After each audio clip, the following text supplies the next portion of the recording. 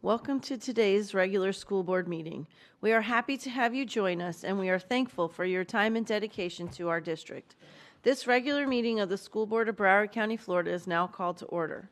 Our primary focus is to create a safe and productive environment for all participants. Please be reminded of the exit doors that are clearly marked for emergency exiting. While in the boardroom, refrain from obstructing the exit doors. All attendees must occupy a seat with the exception of media. Once the boardroom has reached its seating capacity, attendees will be directed to a designated overflow area.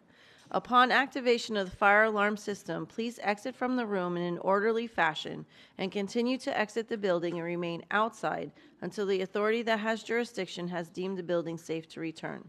Thank you for your cooperation. Board Member Holness will now introduce his school to lead us in the Pledge of Allegiance to the flag. Dr. Holness? Thank you, Madam Chair. It is an honor to welcome cadets from Plantation High School's JROTC program. As a unit, they've contributed over 3,000 community service hours, earned top honors in district competitions, and actively support major civic events. Several cadets plan to serve in the military. Please join me in recognizing today's participant, Color Guard members Noah Uribe, Brenasia Willoughby, Aiden Thomas, and Nyler Caesar, along with Poydney Jean Philippe, who will lead the Pledge of Allegiance and sing the national anthem.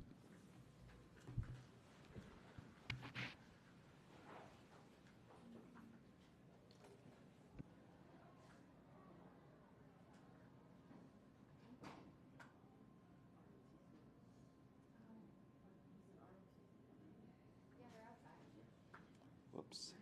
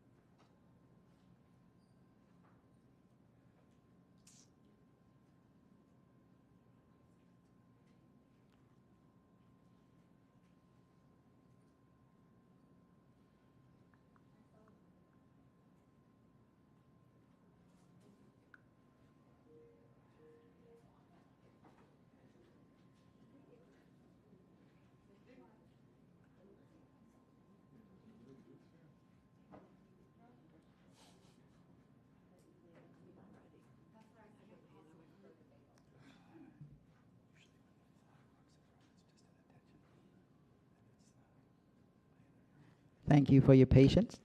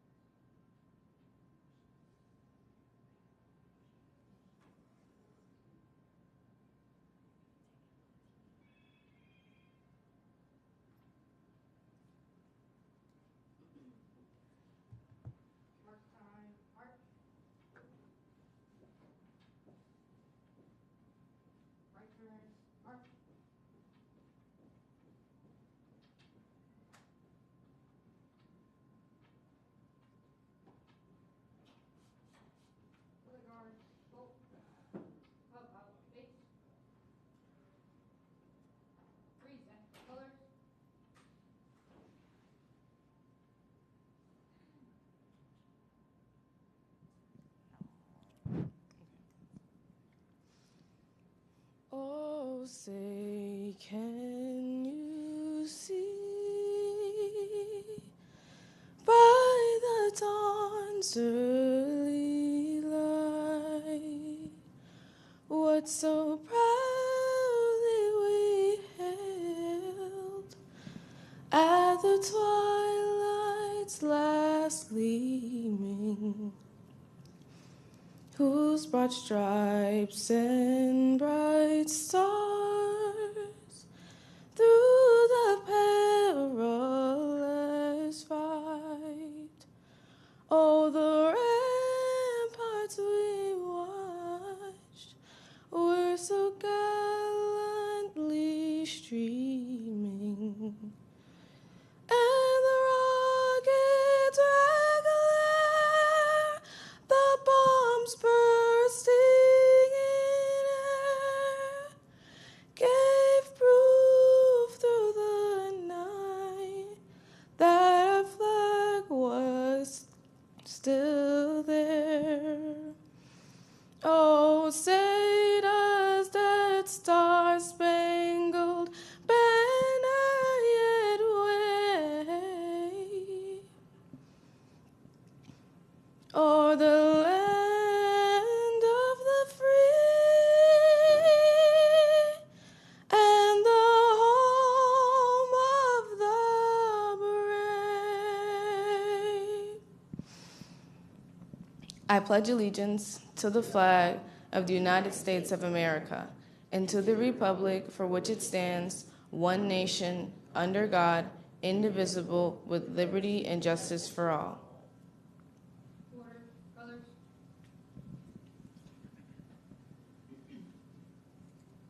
Right, face. Forward, march.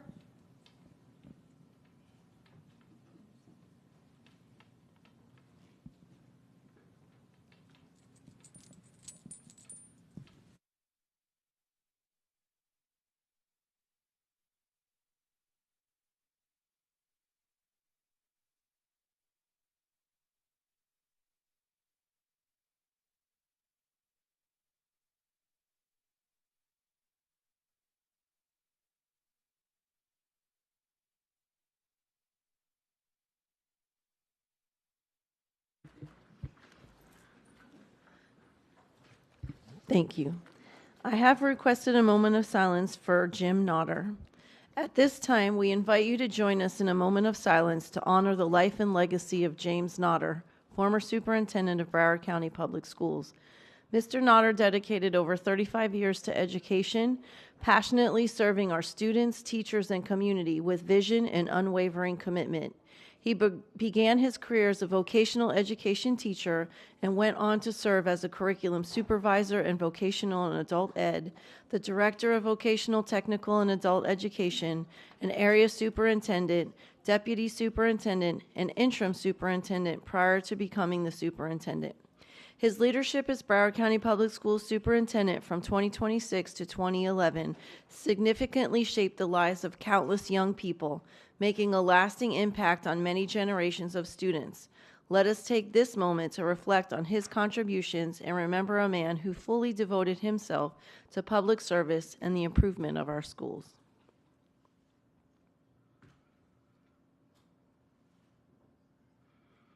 Thank you. The superintendent released a revised agenda with certain changes for this meeting and published it on the school's district's website. Dr. Hepburn, are there any changes to the agenda? Good morning, Madam Chair. Yes, there are a few changes. I respectfully request a withdrawal of the following items from today's meeting. J3, reciprocal use agreement with the City of Coconut Creek. 0014, technology devices deployment services. 0025, Windows devices and accessories. That's all the changes. The chair finds pursuant to Section 120.525 Florida statutes that good cause exists for such changes and accepts the revised agenda. May the chair have a motion and a second to close the agenda. So moved. It's been moved by Dr. Zeman, seconded by Ms. Bowman. All in favor of closing the agenda, say aye. Aye. Madam Chair? Yes. Madam Chair? Yes. This is Ms. Rupert. I wanted to make sure that BB1 was withdrawn as well. Yes, that's on the revised agenda that was published on the website. Okay, Thank thank you. Thank you. Those opposed say no. The agenda is now closed. May the chair have a motion and a second to approve the minutes for the following meetings. February 19th, 2025, regular school board meeting. March 4th, 2025, special school board meeting. March 11th, 2025, regular school board meeting. April 15th, 2025, special meeting expulsions. So moved. Second. It's been moved by Dr. Zeman, seconded by Mrs. Leonardi. Are there any discussion? Is there any discussion? All in favor of approving the minutes as listed, say aye. Aye. Aye. Those opposed Aye. say no. The minutes are approved. As we prepare to begin for our regular school board meeting, we are reminded that our vision is 100% proficiency for all students. As an A-rated school district, our vital task is to sustain this achievement. We will continue educating all students to reach their highest potential. Our theme this year is Believe, Empower, Achieve, One Broward. The Chief Communications and Legislative Officer polled the board of any agenda items they wish to address in advance of the meeting. The following consent items have been identified for discussion: B1, F2, J1, J4, J5, M5, M6, O2, and O3. At this time, may the chair have a motion and a second to pass the consent items that have not been pulled for discussion? So moved.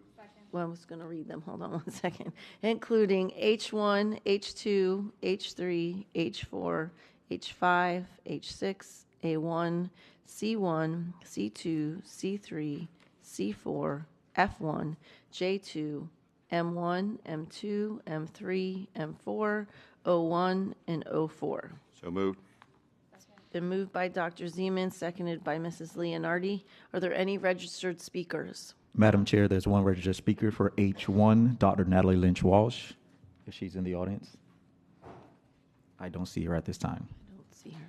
Let's just check real quick.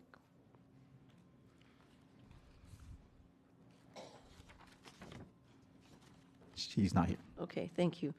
All in favor of approving the consent agenda items that have not been pulled for discussion, say aye. Aye. Those Aye. opposed, say no. Do any of my colleagues have any brief remarks? I have one brief remark on H1. I just want to congratulate all the retirees and wish them well in their new journey. Okay. The chair would like to take a moment to recognize new staff appointments. We would like to congratulate each of you for your career advancement with Broward County Public Schools. We value you and your families. If we could give the appointees a round of applause.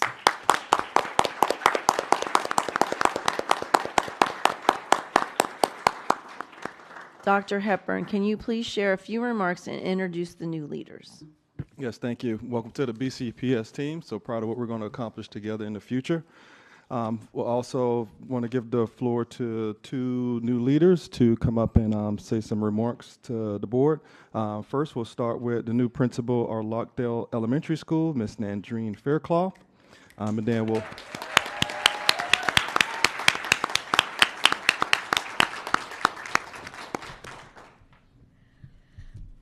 Good morning, everyone.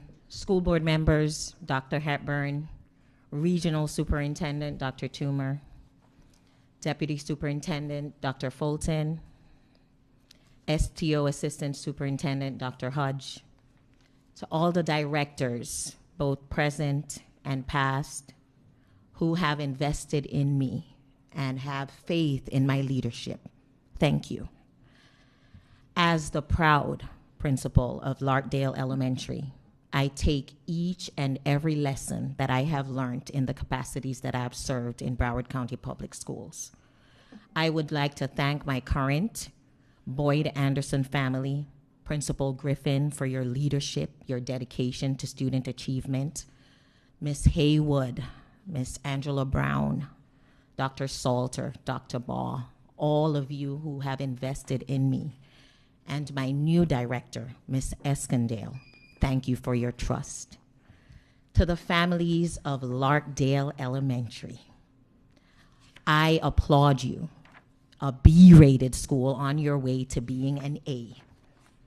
And I know that with my abilities and the work you have set forth under Ms. Hart, the leadership within the school, the parents, students, and community members, we will continue to make Larkdale Elementary the place on the horizon reaching for that A.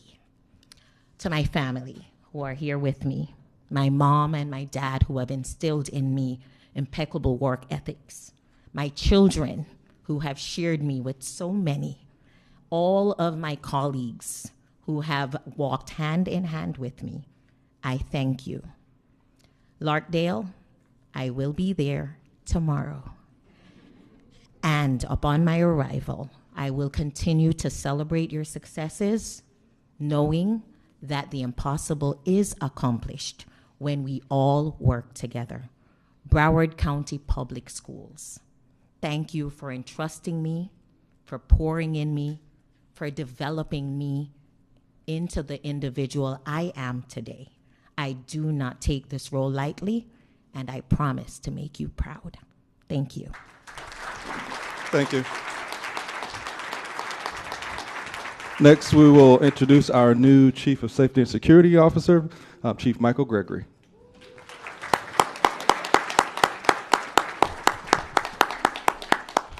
Good morning. Good morning. Morning, Chief. Board, Superintendent, Board Director, Directors. I'm very excited to be here. This is a great opportunity. I'm looking forward to partnering with each and every one of you to ensure safety and security for the district. I come to you with 35 years of law enforcement experience. 31 of those years right here in the city of Fort Lauderdale. I rose from the ranks of patrol officer to assistant chief in Fort Lauderdale, and I worked with a lot of the school administrators and principals here in the schools in Fort Lauderdale. But beyond that, I have another connection to the schools, a passion, a personal connection that I have with certain schools in this county. And those are North Fork Elementary School. That was my neighborhood school, because I lived in the Green Apartments just adjacent to those schools. From there, I was selected to attend Nova Elementary School, Nova Blanche Foreman Elementary School. And from there, Nova Middle School and Nova High, where I graduated. When I had my daughter, I entrusted Dr. Mark Strauss with her over at Virginia Schumann Young. From there, she went on to New River Middle School, and then she graduated from Fort Lauderdale High School. Flying L's, absolutely. Flying L's, it's all the flying L's. So it's more than just a position. It's a personal connection I have with those folks. And I know the importance of the safety of our kids when we leave them at a school, when we leave and trust them to a principal and trust them to a teacher and a staff. We both went on, my daughter and I both went on to achieve our bachelor's degrees, our master's degrees based on the foundation of education we achieved here in Broward. It's a great school system, and I want to keep it safe and secure. I want to thank my colleagues and friends that came out, my family members that came out to support me today. My daughter's here, feel me, Sierra. Thank you. Thank you so much. She's been with me at every promotion I've had, every rank, and then each appointment as police chief that I've had. She's been by my side, and I love her to death now, always will. Thank you again for this opportunity. Thank you, Chief.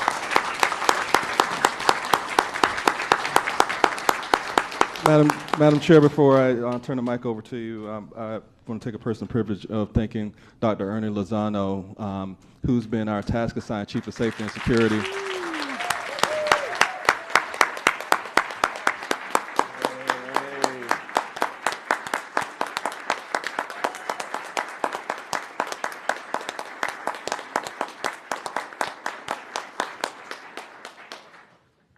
He's been doing a yeoman's job and really readying the division for our new Chief of Safety and Security, really setting the stage to be innovative, maintaining safety and security, and getting us into the 21st century when it comes to how we're going to actually keep our staff and students safe in our schools. So thank you so much, Dr. Lozano. Really appreciate your leadership. As I told Chief Gregory earlier, the onboarding is going to be a lengthy process, and Dr. Lozano is going to be there with you step by step to make sure you can take the reins over and do what we need to do to continue moving our district forward. Thanks to both of you. Back to you, Madam Chair. Yes. Thank you so much. At this time, we will now recess this regular school board meeting for a quick photo, a board photo with the new staff appointments.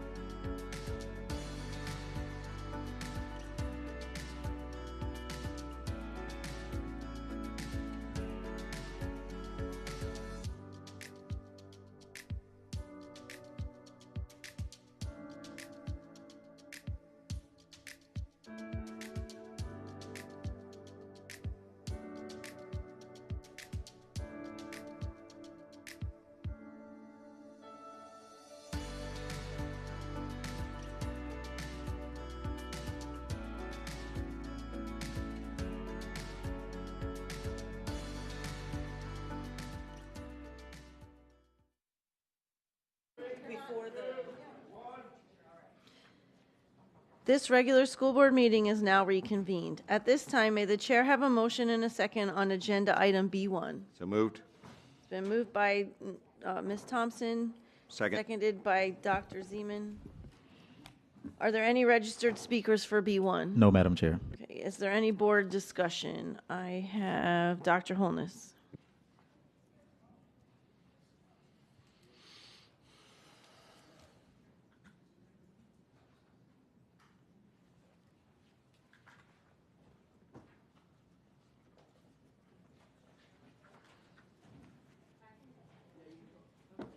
Okay, Ms. Thompson. Thank you, Chair. I just had a question about the timeline for sending the question in, since it's pertinent to a contract that we're discussing. Like, how does that timeline line up? Ms. Batista. Thank you, Madam Chair. So the timeline, if the board approves this item today, we would attach this item to the request, which is part of the process as indicated on the website for the Attorney General. So we would attach this item to the request and to the opinion that I would write, and then that would be sent over to the Attorney General. Normally it takes, anywhere between 3 to 4 months to hear back. So you would still be in time if the answer were to be that you can have another extension of 6 months. You would have enough time to bring another item for an amendment. Okay. And is there any drawbacks from sending in a question? No. Okay. That's it. Thank you. Thank you. Dr. Holness. Thank you, Madam Chair.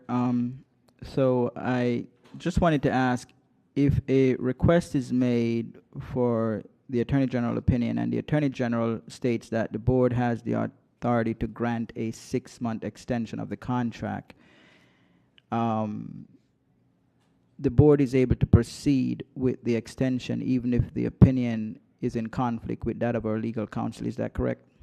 Ms. Batista. That's a great question. At the end of the day, the Attorney General opinion is the opinion of another attorney. It does not change the law or the statutes, and I'm sure the board saw the memorandum that was sent by my office related to the question that was posed during the workshop, which was specifically as to whether the provision in 287.057, whether that applied to the school board, and the response is that in that it does not apply because of the definition in that statute does not include the school board. It includes other entities. Right. But having said that, I suppose there is a very small chance that the opinion could be different from the AG's office. I understand. So I guess what I'm trying to determine is, and we appreciate you, Ms. Batista, but I'm trying to determine what takes precedence. Is that in terms of protecting the board, is that the opinion of the Attorney General, or is it the opinion of legal counsel that would guide the board in making a decision or carrying out a vote in protecting the board from any subsequent consequences as a result of the decision? So does the Attorney General's opinion in general take precedence over a legal counsel of any board?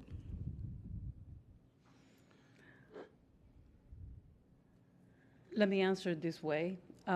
If you were to follow the Attorney General opinion in the event that it were different from my opinion, you would be protected in following that opinion. So we would be protected in following the Attorney General's opinion? Yes. So we will not have to be concerned about any subsequent consequences as a result of following the Attorney General's opinion if it is in opposition to our legal counsel? Well, clearly, I mean, my opinion I have shared already, so Understand. clearly there would be another side. So whether or not, you know, someone out there could, you know, file something or challenge your action, I'm not saying that that's not, you know, something that could potentially happen. I understand all those possibilities. I just want, I guess my question really is very definitive. Is the board protected in following the Attorney General's opinion if it differs from yours? Yes, if you chose to follow that opinion instead of the general counsel opinion, yes. Thank you. Appreciate it. Dr. Zeman. Thank you so much, Chair. I have a very strong opinion about this item. And I'm curious, Chair, if there is somebody who has suggested that this legal question is either interesting or relevant to this contract. Is there somebody that has suggested that the law that was cited at our last meeting pertains to this contract? Because nobody has come before this board to say that it does. And if people are texting or emailing or inferring or calling and saying, hey, there's a Hail Mary, we'll take the law from animal cruelty and we'll apply it to environmental law. It doesn't work that way. So I want to know who suggested that this is a good idea. There's no legal basis for asking the Attorney General this question. This law does not apply to contracts made by the school board. It's very clear if you read the law. And I just don't like wasting our time going through this unless somebody who happens to have gone to law school is standing at that podium and says, I am Fred Smith and I've looked at this law and this might pertain to this contract. Because I haven't heard that person. I've gotten calls and letters from people that I went back to and said, could you please have an attorney send a letter to me on that, and they won't. So I don't know why we're doing this. Our general counsel's made it very clear that this doesn't pertain, and I don't support responding to innuendo, and that's all that we have. I don't think we have any evidence that this is a legitimate question on this issue. So I'm asking my colleagues if anyone has heard that. Any lawyer saying that this question is a legitimate question? Okay, having heard none, I'm wondering why we would do this. Mrs. Bowman.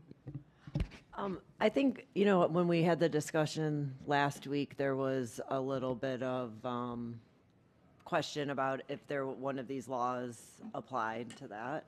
But we have since received a memo from our council, which satisfies my questions that I had about that particular issue. I think that it's been made clear. You know, we asked a question about the first part. I think it's I can't cite the code right off the top of my head, but the one about the procurement, which doesn't apply to the AECom services. It's engineering, architecture, landscaping. So that was already addressed. And then the .055 was also made clear with the definitions. I think Ms. Batista has clarified that. So I personally don't have a question about whether or not it applies at this point. So thank you. We have a lot of work to do. And, putting a contract into an uncertain status by asking the Attorney General, who in 3 or 4 months will come back and say, your general counsel is right. Even your vendor admits that this law does not apply to their contract. And so I just don't think that this is a good idea for us to take time out of our very busy schedule and put uncertainty on a 6-month extension on a field of work in which we already are dramatically underperforming to public perception. Broward County doesn't think that municipal governments writ large, not just the Broward County School Board, can complete a construction project on time. I'm dying to show them that. I really am. I believe that we can and I believe that we will, but I don't want to introduce more uncertainty and feed the perception that Broward County has about our construction project by going down this path. Thanks, Chair. Thank you. All in favor of approving item B1, say aye. Madam Chair, Oh. Madam Chair, I was on the list. Oh, no one told me. Sorry. Go ahead. Thank you.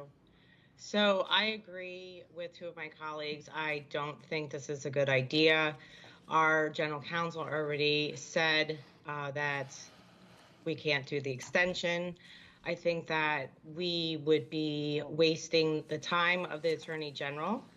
And I think that when we have real strong questions, that's when we bring it to the Attorney General, not when our General Counsel already said, they gave us the answer. So I agree we should be voting no. Thank you. Thank you. All in favor of approving item B1, say aye. Aye. Those opposed, say no. No. Aldef, no. Rupert, no. Leonardi, no. Cervera, no. Bowman, no. It was just two of us. I think it was just Holness and I. Okay. So the item fails 6-2. I didn't hear Nora. Oh, okay. I said no. Okay, thank you, 7-2. All right, thank you. Next item up is item F2. Is there any, can I have a motion in a second for item F2? So moved. It's been moved by Ms. Thompson, second by Dr. Zeman. Any public comment on F2? No registered speakers. Okay, Dr. Zeman.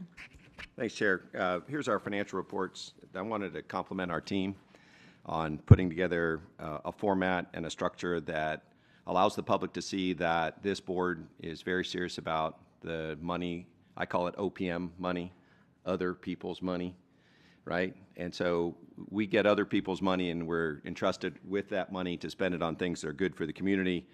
These reports, as revised from previous reports, make it very, very clear on how we're doing. So one thing that I think the board should always keep track of is our state definition of federal funds. This budget is executing as we passed it last year. It's incredibly close. The variances are very, very small. We projected that we were going to land at a 4% fund balance at the end of the year, and we continue to project we're going to land at 4%. That's below our policy of 5%. It's above the state's minimum of 3% before you get lots of oversight and attention, but I think that's important. The other piece that's important is we had a third calc in October that came through in these financial reports. Based on losing 300 students, our budget's been reduced appropriately. But charter schools lost 450 students in the same period. And when you're looking to, get people excited about traditional public schools, you're always looking for evidence about how it's going. Even though charter schools are 20% of the public school market in Broward County, they lost 50% more students than we did in our traditional public schools. So there's some early indications that people are starting to vote with their feet, and we lost a significantly smaller proportional share than the charter schools. 4%, though, by the end of the year is great. Doesn't mean we're not going to have a very, very tight budget discussion over the next few months, but it does mean that at the end of this year, at least, we should end in an area that's very healthy for our finances. Thanks, Chair. Thank you. All those in favor of approving item F2 say aye. Aye. Any opposed say no. Motion carries unanimously. The next item is J1. Can I have a motion and a second on J1? Second. Moved by Mrs. Leonardi, seconded by Dr. Zeman. Any public comment on J1? No, Madam Chair. Okay, Dr. Holness.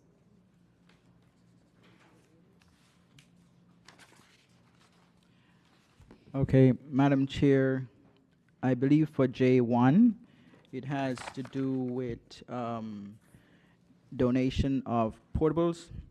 So what is the process for nonprofit organizations to acquire portables from the district in the form of donation?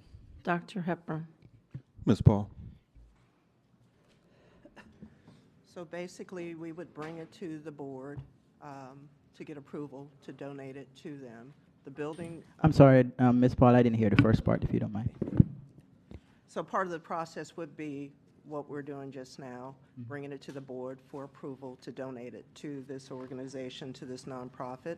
The alternative would be that we would demo the buildings on site.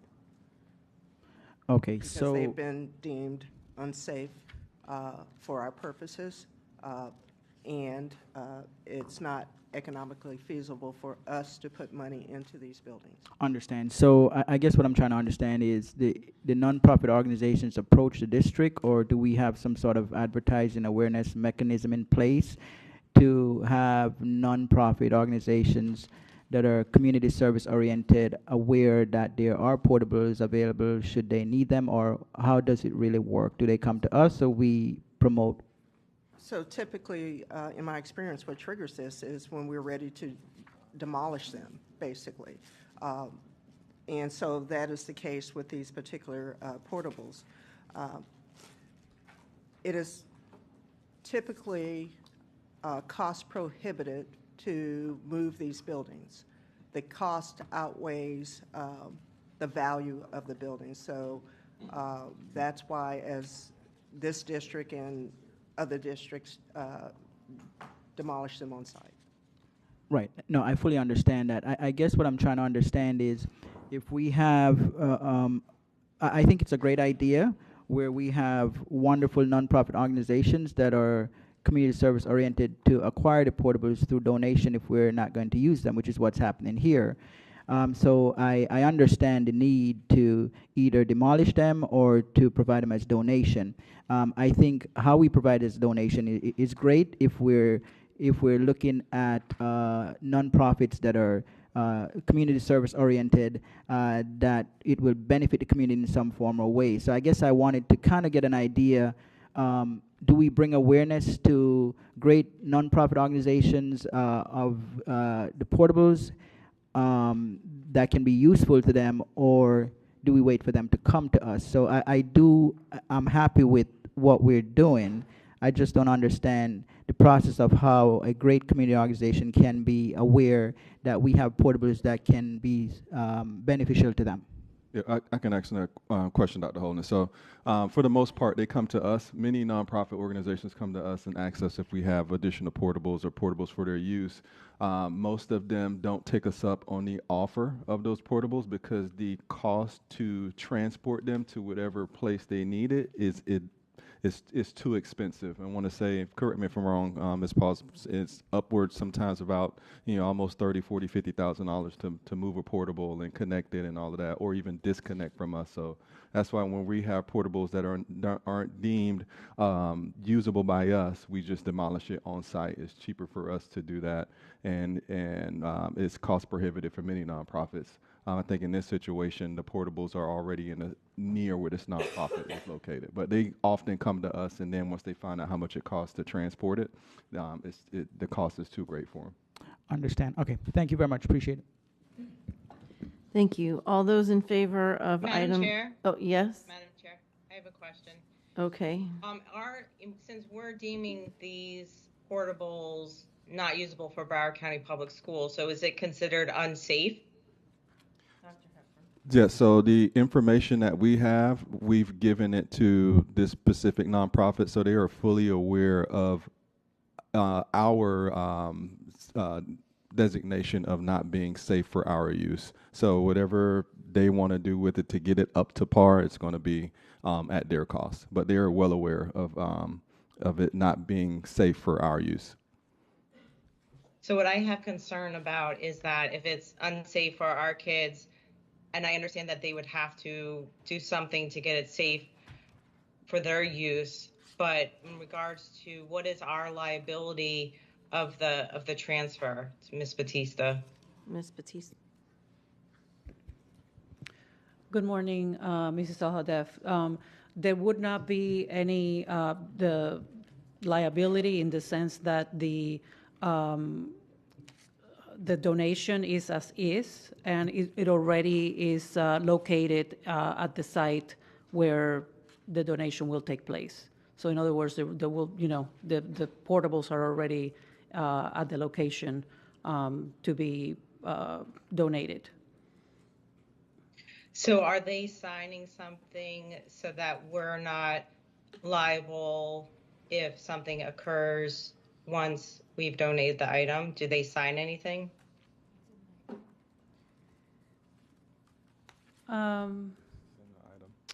The item has that information is in the donation agreement, which is attached to the item.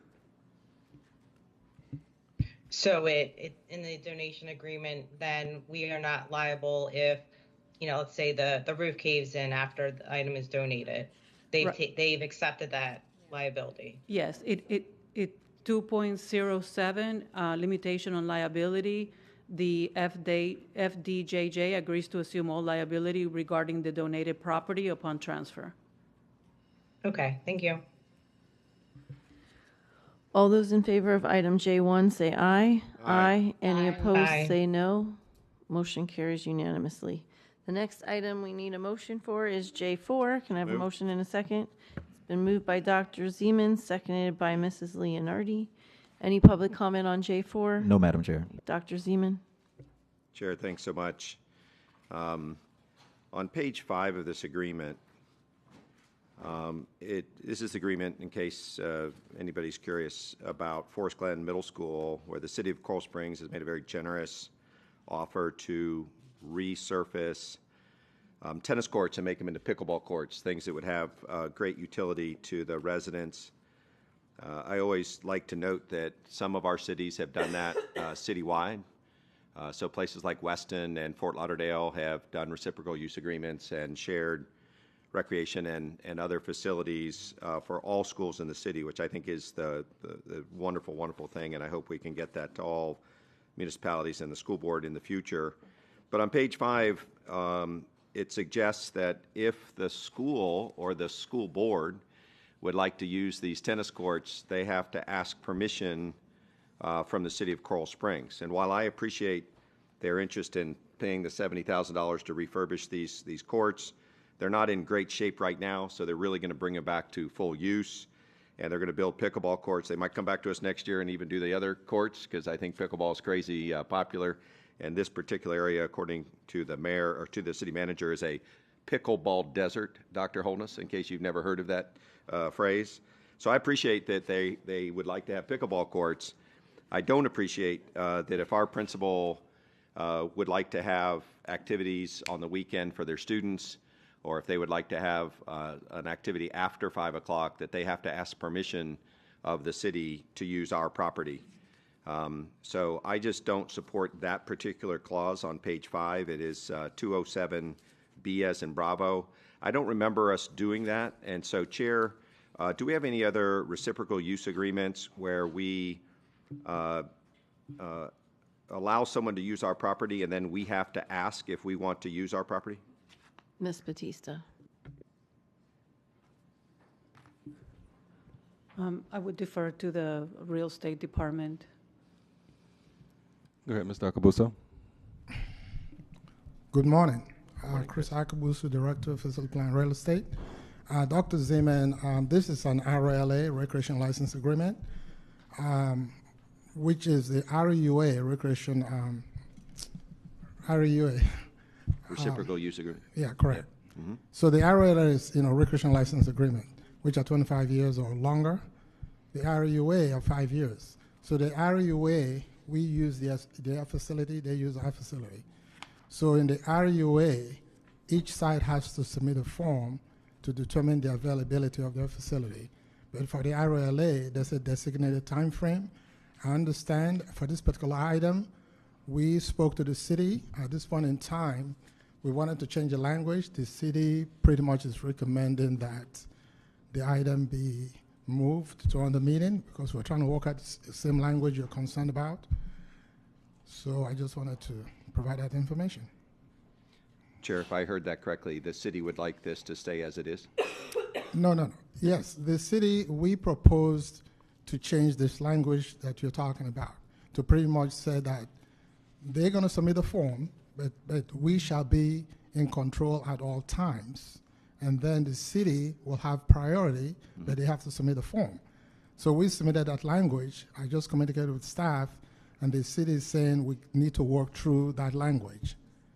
So we're still working through that language. So at the direction of maybe the superintendent, we can maybe table the item, defer the item, so we can bring back some other day or something. If I may, Ms. Batista, do the board need to vote this down so we can bring it?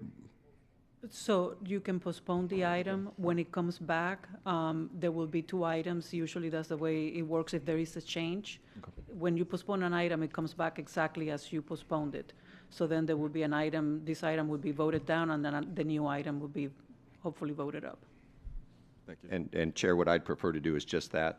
The alternate way is to put this up for a vote, but I think it'd be better if the city wants to work out the language that we have in other RLAs, which is, yes, they have priority, but this is still our land and our property, and if there's some big fair that we want to do on a Saturday, we should give them proper notice, right? And whatever is a reasonable amount of time so that, pickleballers don't show up at the same time our, field day is out there using the same space. So I appreciate that. I make a motion to postpone this until our next regular school board meeting.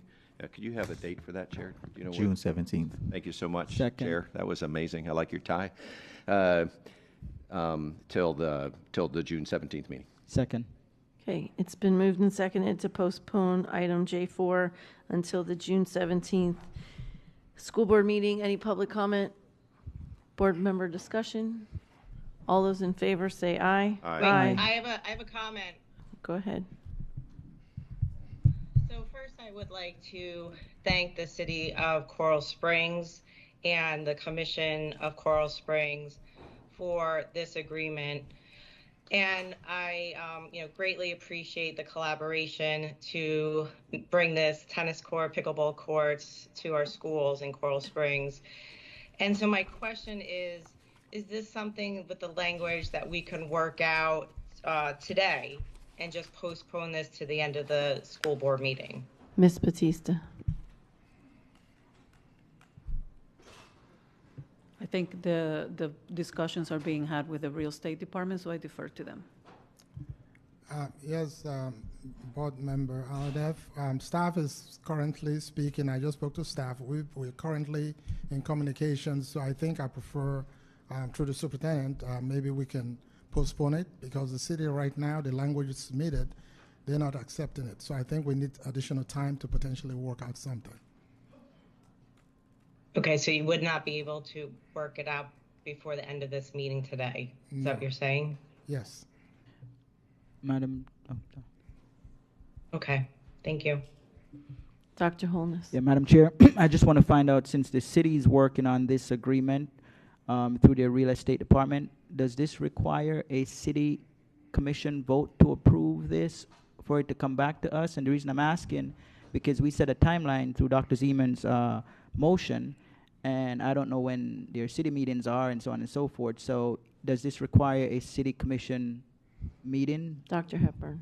Yes, it's usually the runner show that they have to bring it to their commission for approval, and then they'll send the agreement to us. Okay, so they, just like we do, they might have timelines to which they can put items on their agenda and so on and so forth. So does that conflict in any form or way with Dr. Zeman's date?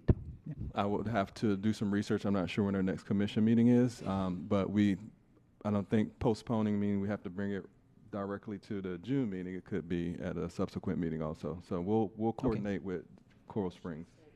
Oh, the motion actually said the specific date. It says a date. Okay. So can we change the language, Dr. Zeman, to be in alignment with when the commission meeting is for Coral Springs, or whenever they can move forward? Absolutely.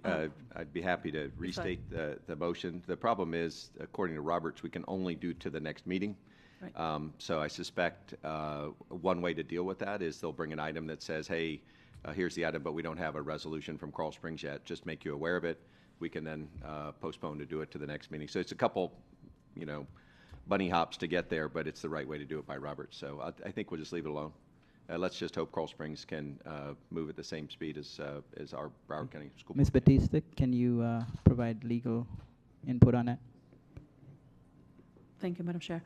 So yes, under Roberts, you can postpone to the next meeting. Usually that's the way it works because our meetings are laid out and we have schedule of meetings all the way to November. We could postpone to a later meeting, but there is nothing prohibiting the board from when the item comes up in the June meeting, even if it hasn't been addressed at the commission, if they have in principle arrived to an agreement on the language, we could vote on it first, which we don't usually advise you to do that. But we could, we could vote on the agreement if it's been approved already in principle. We could vote on it first, and then the city could vote on it afterwards. And we could continue to postpone it if we're... Yes. Okay, Or got it. Yes, or we can continue to postpone to the next. Understand. Thank you for clarifying. Okay, so we voted already for it to be postponed, so. No, we Okay. didn't. Oh, did we not fight? I thought we did. We're at the motion. Okay, so all those in favor of postponing item J4, say aye. Aye. Aye. Any opposed? The motion carries unanimously, so it's postponed until June 17th. The next item is J5. Can I have a motion in a second? So move. It's been moved by Board Member Thompson, seconded by Dr. Zeman. Any public comment on J5? No, Madam Chair. Dr. Holness? Thank you, Madam Chair. So, Dr. Hepburn, can you, the 22.83 acres, is that being considered to be used for residential in our purchase to the city, in our sale to the city? So I'll let Chris Acabuso provide some detail on this property. Chris Acabuso again, Director of Facility Plan Real Estate.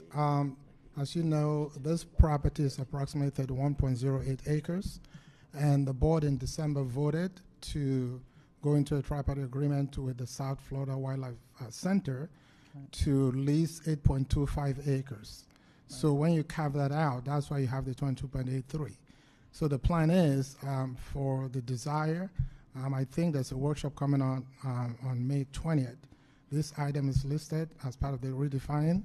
The goal is to sell the property. The town is interested to rezone it to residential. When we're going to sell it, because right now it's a CF, Community Facility Designation, then the town is amenable. I think they desire residential. We don't really have anything to say in what is built. We just sell it. So, but again, the goal is to dispose of the 22.83 acres.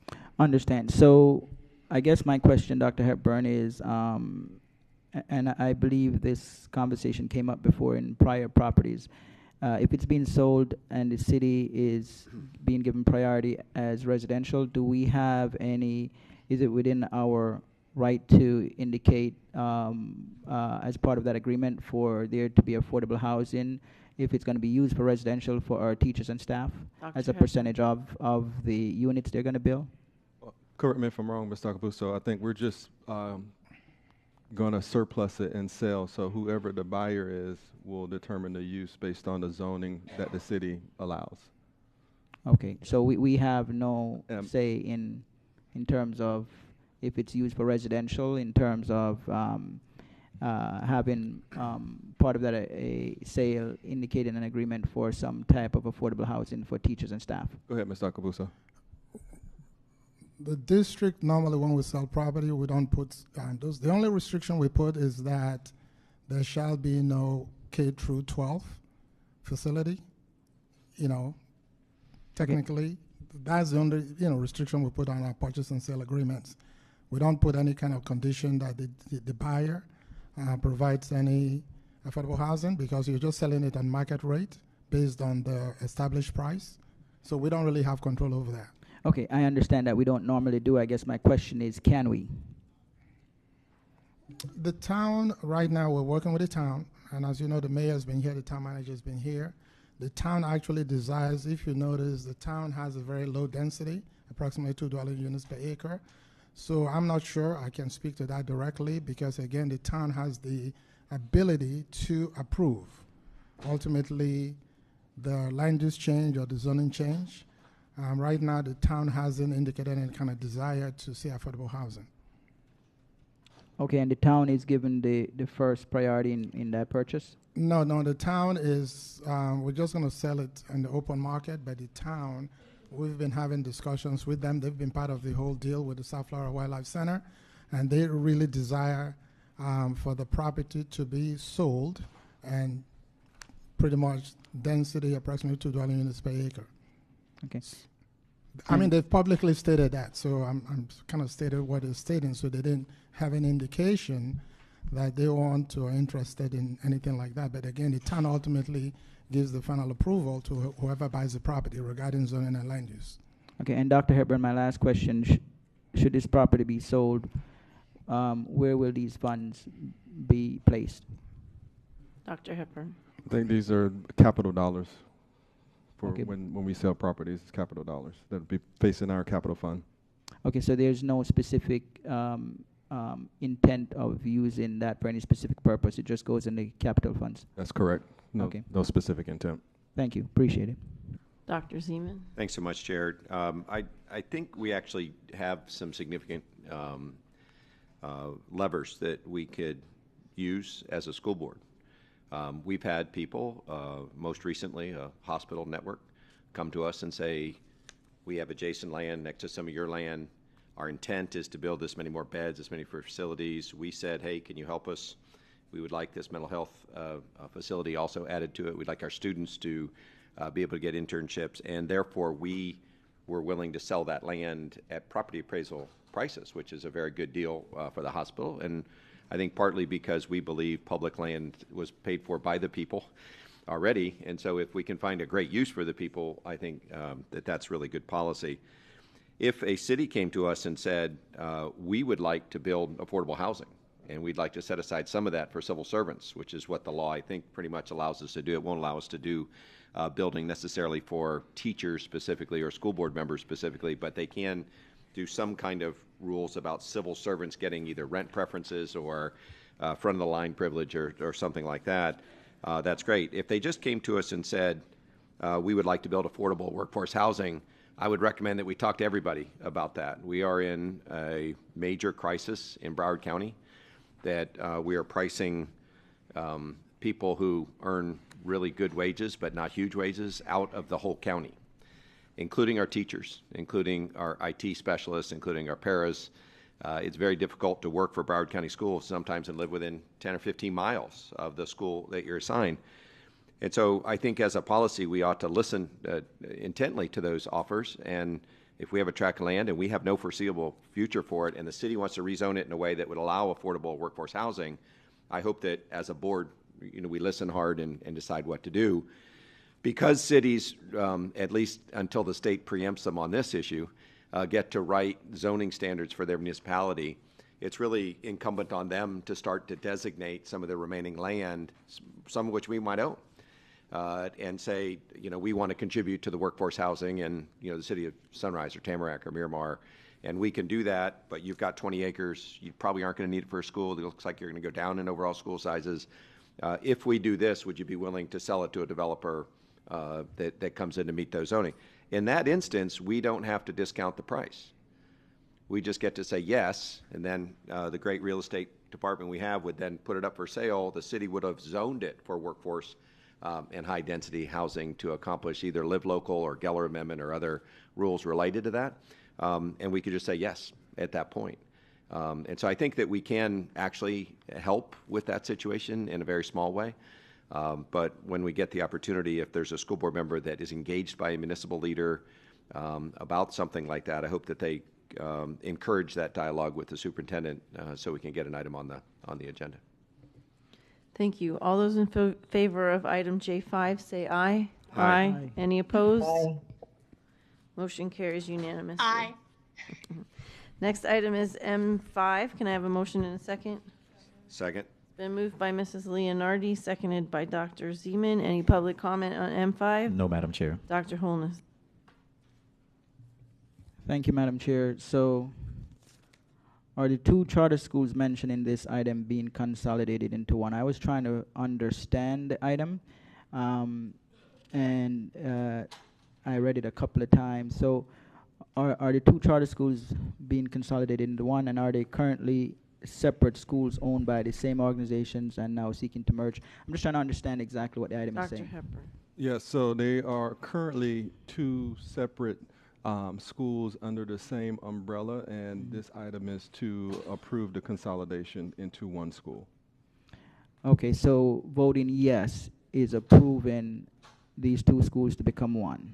Correct. On April 15th, that meeting, there was an item to actually approve the merger of these two schools. This is to kind of facilitate, this item is to help facilitate that process so it can officially happen. Okay, so it doesn't change the terms of the contract. It remains June 2028, whatever it was. Correct. Okay, and will they maintain two different campuses as normal, or are they consolidated into one campus, or? That I'm not sure if it's two separate campuses. Mr. Parker? Adrian Parker, Executive Director, Strategic Initiative Management. I'll defer to staff for a response.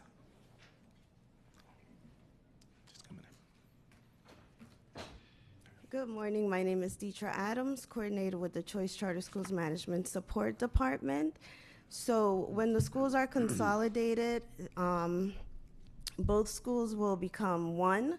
So the location for Davie, 5271, is the only school that will still be in existence. Okay, so one of the campus will be gone. And Correct. Okay, understand. Okay, so I have one more question, Dr. Hepburn. I've noticed that some charter schools have agreements for 5 years, some for 10 years, and so on. What factors determine the length to which we approve charter school terms? Mr. Parker. Ms. Adams. Yes, sir. So initially, a charter school is approved for a 5-year term. However, after the initial contract, there's a renewal agreement. During that time, if the school is a state-designated high-achieving school, high-performing school, they are eligible to receive a 15-year contract.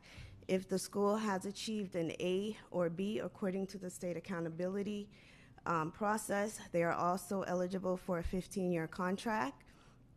If not, then the school will receive another 5-year contract. Okay, so every charter school initially receive a 5-year. Yes, and sir. then based on performance, they possibly could be granted 15 years. Yes, sir. Okay. And if there are some financial factors also, then the school would receive a 5-year contract as well. Correct me if I'm wrong. I thought I saw a 10-year contract. So that was in place a couple of years ago. However, state statute has changed, and that was eliminated. Okay, so were those the charter schools that were currently on 10 years, are they being given 15 with the No, sir. Okay. They will be up for renewal, and at that time, they will be granted a contract according to their status. Okay, I appreciate that. Thank you. I needed to have that knowledge because I wasn't sure. Thank you. Appreciate it. You're welcome. Thank you. Mrs. Rupert. Thank you. I'm going to do a Robin Bartleman puddle jump here, and it's apropos for this particular item. I think when we're approving our charter schools for amendments, renewing them, we should be savvy about our what they're teaching. What are they focusing on? And make sure that our career-ready fields here in our district are completely staffed. We have to make sure we have major emphasis on the burgeoning fields like avionics and aerospace, because currently, right now, we have an opening at ATC for avionics. So there's, I guess they lost their instructor. They're not able to find one yet. And I asked the superintendent to make sure that that's a big thing. I mean, we have our kids sitting in there, sophomores, juniors, that want to go and join the avionics and aerospace military. They want to do all this. And if they don't have an instructor, then they're kind of stuck where they're at. So I would ask that we really do a major focus, superintendent, on making sure that it's staffed, because right now we don't have the staff and it's up in the air. And I know that Nita at ATC is doing everything she can, but I thought I'd bring it to not only the superintendent, but my colleagues, because we support career-ready fields right away. So your comment back, Superintendent? Dr. Hepburn. Yes, thanks for the comment, Ms. Rupert. Actually, we are working to scale that program out, especially up in the North region. Miramar High School already has a robust program, and we're scaling that out and adding some new programs in the North region. One of the opportunities that we will leverage, because sometimes staffing programs such as that at a school is difficult, we're going to leverage dual enrollment opportunities with Broward College that already have professors that are supporting that. So I did see the email with that concern, so we'll work through that for ATC, but we're also leveraging new opportunities to scale that out because we've heard from our business partners for the great need in that area. Right, and I appreciate that. That's why I always send everything on to you. But I do appreciate that, and the sooner the better for direction, because the students are being told they cannot take any classes in that right now. So that's up to you, sir.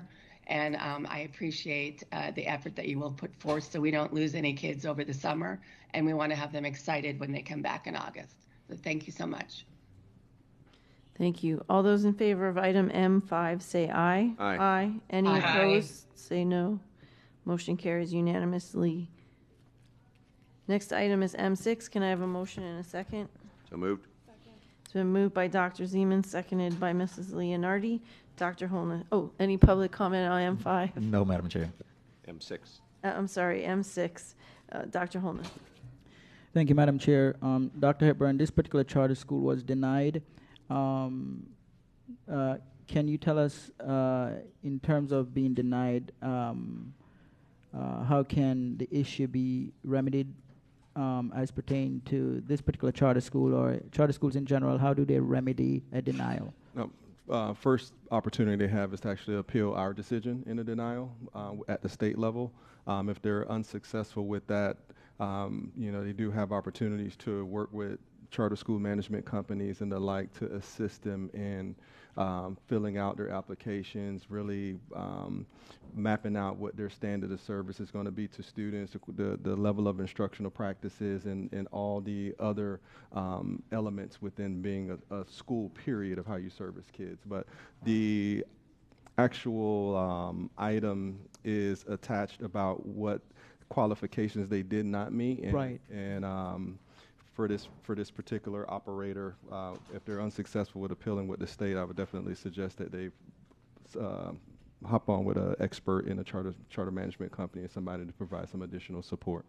Okay, and when the district deny a charter school, does the district have any concern as it results in, as you would think of the guidelines surrounding approval of charter schools? Is there any potential consequence to the district for denying charter schools?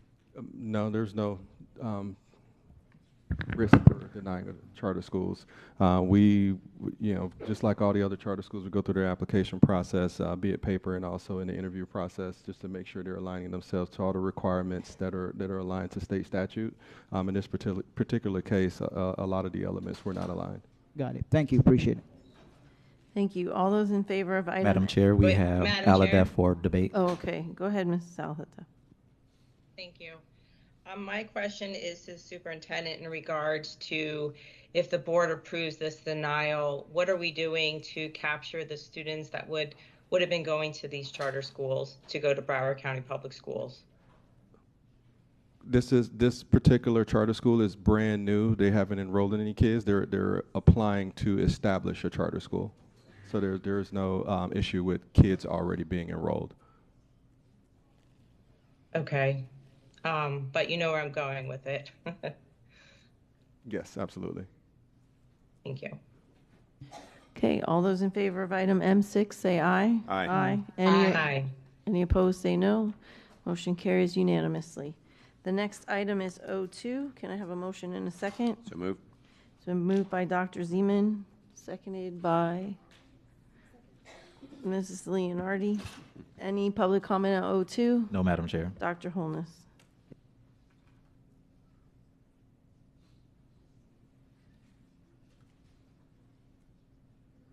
Madam Chair, I am fine with O2. We can move forward. Okay, great. Here. Yes, Dr. Zeman. Thanks so much. I'm sorry, this is O2 from STOP? Yeah. Am I right? Thanks so much. One admin issue and then a couple issues on the summary report. One, I don't know how we put things on consent versus the non-consent agenda, but I would love to see this on the non-consent agenda in the future just because I think this is a major policy issue with Broward County. and I don't want it to get lost in consent items. So just an idea for future meetings. Second, I think this is an area in which we can do better.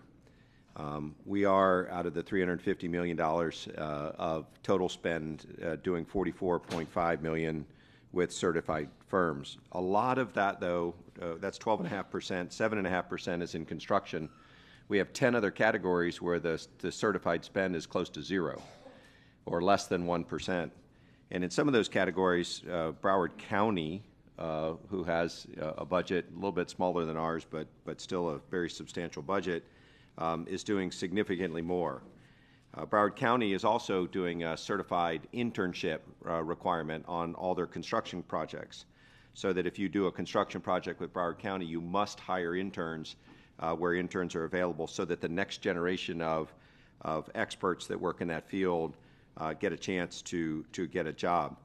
So I'm just pointing out that while these numbers are better than they've been, there's 10 categories in which we're doing less than 1% of our total spend with certified firms.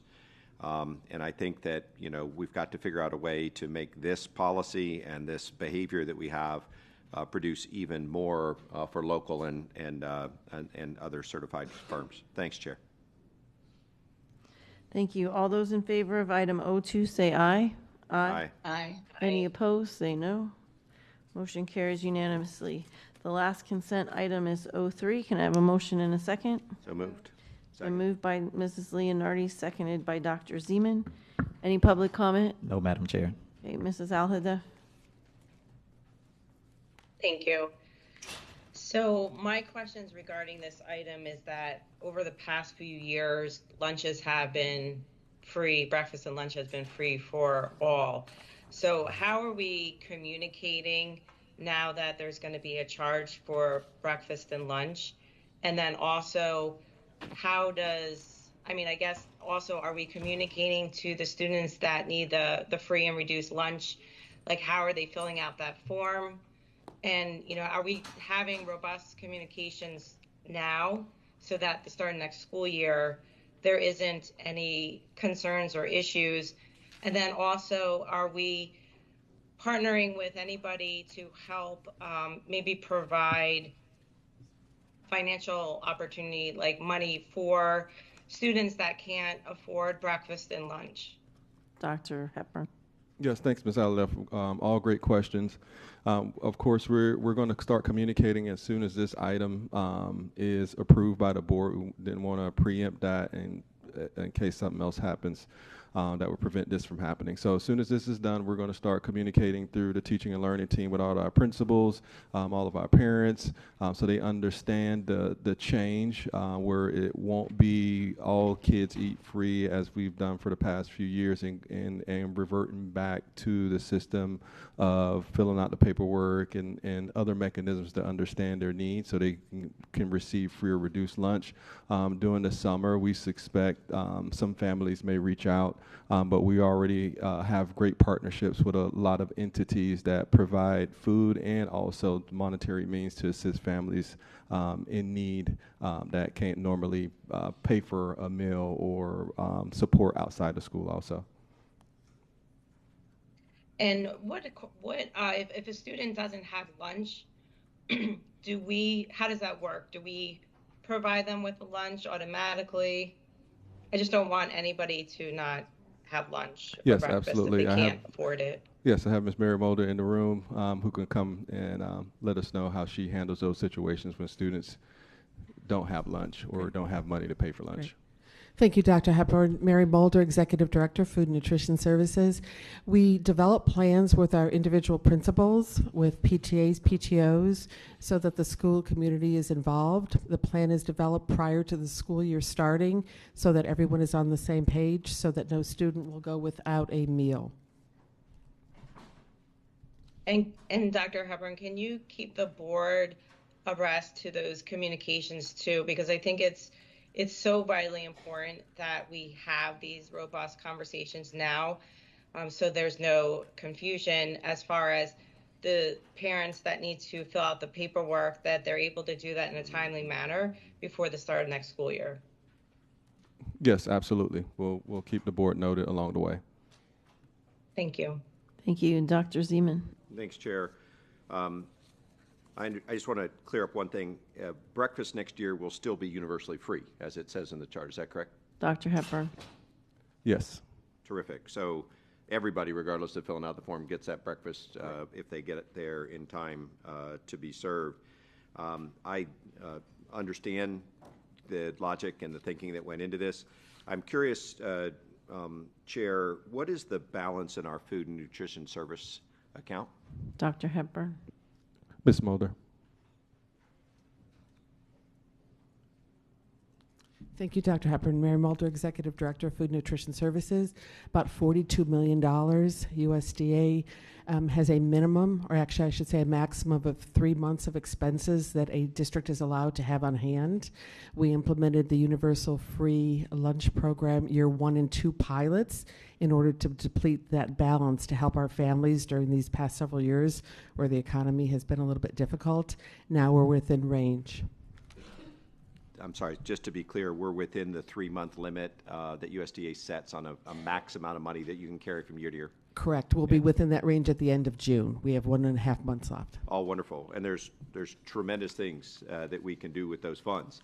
I have 2 really great ideas. I can't wait to present them to the board when we do our budget work. However, I also want to just say that, publicly, the perception of food in Broward County is significantly less than the actual quality of the food in Broward County. And so when I visit, I always eat in one of your cafeterias, and I am always impressed with the meals that you put on the table for our kids. The public thinks that they need to pack kids for their lunches for their kids in order to get a good meal. You can go to a Broward County cafeteria and get a good meal every day. And so thank you, Mary, for that and everything else that you do. Thank you also for sharing with the board about this $42 million. We don't always think as a board about money that's in a categorical line, but this is $42 million, and we need to think very, I think, strategically about what we want to do in food service in Broward County, because it's what the money is only used for. But there's a persistent wage issue with the people who serve our food, and I cannot wait to talk to you all about that when the time is right. Thank you very much. Thank you. Mrs. Leonardi. Thank you. And I know we've discussed this before, but why are we unable to provide free lunch to all of our children anymore? Dr. Hepburn. Great question. And I asked Ms. Mulder to provide any information that I can't provide, but essentially we were above the required level of the fund balance for food service by the federal government. So over the past few years, they've utilized the strategy of feeding all students to deplete it back to the levels that are appropriate based on the federal government. So we will be at that space in June, and so we can't go over that fund balance. I don't know if there are specific penalties or whatnot, but that's the requirement from the federal government. Thank you. And do we have an easy way for people to donate to pay for outstanding lunch debt for our students? Ms. Mulder, I see her shaking her head. Absolutely. Thank you, Dr. Hepburn. Mary Mulder, Executive Director of Food Service. Yes, we do. We have businesses that we'll call our help desk, and they will donate funds, and they will specifically identify what school they want those funds to go into. And then we have a system within our help desk area that can deposit those funds and then post them to this identified school. Okay, thank you for that. I guess I'm wondering if there is a way to make that even easier. Like before we did have the free lunch for all students, members of the community would regularly reach out and say, where can I donate to help contribute to this? And so I'm wondering if there's a way to make that, to have a link or something like that we can share. Absolutely. So we will work with the district marketing department so that we send out our parent links, or I'll work with Eric Chisholm on that for strategic partnerships, and with Jim Knapp with the foundation. Got it. Thank you. And I know I requested follow-up, and some of these questions were answered, but I think it's important because there is a public perception around the adult meal prices were not increased this year.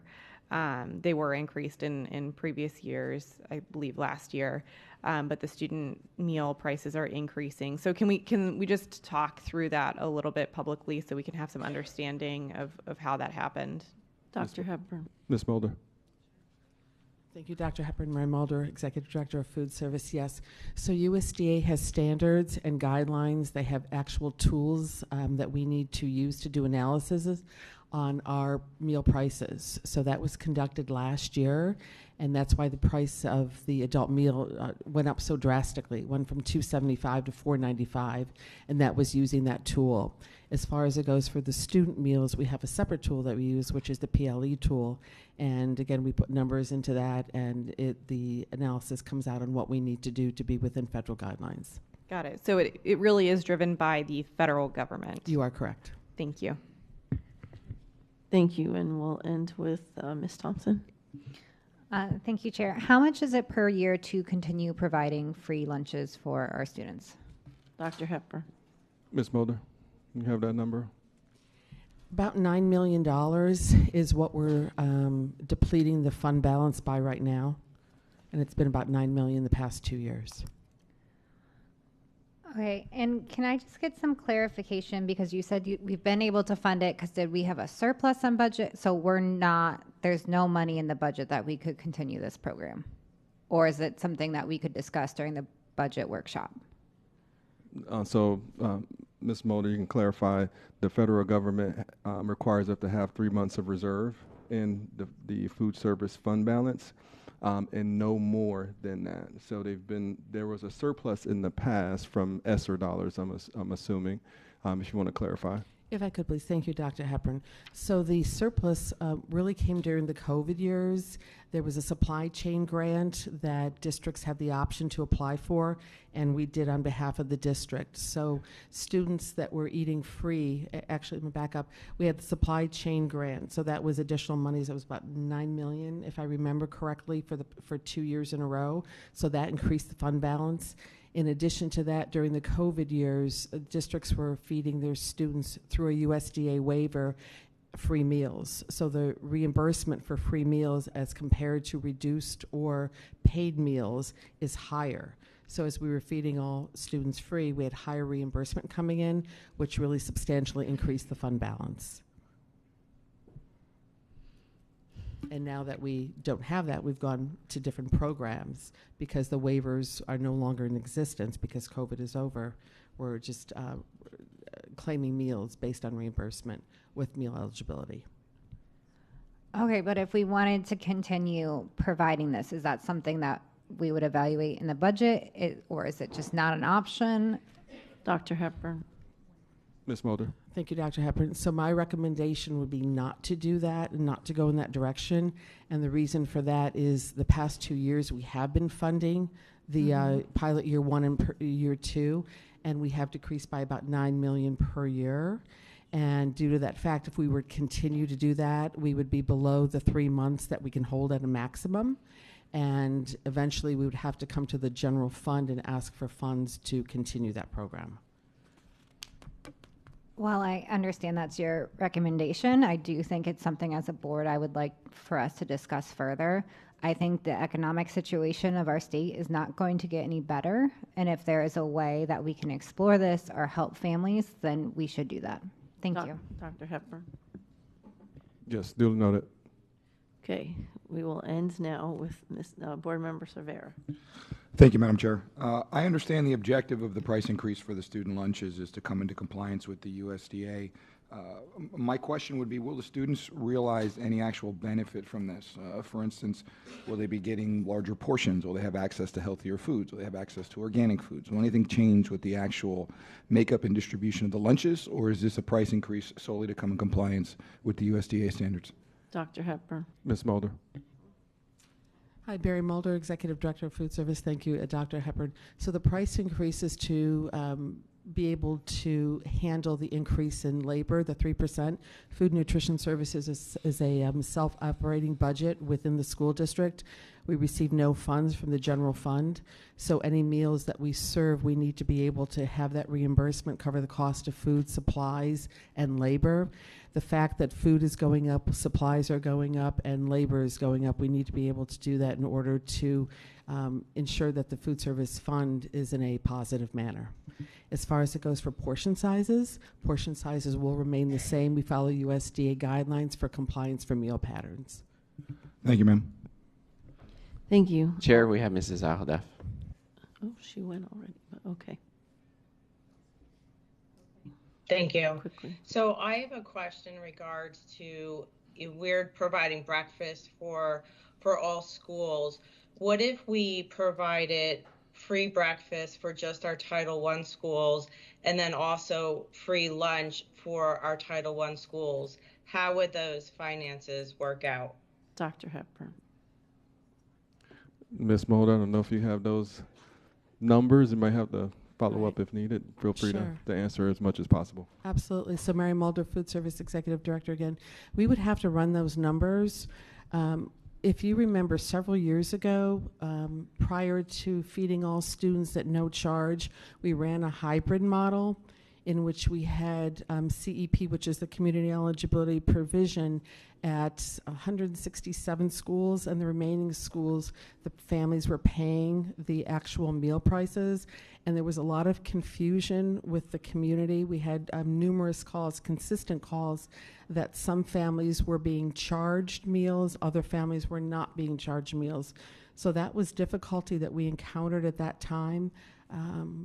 Just a little bit of background information on that, but we would have to run figures on that. Okay, so where I'm going with it is I think that we should provide free breakfast and free lunch to all of our Title I schools only. And then maybe we do it just for next year to give us a longer runway for all the paperwork to be filled out to be able to get our students to apply for the free and reduced lunch. So if I may, Ms. Aladef, I just want to remind the board that the students that are eligible for free or reduced lunch are in every school. So if we just give it to Title I schools, we may be missing an opportunity. We may be missing out on kids who are in the same circumstances in a school-wide issue that are in smaller populations in other schools. I did make a note to possibly have a future workshop sometime this summer to kind of have another discussion about this. On some possible strategies that'll be amenable to the board and also our students. That's going to actually make sense when it comes to maintaining the required fund balance. So if we want to wait till the summer to kind of have a robust discussion, and we can probably follow up with any requested information from here too. Okay, yeah, so I'm okay with all students that would be eligible for the free and reduced lunch. But where I'm going with it, I'm saying, speaking to that being allowable for the breakfast and for the lunch. And then I do have just great concerns that we're not going to have a long enough runway to get the students that need to apply for the free and reduced lunch for the start of next school year. So I'm looking forward to that conversation and workshop. Dr. Hepburn. Go ahead, Ms. Mulder. You wanted to add something? Thank you, Mary Mulder, again, Food Service. Thank you, Dr. Hepburn. So we already have our marketing plan in place, pending the board approval today of the meal price increase.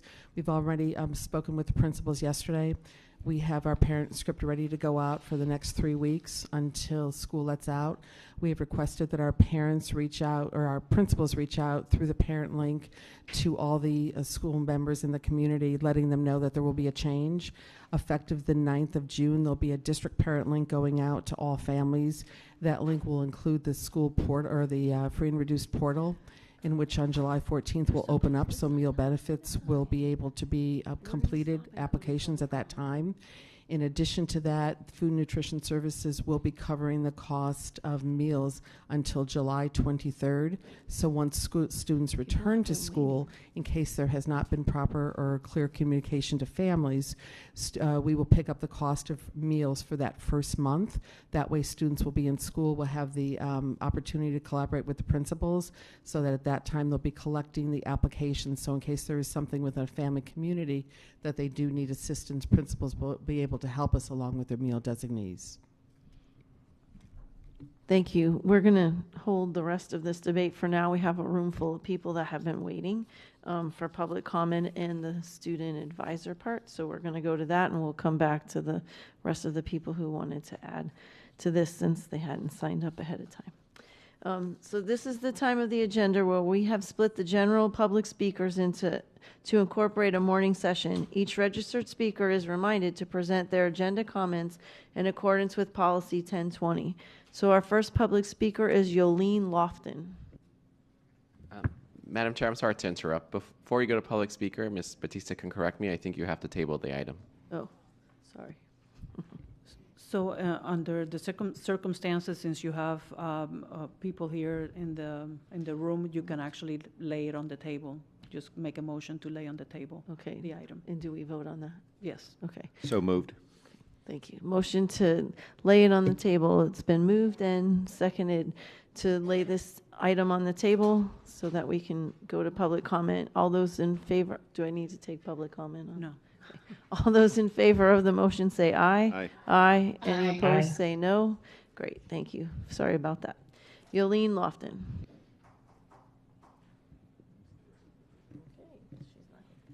Okay, Trudy Jovanovich. All right, Natalie Lynch Walsh. Latricia Greaves.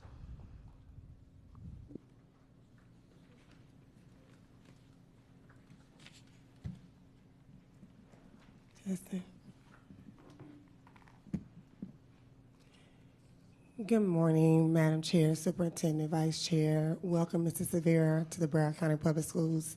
Nice to see someone fresh. I'm here to give you consistent ongoing update where Broward Estates Elementary School is concerned. I do want to say for the record that what I'm about to say is not a myth. It's all facts. I know that's been a consistent thing that the superintendent likes to say, dispelling myths, so what I'm going to say is facts. I still have not received communication from Dr. Hepburn to meet with me, nor any of his staff since January, and just want to make the board aware of that. In terms of Broward Estates, still have not heard about the facility assessment. I do recall in the previous meetings in January, February, Madam Chair, that the board wanted to know the status of the facility before proceeding going forward with everything, and still have not received that or heard that on the agenda as of yet. I have been very actively engaging with this process, have been involved very heavily also with all the parents and the students, as this is my community. My concern also, because of the facility, that during the partnership meeting, that obviously there are some partners that were not aware that there are the empty buildings that have mold issue. So don't know how that conversation is going. There are different departments that are a part of this entire process. And what they're consistently saying is that they're doing their part, but they're on limited time. So I don't know what the limited time is with each department, but I want to make you aware of that. Also, just to continue to engage the parents that did choose to go to MLK or or to Plantation. Some of those parents have not received the concierge service that the board did ask staff to continue to do. So they've kind of fallen by the wayside and are not aware of some of the upcoming changes that are coming forth. I do know there is a time certain on the agenda for MLK earlier. That's going to be coming forth. But I did want to bring this to the board's attention as an update to keep you aware as to what's going on, and hopefully we can get the facility assessment results publicly stated for the community so that communications can be there. And I'll just remind the board, as a staff member said, there are buildings built in the 50s that do exist. They just only need TLC. And thank you all for your training and workshop. I have been watching it. Thank you. Thank you very much. Chair, Yes. I don't know if this is the appropriate time, but the speaker made mention of Broward Estates, and I know that the superintendent and his staff have been working diligently. So I don't know if this is a good time for the superintendent to. He's going to give his report. That's the time that he addresses. Will respond to that. Okay, thank you. Appreciate it. Okay, thank you. Next is Quentin McGirt.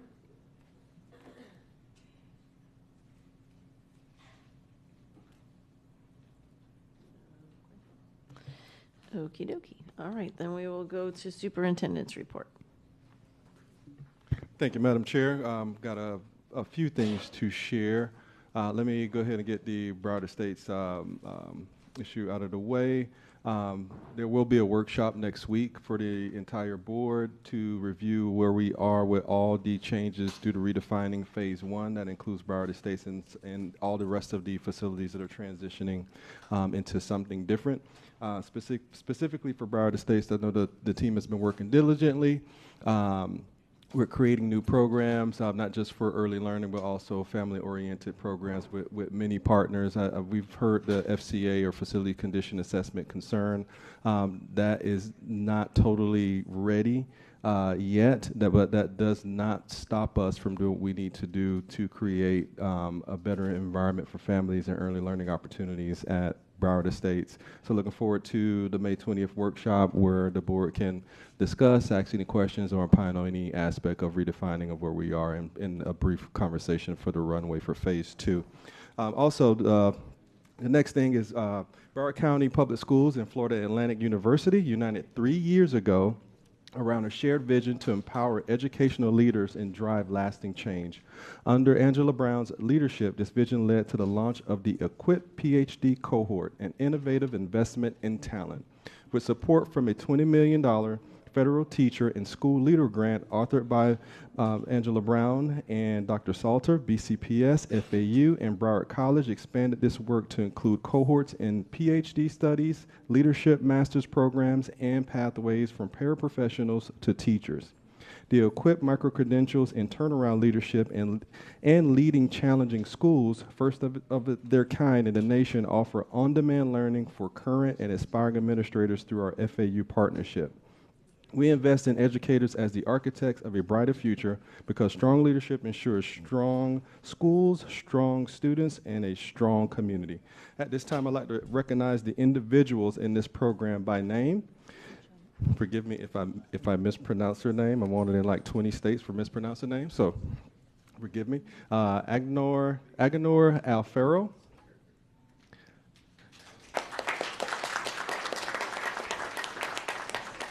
France Alcina.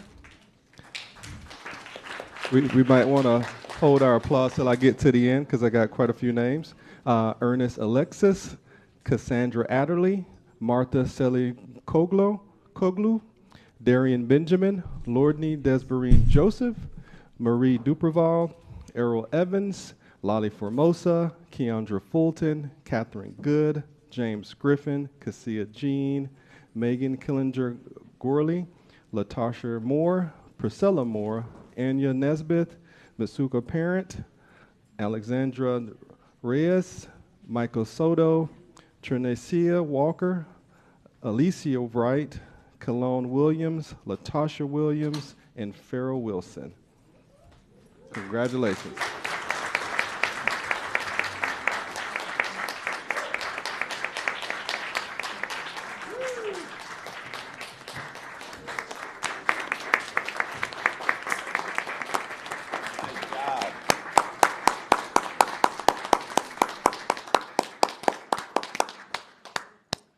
Yes, BCPS and our partnerships with FAU are doing a great job and continue to build high-level leaders and making sure that we have individuals to definitely fill our need when the time comes. And we have a lot of great principals and directors in the room also. Thank you for all that you do.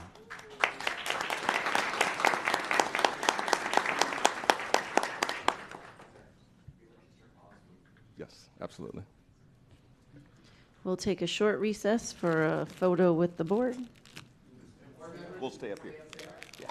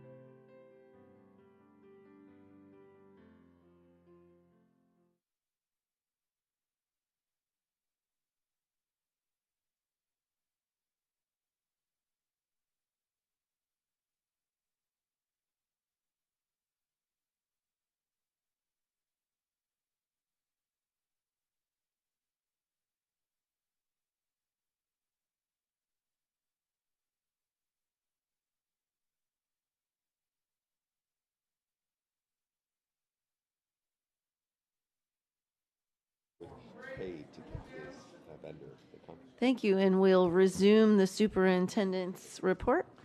Thank you, Madam Chair. It's been a busy and exciting month across Broward County Public Schools, filled with incredible moments, student achievements, and community engagement. We've captured some of these highlights on our monthly video. Beacon, if you can please play the video.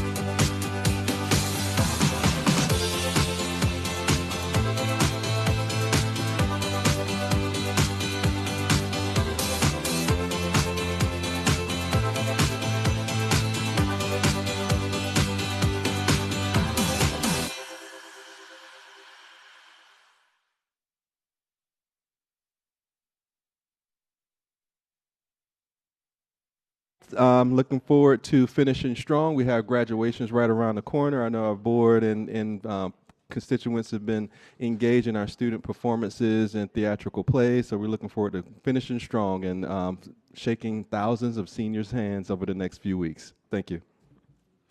Thank you so much. Next, we're going to move to student advisor transition. First, we'd like to congratulate the incoming/continuing student advisor, Mr. Landon Spelber.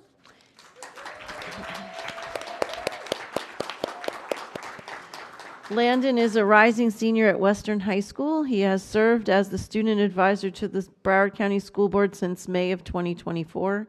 He is honored to continue representing the voices of over 250,000 students for the 25-26 school year. Driven by a passion for advocacy, Landon is committed to amplifying student voices and ensuring diverse perspectives are heard. He views this role not as he is alone, but as a collective responsibility to represent all students across Broward County. He looks forward to another year of meaningful collaboration and student-centered leadership within Broward County Public Schools. Congratulations, and we're so happy you're continuing, Landon.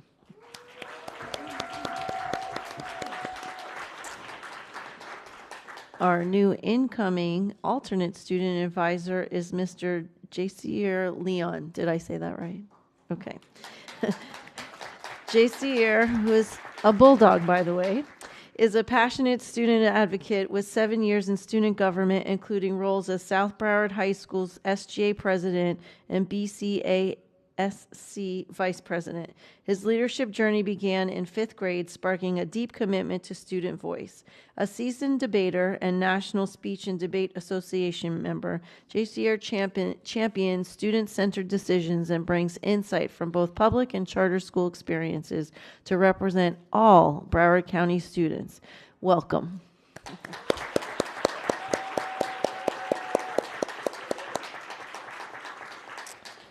And our outgoing student alternate advisor is Alana Barrero. Alternate student advisor to the Broward County School Board, she has spent the past year building connections, advocating for student representation, and engaging with the district community.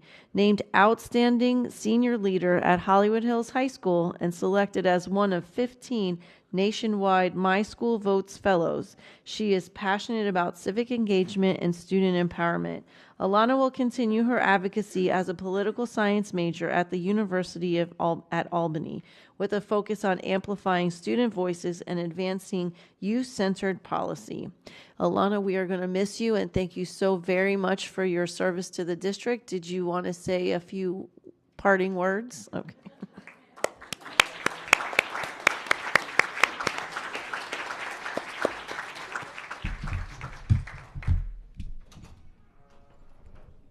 Okay. Hello, everyone. For the last time, my name is Alana Burr. I'm the alternate student advisor to the school board. Standing here before you today is truly a moment of reflection and gratitude.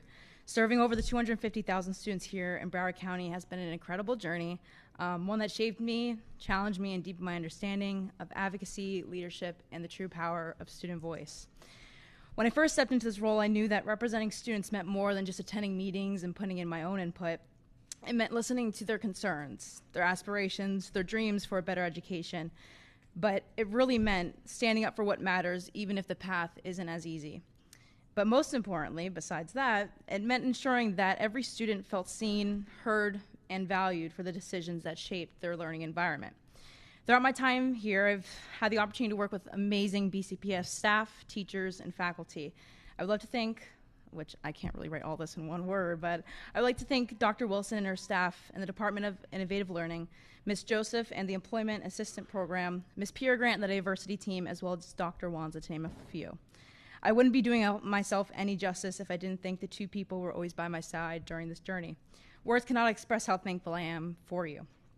To Landon, as a female in a male-dominated world, I would like to say thank you for allowing myself to be expressed. And that you never gave up on me or ever saw me as less. And Ms. Santiago, thank you for always guiding me in the right direction and helping me with my Virgo instincts with overthinking. But most importantly, I want to thank the people who have stuck by my side since the beginning. I want to thank my mom, my family, and Ms. Rosales for always supporting my decisions. Becoming a student public figure wasn't going to be easy, but they always supported me. As I transition out of this experience, I want to let to my fellow students, never underestimate your impact or your voice. Your ideas, your passion, and your advocacy matter. Keep speaking up and pushing for changes you want to see because your leadership shapes the future. To the school board, if there's one thing that you take away from what I'm talking to you about today, please be reminded that your sole purpose of this board is for the students. Never give up on hearing student voices. There is a lot going on in this world that will affect not only students, but our future lives. Whether that be education, marrying who we love, or ultimately asking for equality, I highly encourage anyone in this room or watching today to please use your voice for advocacy, and most importantly, never forget where you came from. Though my time as alternate student advisor is coming to an end, my education and student empowerment remains steady. I'll be leaving the state to attend the University at Albany, studying political science with a minor in public policy, and recently being admitted to the Honors College. My ultimate goal is to become a legislator and fight for advocacy and democracy for myself, my peers, and those around me. This most definitely is not a goodbye, but this is more so as a see you later. I will always carry the lessons that I've learned, the hardships that I've had, and most importantly, we can always build a better future when we envision together. Thank you all, and it's been a great year together.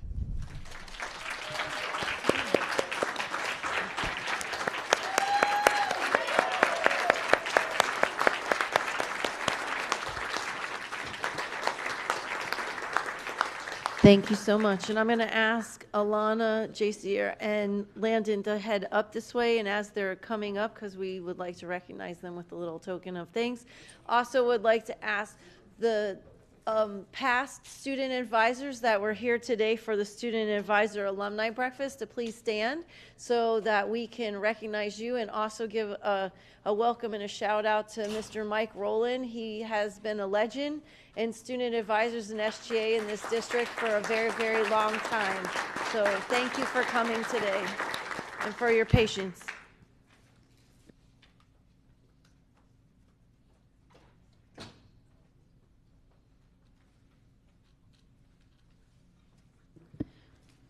We're also going to recess the meeting to take a photo, so quick photo.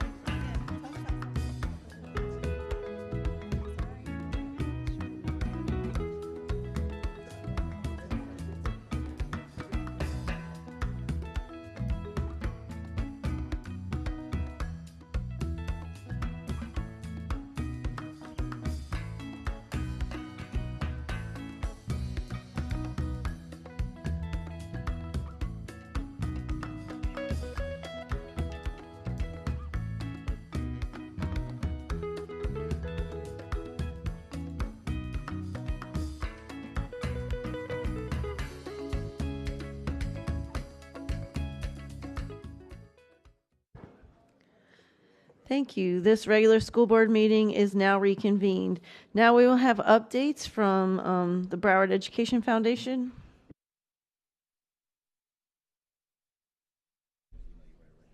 Good morning. James Knapp, President and CEO of the Broward Education Foundation.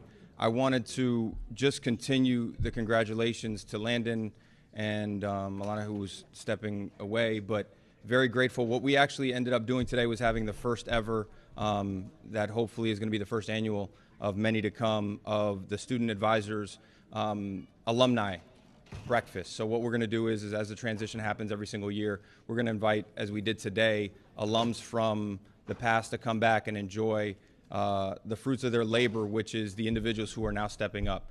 So today we had an amazing group of individuals for the first time.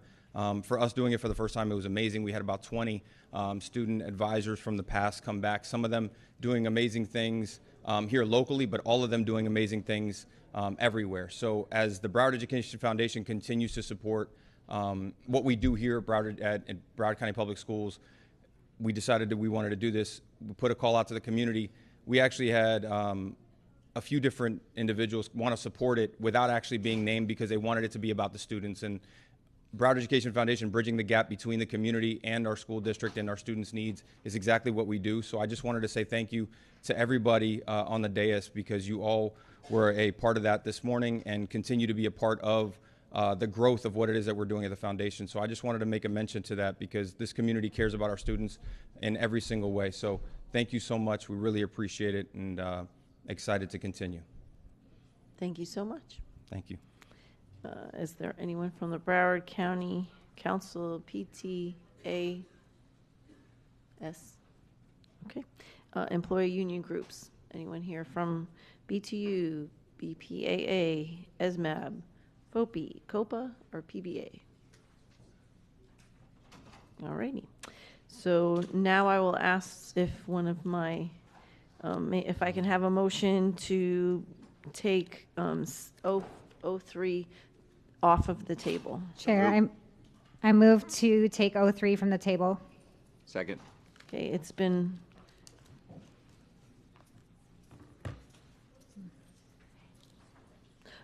it's been moved by Ms. Thompson, seconded by Dr. Zeman. The motion to take from the table is not debatable. So all those in favor say aye. Aye. Aye. All those opposed say no. 04 is back on the table and back on the floor. And next we have Ms. Rupert. Mrs. Rupert. Thank you. I'm referring to 03.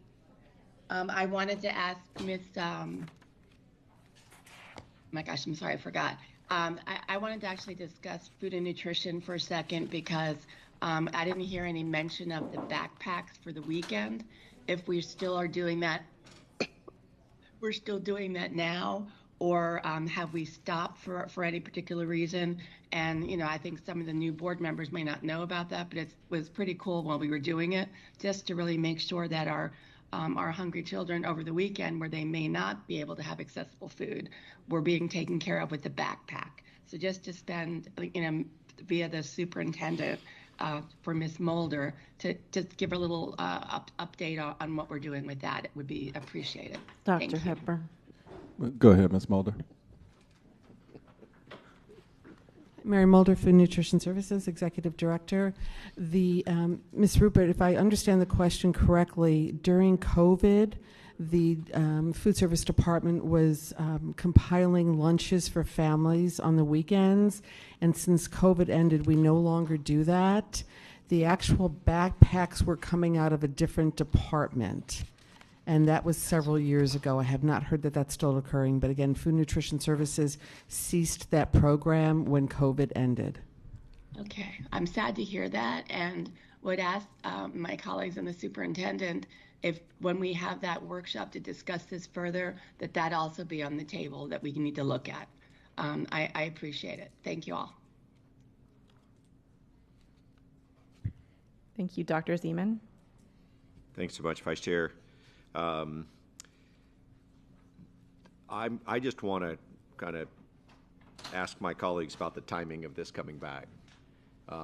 I think families need to know about the family plan for next year. And so the idea that we're going to workshop this more than once and kind of roll this around until July, I just don't think is in the best interest of Broward County. So I'd like to move with best speed on this, do a workshop when we can, get the ideas out, whether we're talking about alternate deliveries of food, because there's other districts that have made some amazing progress for the same amount of money in bringing pre-prepared food, which tastes better and is more nutritious. And so there's always an opportunity to do a pilot on that in Broward County, you know, pick a dozen schools and try that out. I'll also remind the board that when we collect money for people who can afford to pay for meals, it allows us to pay the people who deliver those meals to them in our schools. It's the same pot of money. And so there's a really good balancing act between Ms. Mulder and Ms. Johnson on the food nutrition budget, because at the end of the day, this is OPM, and we want to spend OPM in a way that kind of benefits the people who's contributing to this and who cares deeply about it. So my only request, Chair, is whether or not, can we workshop this with the expectation that the discussion that we have in the workshop next week could, or prior, at least a workshop prior to the next school board meeting on the 17th of June, is a decision presentation so that we can give families notice. That's already 2 weeks after the end of school, so we'll be losing people from the normal communications they get from their school information sources. But I would like, just one person here, but I'd like to press toward June 17th to be a decision on what we decide to do about food for our children next year. Ms. Batista, do we have to do a vote? And Dr. Hepburn? I just want to clarify the statement around the workshop. Is the statement about a workshop is not about this item. The workshop is to provide information and discussion for the board, because I'm hearing a lot of questions about food and nutrition, how we service students, all the other angles like Ms. Rupert just talked about, backpack programs and things like that. So this is more about information and discussion for the board, not specific to this item. We're ready for this item to be voted on so we can press go as soon as the board votes, because time is of the essence to get information out to our families before the start of the school year. My comment about the workshop is to provide an avenue for the board to really truly understand what we're doing in food and nutrition services, fund balance, strategies of how we address students that may not be able to afford meals, partnerships, partnerships with folks who are providing additional services outside of schools for nutrition's sake by giving them food and things like that. So we can talk about all the angles of how we support our students to ensure that they have a quality meal in our schools and also outside of our schools. So I think I heard a different conversation. Yep. What I heard is somebody asked Ms. Mulder about Title I through middle schools, and Ms. Mulder very appropriately said, hey, I need to go get some data on that so we can come back. I heard colleagues talk about alternate things that we could do besides what's in this item. I didn't hear anything that suggests that we're finished with this item. There's information we're missing. And so it seems to be appropriate to table this and bring it back, or to workshop this so we can have that robust discussion with all the information we need, either from Ms. Mulder or from our CFO, so we understand the implications of the ideas that came from the board. So I thought what I heard was we were going to potentially put this on the table, do a workshop so we can really get into the details, fully informed, and then that should inform an item to come back at the next school board meeting. Did I miss something? Dr. Hepburn. I don't think you missed something. I'm just clarifying my intentions about what the purpose of the workshop is for. So we can continue to opine about the next steps. If it is a workshop, it would need to be done very quickly. Go ahead, Ms. Paul. So, as I understand it, we have to do something with the meal prices. Yep. That's not a negotiable. This is directed by USDA that we come up with a plan to increase the cost for student meal prices. And this is what we're presenting to you now. And we chose to do it in a gradual way, not to invoke this on the students at one time. So that's what this item represents.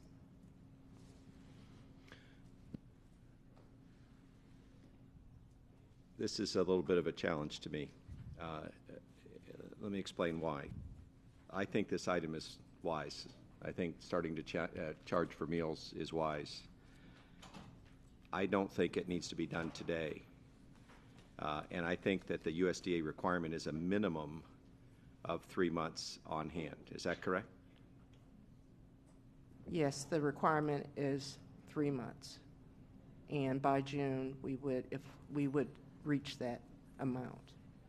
So by June, just again, I need to understand this. By June, we're going to get down to an amount that's equal to 3 months of cost to provide schools with meals. No, the 3 months represents the fund balance that we're required to maintain at all times. Okay. So if Ms. Mulder is here, she can elaborate further, but that's what the issue is, that we have to maintain a 3-month fund balance, period. Yeah, and my understanding of this fund balance is the opposite case, which is if you have more than 3 months, you need to spend that money. So if we could we get clarification from either our chief financial officer or our director of food and nutrition on, is this a minimum fund balance or a maximum fund balance? Maximum. It's a maximum. So, if we go over so we that have number, to maintain 3 months.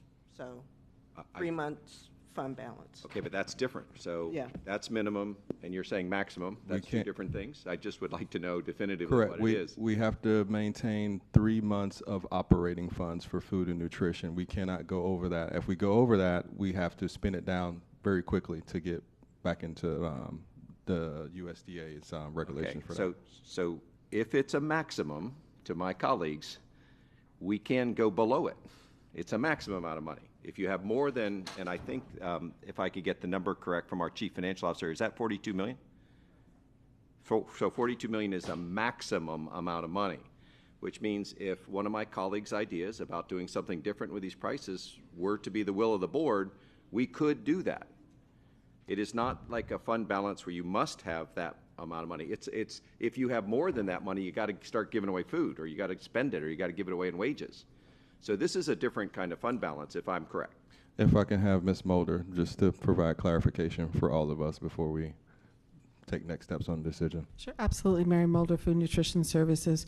So USDA says that the maximum that we can have is 3 months. Anything over 3 months needs to be depleted, which is what we were doing the past 3 years. So we will be compliant with USDA at the end of June. So then we'll have the 3 months. So 3 months covers expenses. It's supposed to be 3 months for expenses for a food service department. And we run about 11 to 12 million a month. So that balance that we have, those expenditures, that 3 months, is to ensure that food can be ordered, invoices can be paid. If we have a hurricane, we need to pay our staff. There's no reimbursement claimed for meals when schools are closed. So that's what those funds are used for. If we have to order equipment, things like that. I'm totally understand, and I don't want my colleagues, even though I agree with this item personally, this is the one I would vote for. My colleagues have come up with ideas to reduce costs, and given that this is a maximum amount of money to carry, those are all legitimate issues that depend on the board's vote. So I don't think we're at the point where we know as a board what we want to do, because when someone had an idea about Title I free lunches, Title I middle school, there was no pricing available for that today, and yet we are at the maximum amount of money. In fact, if the monthly expense is 11 to 12 million, how do we get to 42 million to be our 3-month fund balance? Dr. Hepburn. Ms. Mulder. So we still have the month of May and then the month of June. So that's what I'm estimating. Okay, but the numbers don't, just the quick numbers here, and again, this is not, budget quality data, but right. I think we need to get to that, and I think we need to give the board their authority to make a decision about this, because we can give away free lunches to Title I middle school and still stay below the 3 months of balance. It may not be the smart thing to do. There's tons of other things we could do with this money. But I don't feel like there's some urgency on this, because we're not breaking a minimum fund balance like we have on the general fund, where if you go below 3%, the state has some view. So, yeah, I think it's confusing. I think just for clarity's sake, you have to have there is a maximum and a minimum. Right now, we were exceeding the minimum requirement that we need to keep 3 months, right? So as a result, we was over that requirement. We had more in our fund balance in the food service department. Therefore, we were giving out free lunches to as many students as we could. We have hit the point we're at the minimum requirement of 3 months fund balance, right? That means that if they go below that, they will be encroaching on the general fund. okay, so the food and nutrition service categorical account counts toward the operating fund balance minimum of 3% total? Not minimum 3% required by the district or the state. It's required by the federal government. They need to keep 3 months fund balance in place to support the food service department.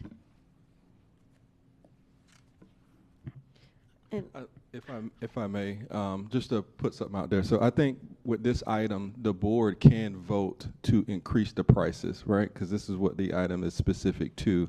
As far as all the additional strategies that we're discussing, that could probably be brought to a workshop. It would have to be a workshop that's coming up very soon, and we'll have to just kick something out the way to make it happen. But I think the item before us today is just to increase the meal prices, nothing more, nothing less. If the board agrees, we can push out information to parents simultaneously too after this is approved to let them know prices are increasing. The district will be transitioning to paying for lunch or free reduced lunch based on applications, and then we still can come up with it's easier to pull back on that than to tell everybody, hey, we're doing A, and then middle of the summer we're changing it and we're saying you're going to have to pay for this or whatever the case may be. But it's easy to pull back if we push out information to say, hey, you have to fill out applications for free and reduced lunch, or you'll have to default to pay and see if you qualify and all of that. But I think it's easy to pull back from that if we change the strategy that says the board agrees to having all Title I schools or whatever the case may be get free lunch. But I think what's before us today is just raising the prices. Either we ask students to pay for those increased prices, or we're asking ourselves to pay for those increased prices because we've been paying for the previous price anyway. So, Chair, I want to be clear that we all agree that we are setting prices with this item today. We are not setting eligibility. We could still come back and entertain a motion or an item that allows Title I middle school kids, for example, to not have to pay that price that we approved today. Is that fair? That's what I was going to say. I think this is just about the prices. We have to increase them regardless of what else we do. And I think that we could have items brought back that would address some of the other things that we've been talking about. Dynamite. Thanks, Yes. Chair. Madam Chair, I just have a quick question. Quickly. Then I'm done. Okay, so for the sake of the public, the increased prices are affecting those students who are not free and reduced lunch? Dr. Hepburn. Correct. So the increased price is increased price across the board. If you are eligible for free and reduced lunch, that's where the food and nutrition program gets reimbursed from the federal government to pay for your free or your reduced price on your lunch. Okay, and if you're not eligible, that's when you're impacted by those increase in prices? That's correct. Thank you. Thank you. All those in favor of item 03 say aye. Aye. Any opposed say no. Motion carries unanimously. Okay, thank you. So that is the end for consent items. This is the part of the meeting where we will consider all the open agenda items. The following open items have been identified for discussion.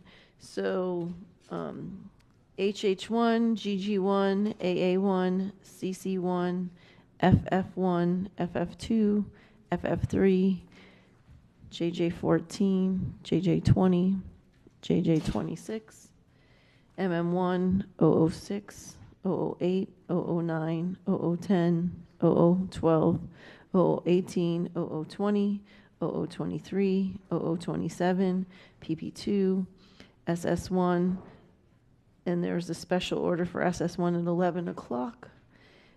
Special order SS2 also at 11 o'clock. At this time, may the chair have a motion and a second? I no longer have to pull 006. Okay, so not 006. So at this time, may the chair have a motion and a second to pass the open items that have not been pulled for discussion, which will be BB1, BB2, JJ, yes. Oh, sorry, yes. Sorry about that. BB2, JJ1 through 13. Which one did you say, Sarah? 006, I no longer am pulling. Okay.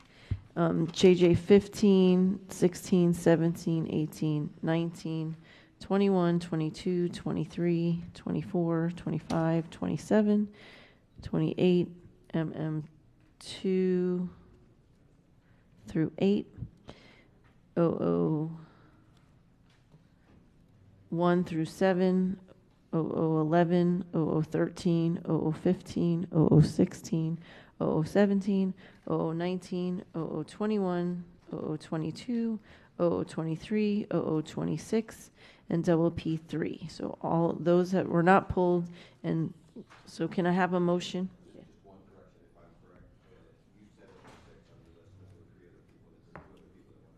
Oh, sorry about that. Okay, so we'll leave 006 back up for discussion. So not 006. I apologize. So move the list as the chair shared. So it's been moved by Dr. Zeman, seconded by Mrs. Leonardi. Were there any registered speakers on any of those items not pulled? Yes, Madam Chair.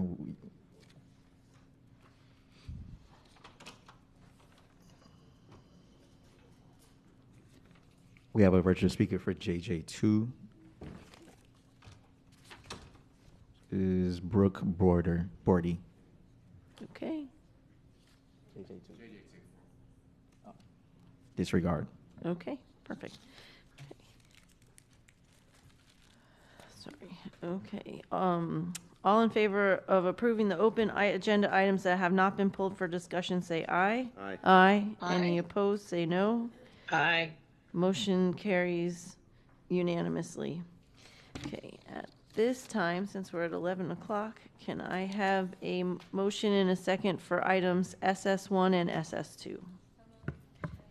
Been moved by Ms. Thompson, seconded by Mrs. Bowman. Is there any public comment on items SS1 or SS2? Yes, Madam Chair, we have 4 registered speakers. First registered speaker is Brooke Bordy. Next, Nicole Morst.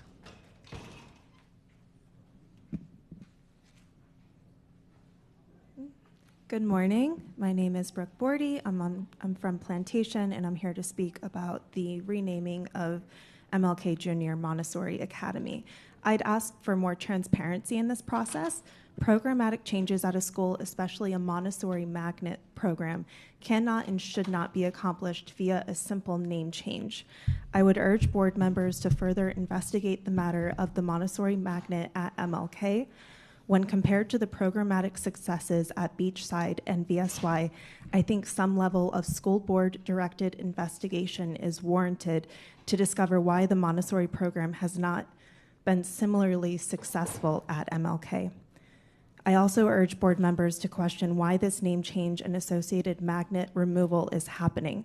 My understanding is that staff have stated that it is the will of the parents to not have a Montessori program. Based on conversations at the school, I don't think that's true. Removal of the magnet program is not coming from the community or the parents, it's coming from the district.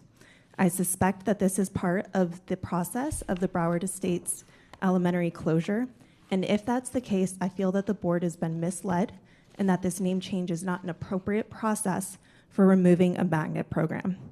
Given the issues of transparency and fairness surrounding the closure of Broward Estates, I'm asking that the board carefully monitor and question the programmatic changes to MLK. The other issue I'd like to raise is that with any magnet program, there are dollars attached to that. So for the students that have already lost their community school and are now reboundaried to MLK, MLK is now losing money for their school as well by closure of this program. Thank you. Thank you. Next public speaker. Good morning, Nicole Morris, Coral Springs. I will echo what Ms. Bordy said. I fear that this is a removal of a Montessori program under the guise of a renaming. There are 100 plus kids going to Plantation from Broward Estates Elementary because they did not want to attend a Montessori. There are 40 plus kids going to MLK, presumably for the Montessori program. There are 54 magnet students at MLK for the Montessori program, and there are 200 plus choice students there.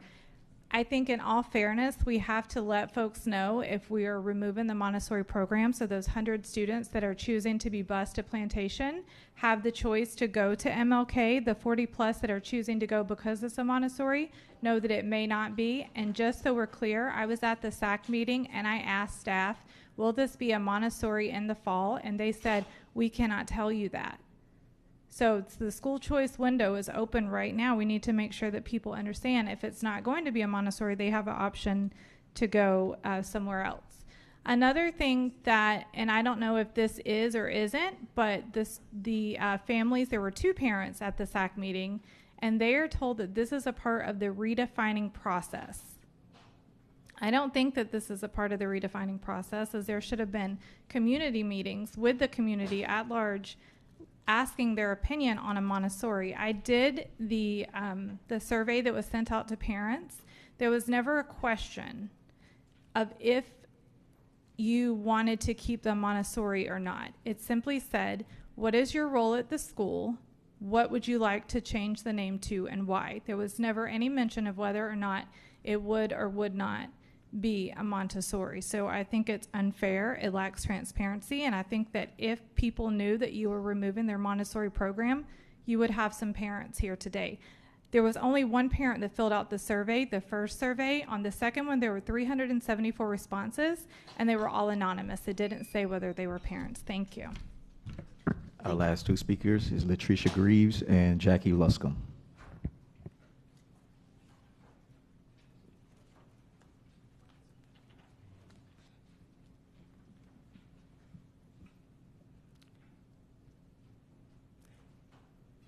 Before I actually speak, I'm going to respectfully ask that whatever I state my name as, Ms. Greaves, that I be addressed when I'm asked to come to the podium. Thank you. In regards to this specific item, I do want to say that I did attend the meeting at Dr. Martin Luther King Jr. Montessori Academy and participated in the renaming of the school at 3:00 p.m. I did ask the principal at that time how this come about. She said it was district driven.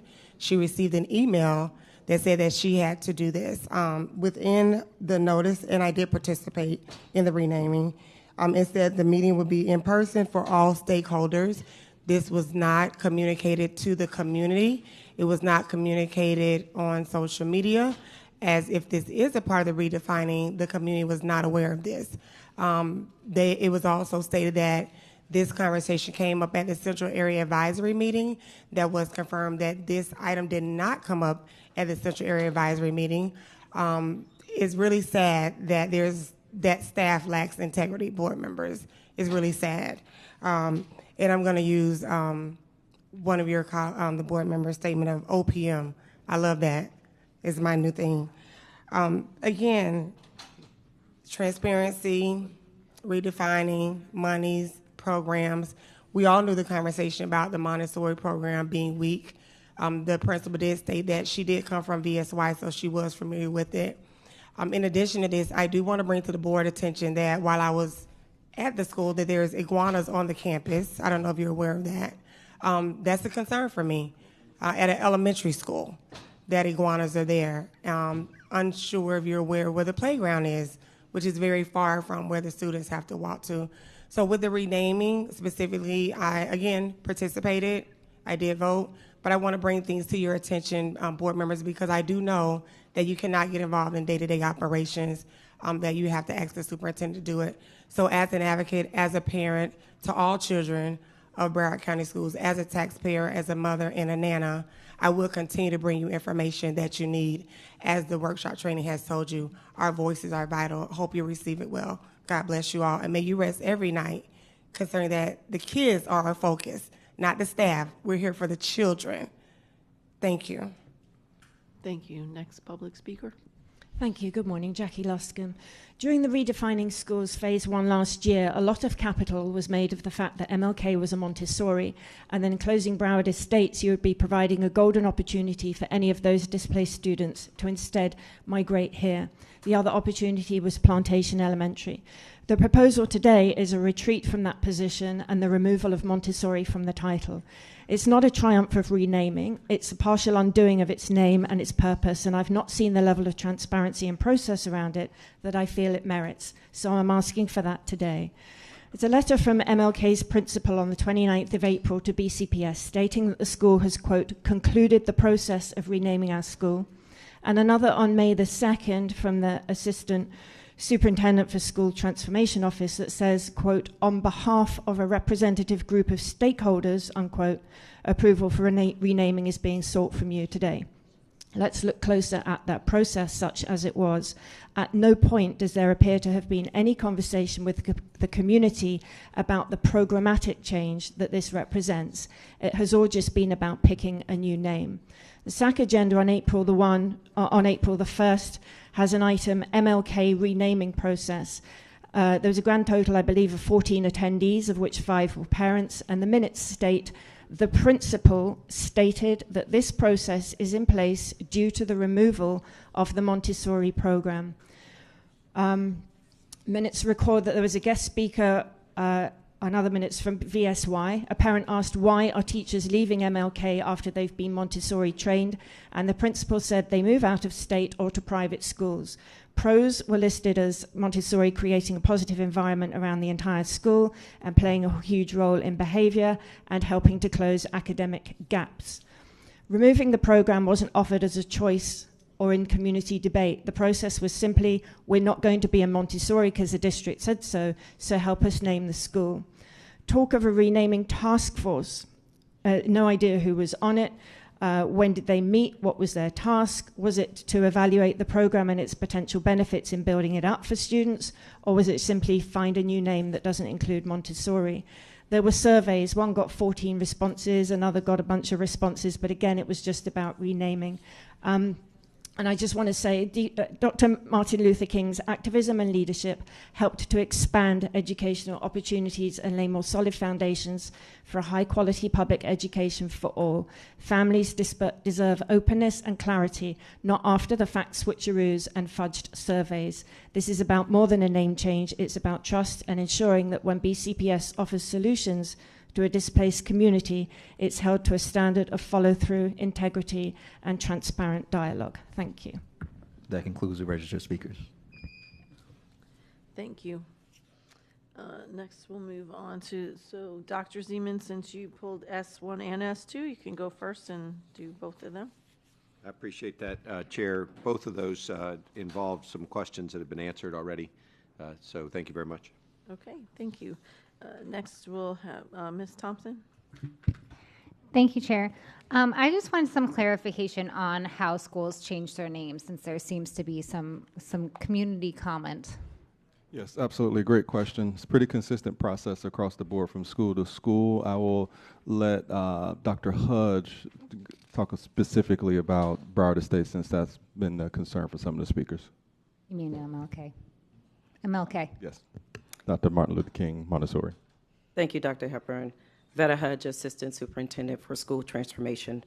So the formal and specific process for renaming schools is guided by Policy 1401. The process was initiated by conversations that were had within the community, meetings with feedback and discussions. The principal then will establish a committee. That committee then will put out, after discussion, will put out vote. And in MLK's situation, it was put out through a QR code. When the number of votes are determined, or the most votes are determined, then the principal will submit a recommendation to the superintendent. That recommendation is being brought to you today, to the board, and as the board, you have the authority to approve, reject, and rename the school. If approved, the school will then communicate the final decisions to constituents. So that is the process. It's guided by Policy 1401.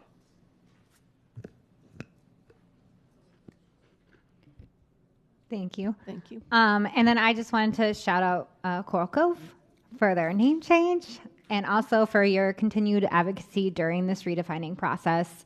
As people on the dais know, you weren't originally on the list, but because of your hard work and tenacity and loving harassment of board members, you were placed on the agenda, and I think it really speaks out to how important this process is to get community involved and to make sure what we change in our school system is what's best for our community. So, yay.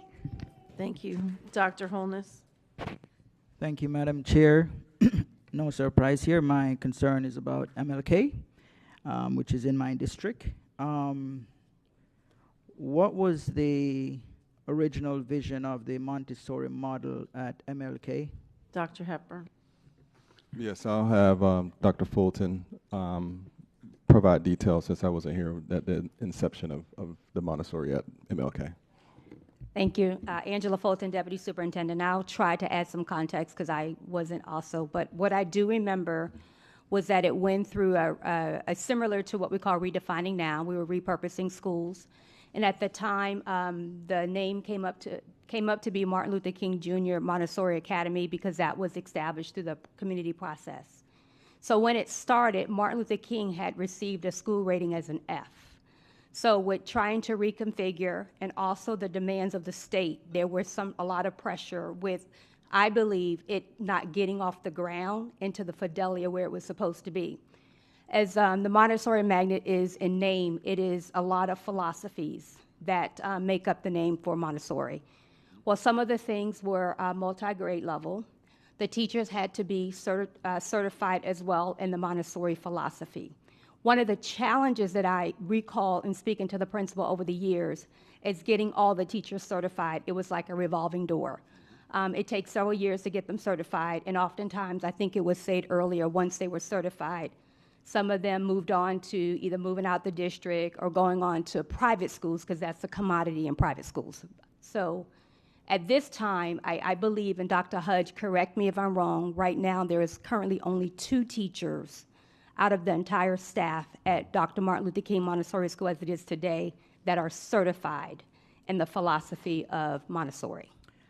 Okay, so through the superintendent, Dr. Fulton, not having the required percentage of certified teachers in the area of Montessori, how does that have any impact on any kind of regulations that are out there to say this is a Montessori model at a school, or what is the consequence of that? Dr. Hepburn. Dr. Fulton. I don't think there's any like consequences or penalties in regards to not being certified in name, but I would defer to, I don't know if Mrs. Cantrick's here, who's over the magnet programs, that can really speak to what it means in legality, but I don't believe that there's any penalties if we don't have certified teachers in name. But if you're working towards certification, and that has always been the case, that as we hire teachers, that they begin working towards certification. But in this particular case, we have not been able to get our numbers up in teachers being certified in the Montessori certification area. Understand. So let me just rephrase this. If we term a school a Montessori school in Broward County as a part of the district, is there some kind of a guideline that exists to categorize us as such, or a specific school? And if there is, what is it? So again, I would defer to Susie Cantrick, because that does fall under auspice of an umbrella when it comes to Montessori and what the requirements and legalities are for that. So if I can add to your first question, programmatically, if we don't have enough teachers on the campus and only 2 are certified, we're not implementing the program with fidelity. It's beyond watered down, and students who are engaged in the program as such, for going there for a specific purpose, are not getting what they actually went to the school for, because you don't have the instructors trained. Right, and I understand that, Dr. Hepburn. My question is there a guideline that defines when a school is considered a Montessori school to which we can name the school as such, or that doesn't exist and that's subjective?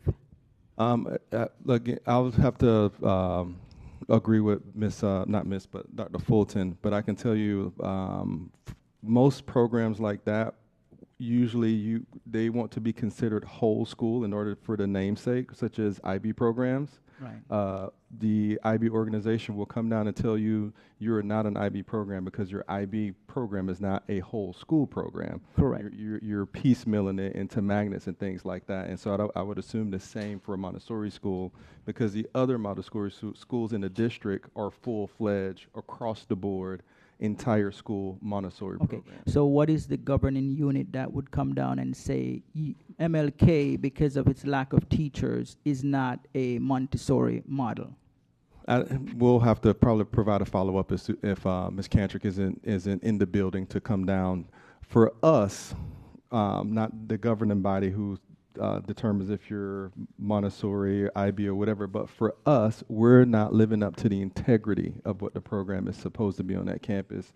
Number one, we don't have the teachers, enough teachers certified. Right. Number 2, because of that, the students are getting the level of instruction that is commenced with the type of instruction that they should receive from qualified teachers. Understand. So I'll hope for a follow-up if there's some kind of a governing unit that provide any kind of guidelines as such. I have what measures were taken to remedy the issue of shortage of teachers that are certified as Montessori certified teachers? Were there any measures taken?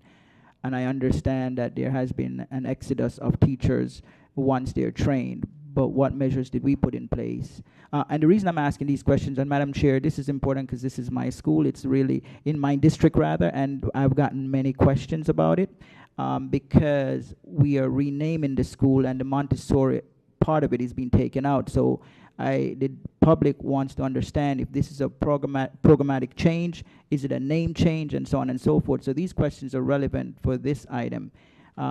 So in terms of, did we consider any measures to remedy the issue of shortage of teachers that appears to rationalize changing the name and its program? What I can tell you is that, as many schools do, including this one, they recruit and try to retain teachers, but in their recruitment effort at schools that have specific programs, they do provide that level of training to get them to whatever certification for the magnet or program on their campus. Similar to other schools, Title I schools and the like, where you have high turnover, MLK, has also experienced that high level of turnover. And we can have this conversation with many principals. They come in, teachers come in, they get that robust training, learn exceptional instructional strategies, and then they take that level of knowledge to other places. And MLK has been experiencing the same thing over the years also, hence the turnover and teachers taking their talents that they've learned from that environment to other places. So our vote today, are we voting for a name change or we're voting for a programmatic change? We're voting for both. So you have kids that are grandfathered into the program. You have kids that will have some form of that instruction, but also implementing additional desirable programs too. But I'll let Dr. Fulton add to that. Dr. Holness, I just want to also make a correction. We have now hired 2 additional teachers, so there's a total of 4 trained teachers, and it's a very small percent to the total population of teachers that are there. But to add to your question in regards to what are we doing as a district to recruit or get teachers to be certified, it is a major commitment for teachers to go through the certification. It takes a few years, and it's not like during the school day. It is on a teacher's time. It's during the evening taking classes at Barry University is where we have a partnership to get them certified. So some of the challenges are teachers on their own wanting to take these extra learning opportunities for the commitment that it has to get your certification. And once they do, retaining the teachers is very difficult because now they become more marketable.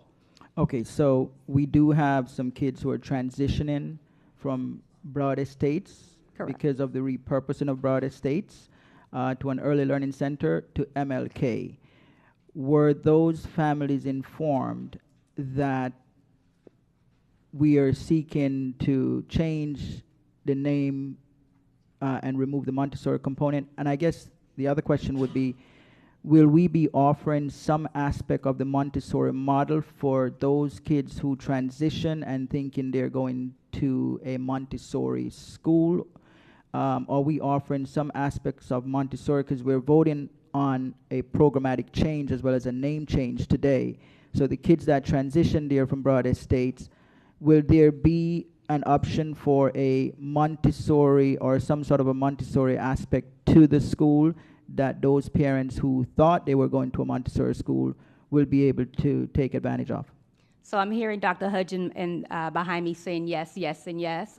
There are some philosophies of the Montessori program that will remain at Dr. MLK. I do know that in communications with the principal, because we wanted to make sure this process was extremely transparent, we don't want to be taking anything away from children that have been an enhancement, only just adding so that we could provide additional opportunities, especially for the students that were coming to us from Broward Estates Elementary. So they were coming from a STEM magnet program over to Dr. MLK, and we wanted to make that transition as smooth as possible. And in some of the meetings, it's almost like a mix. There were some parents, I think one of the community persons had mentioned it during public speaking, was that they stayed away from choosing Dr. MLK because they did not favor the Montessori magnet, so they decided to do choice somewhere else. So it's a blend of a mixture, but we don't want to take away what has been working at the school the last few years.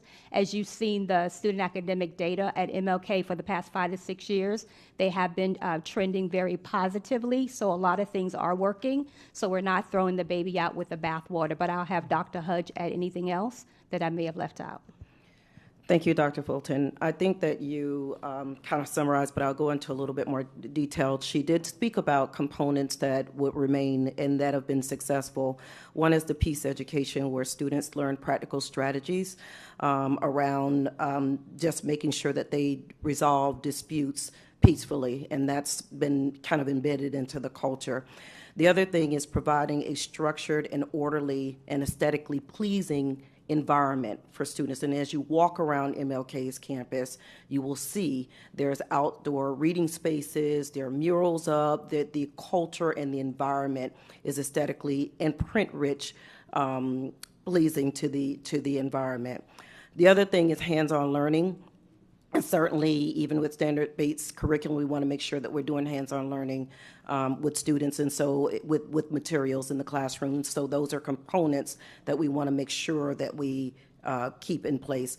And then also a culturally focused, collaboration with the student stakeholders as well as community stakeholders. We want to continue to have these conversations and enhance where we need to. As you will see in the upcoming board workshop, one of the things that we'll talk about is even an integration of some enhancement with AI. Doesn't take the place of what has been embedded there, but it's certainly an enhancement to ensure that we continue to move those students in the right direction.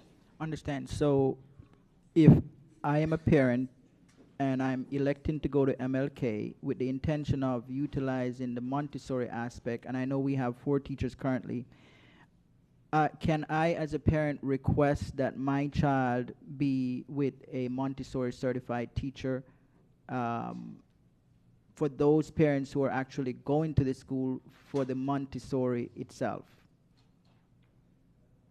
So we will certainly have the principal, Ms. Parent, to meet with those parents. As a matter of fact, we have an open house coming up. I think it's next week, if I'm not mistaken. They can correct me. But there's an open house coming up, and so we are open to talking with parents around whether or not we can make that happen. Okay, so I'd just like to conclude, Madam Chair, that I would love to see that even though we're doing a programmatic change as far as our vote and a name change, that we continue to have some aspect of Montessori, as Ms. Hudge mentioned, and that even though we have challenges in getting teachers, that we continue to be vigilant in terms of getting certified teachers who are Montessori certified, and not give up on that, because there are some parents who are actually really wanting to go to the school because of the Montessori component. So I'm hoping that the efforts will be ongoing and that we don't give up on trying to get certified teachers there, even though we're voting for a name change. And that students who have interest and parents who have interest in the Montessori aspect of the school, that they will be given the opportunity to be with these teachers who are there, who are certified as Montessori teachers. Dr. Hepburn. Yes, absolutely noted. I wanted to also add, the name change also provides parents opportunity to understand that there's much more than just Montessori at MLK. So we don't continue to diminish the enrollment there, because many parents in the community are not choosing the school because it's Montessori, and they are exercising, as we heard from some of the speakers, parents are exercising choice to go to other schools for different type of opportunities. So don't want to pigeonhole this particular school by a name by saying, hey, this is the only thing that we do. They do so much more. Appreciate that. Thank you. Thank you. Mr. Severa. Thank you, Madam Chair. Point of clarification in regards to the MLK situation. My understanding and my reading of Policy 1402, which sets the parameters for renaming school board-owned facilities, is that the principal will appoint a committee to narrow a list of names. And then that information or that data will be then voted on by the parents. I'm going to assume that that happened here and that majority rules. So from what I'm hearing, while I understand there may be some concerns about program change and name changes, is this the will of the parents of the students at that school to have this name in fact changed? Yes, thanks for the question, Mr. Severa. That actually happened. The 3 options, one of the 3 options was Dr. MLK Elementary School. The other 2, one was Sistrunk Elementary School, and I forgot the other name, but there were 3 options that were presented to parents for a vote. So the parents want this? Correct. Thank you. Thank you, Mrs. Alida. Thank you. So to that line, how many parents voted? Dr. Hepburn. Ms. Hudge, if you have that number. If I can call up Mrs. Dale, I think she has the numbers. Hello, everyone. Jennifer Escandel, Director, STO. We have 371 responses. However, it's difficult to tell how many were parents because they are anonymous. Many of them. How many students are enrolled in the school currently? I don't know if anybody has that number. I just want to give a comparative for the board. If anybody. What's that? All right, let's see. I can get you that number real quick. There's a total of 468. 498 is what I have. 498. Okay, in the mid ranges of the four. So majority of the responses are reflected based on that number. So I just want to give a comparative number for the board. So for the 371 responses, were they all, those 371 responses were for the name that we're approving today? Correct. You're saying Okay, were they and in the favor? There was 371 responses total. If you're asking how many were in favor, is that the question? Yes, that's the question. Yes. Sorry.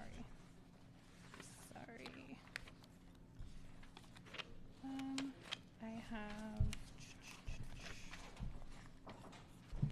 358. Okay. And was that information, Dr. Hepburn, in our backup? I would have to, let me check. If not, we can send that as a follow-up to make sure you have that. Okay, I think that's really important. So my line of thinking is a little bit different, and I don't think it's something that we could possibly change today. And I was happy to hear that AI was brought up, but I would love to see there be a Martin Luther King AI Academy.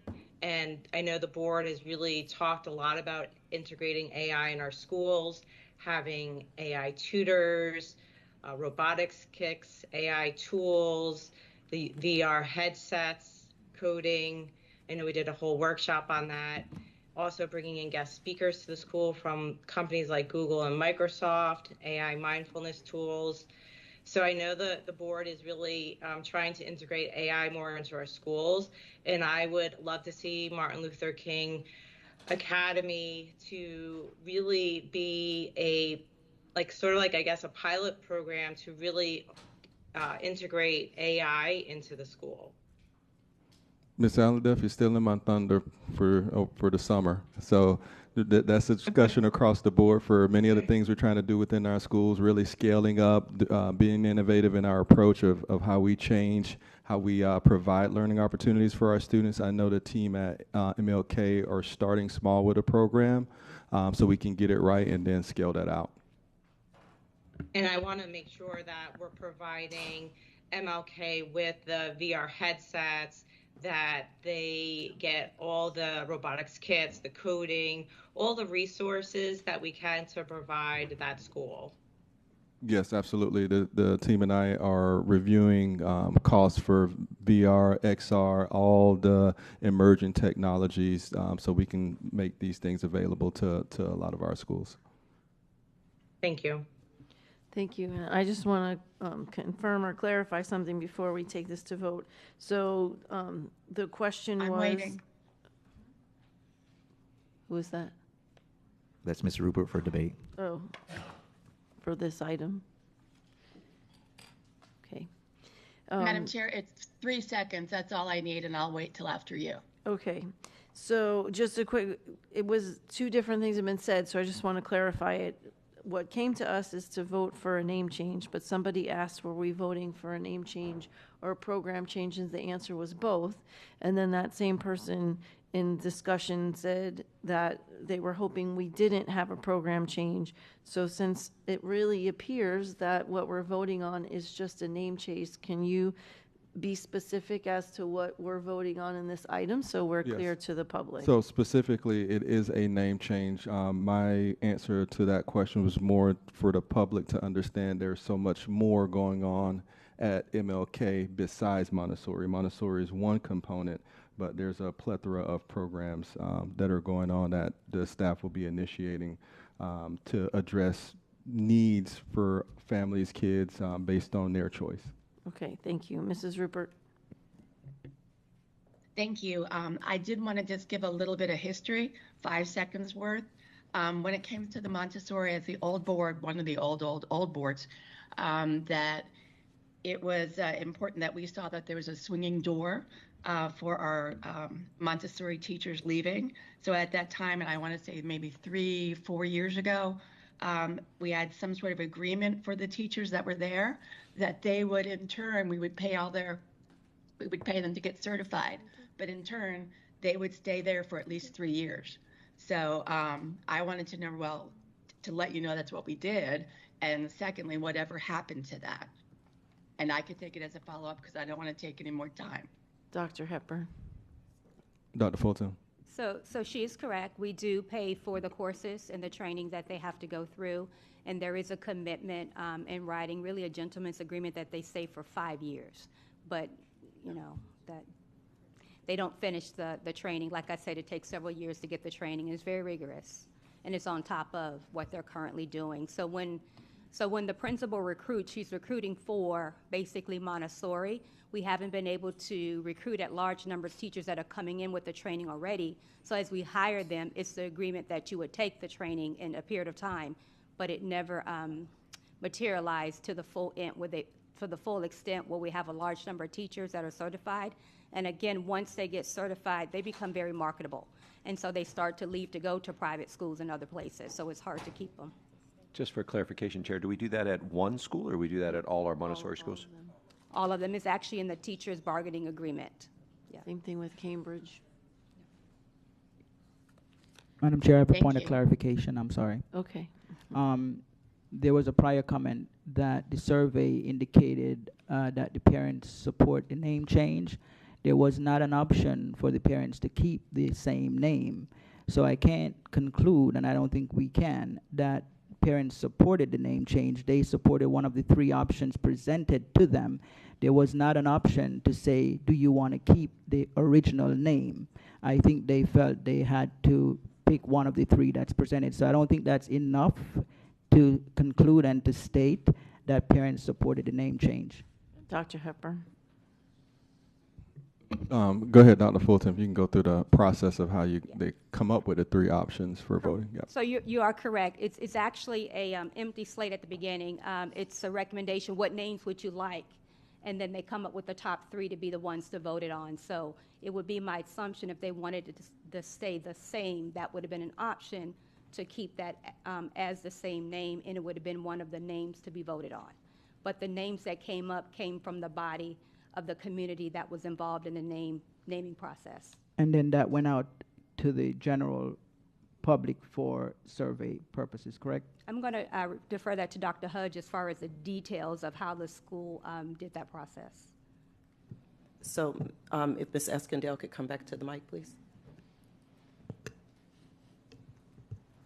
Yes, Dr. Holness, that is correct. The process was sent out to the community. The first way that it was sent out was through a parent link informing them of the process, and the second way was the QR code where we received their vote, their responses for the name. But there was not an option presented to keep the same name when that survey went out, correct?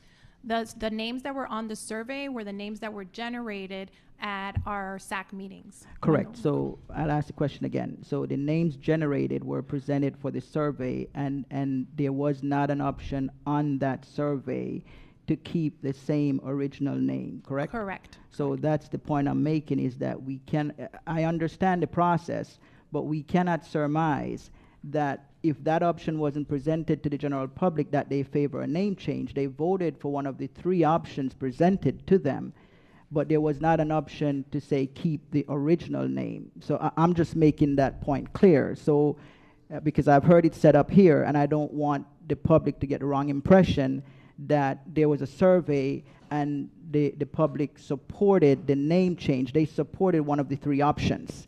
There was not an option to keep the original name. Correct. Thank you. Okay, thank you.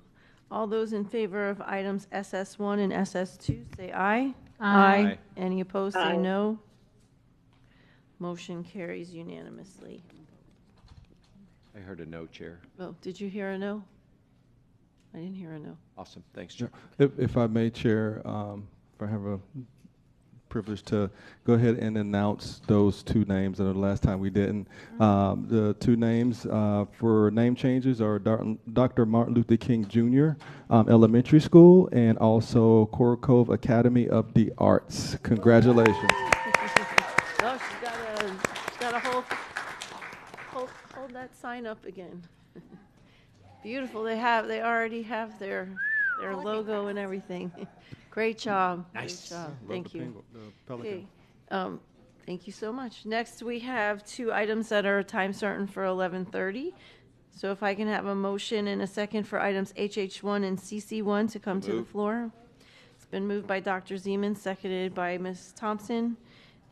Any public comment on items HH1 or CC1? Madam Chair, we have one registered speaker, Dr. Natalie Lynch Walsh. And I currently do not see her. I don't see her either, so, okay.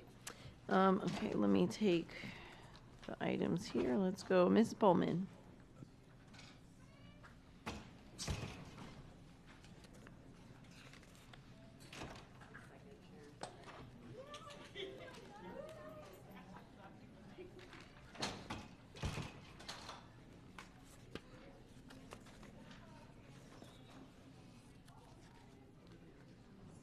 What do you need? H1? I thought this was org chart.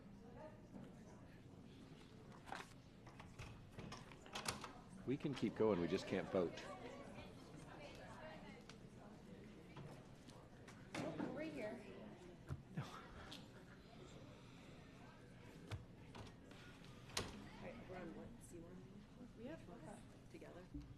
Yes, so Ms. Bowman, you're up first. You had comments on, or questions on CC1.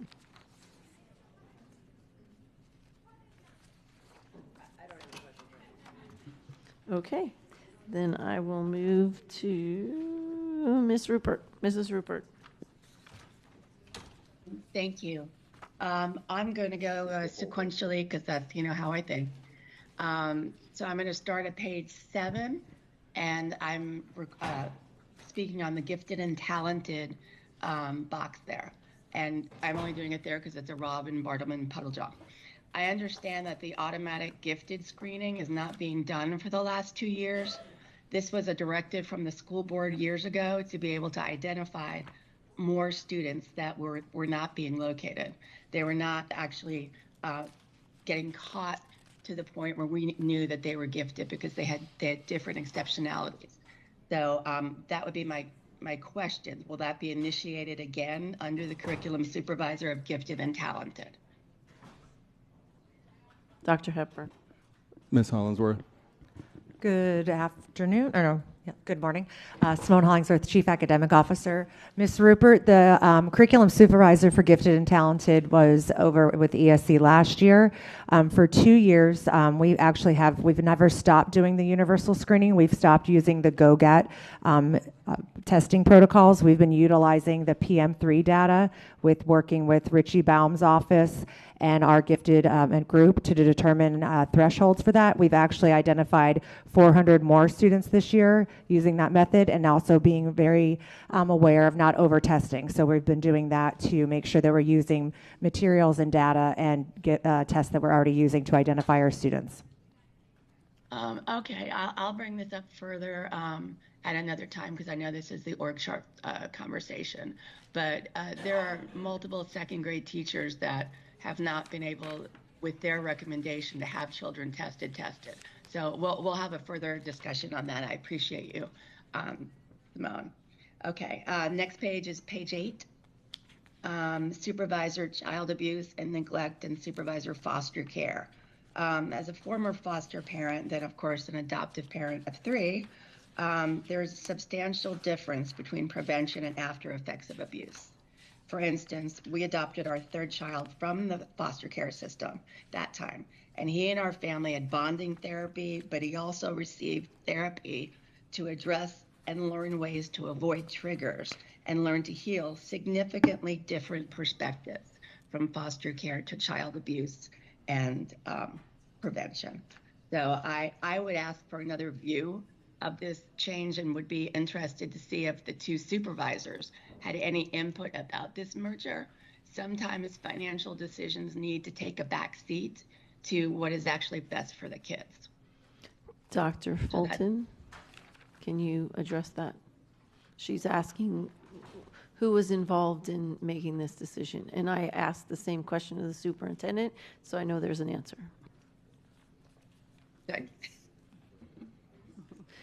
That's okay. Dr. Hepburn's coming back. I'll let him answer the question.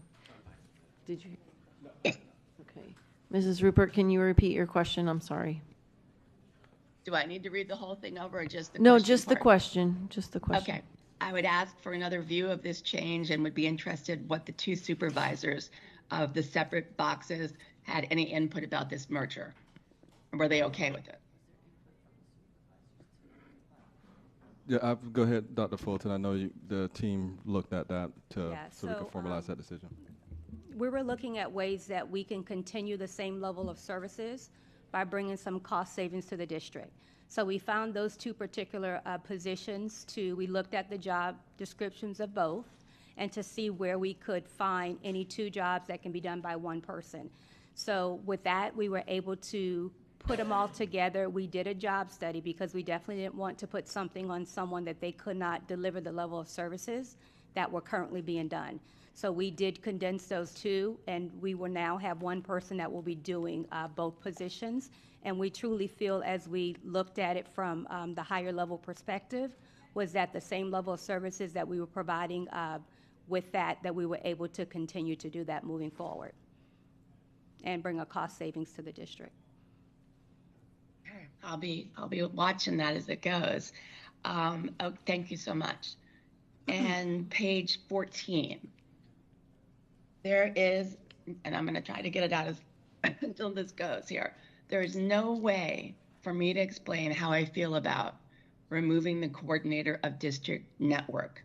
This is the person that is the SOS when schools go down. Connectivity, problem solving, customer service, relationship builder, frontline worker, dedicated employee. How many boxes is there going to be to take the place of this position's responsibilities, where all schools and facilities know who to go to? Sorry, my dog. So who to go to right now. They know that person. And it reminds me, Ella, shh. And it reminds me of when we had iZones, that the connectivity with the high school, the middle school, elementary schools, the continuity of the relationships, you make her quiet, babe. Continuity of relationships and family schools. And they would have had an office in the underutilized school. So there were savings of facility costs, but also money and increasing customer service.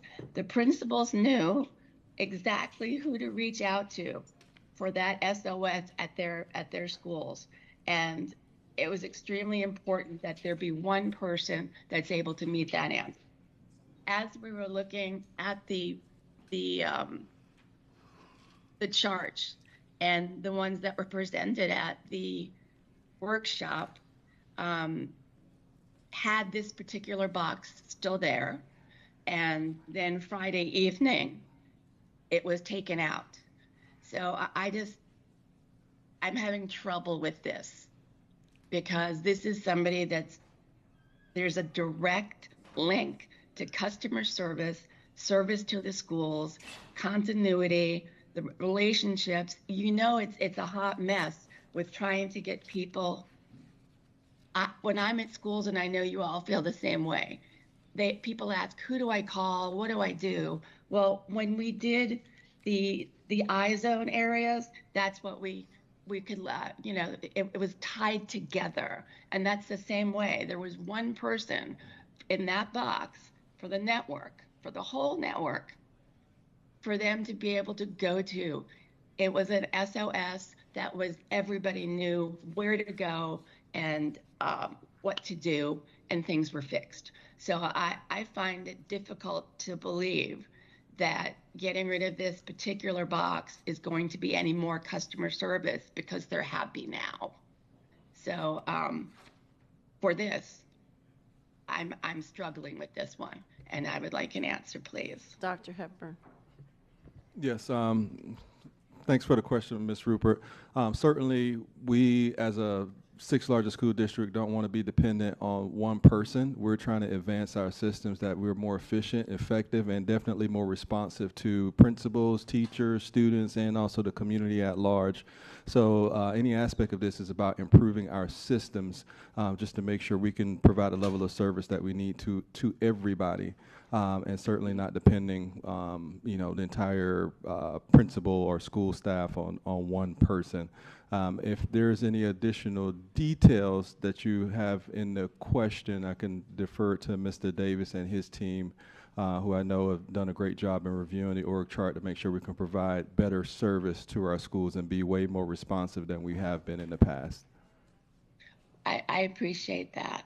I respectfully disagree, but I do appreciate that.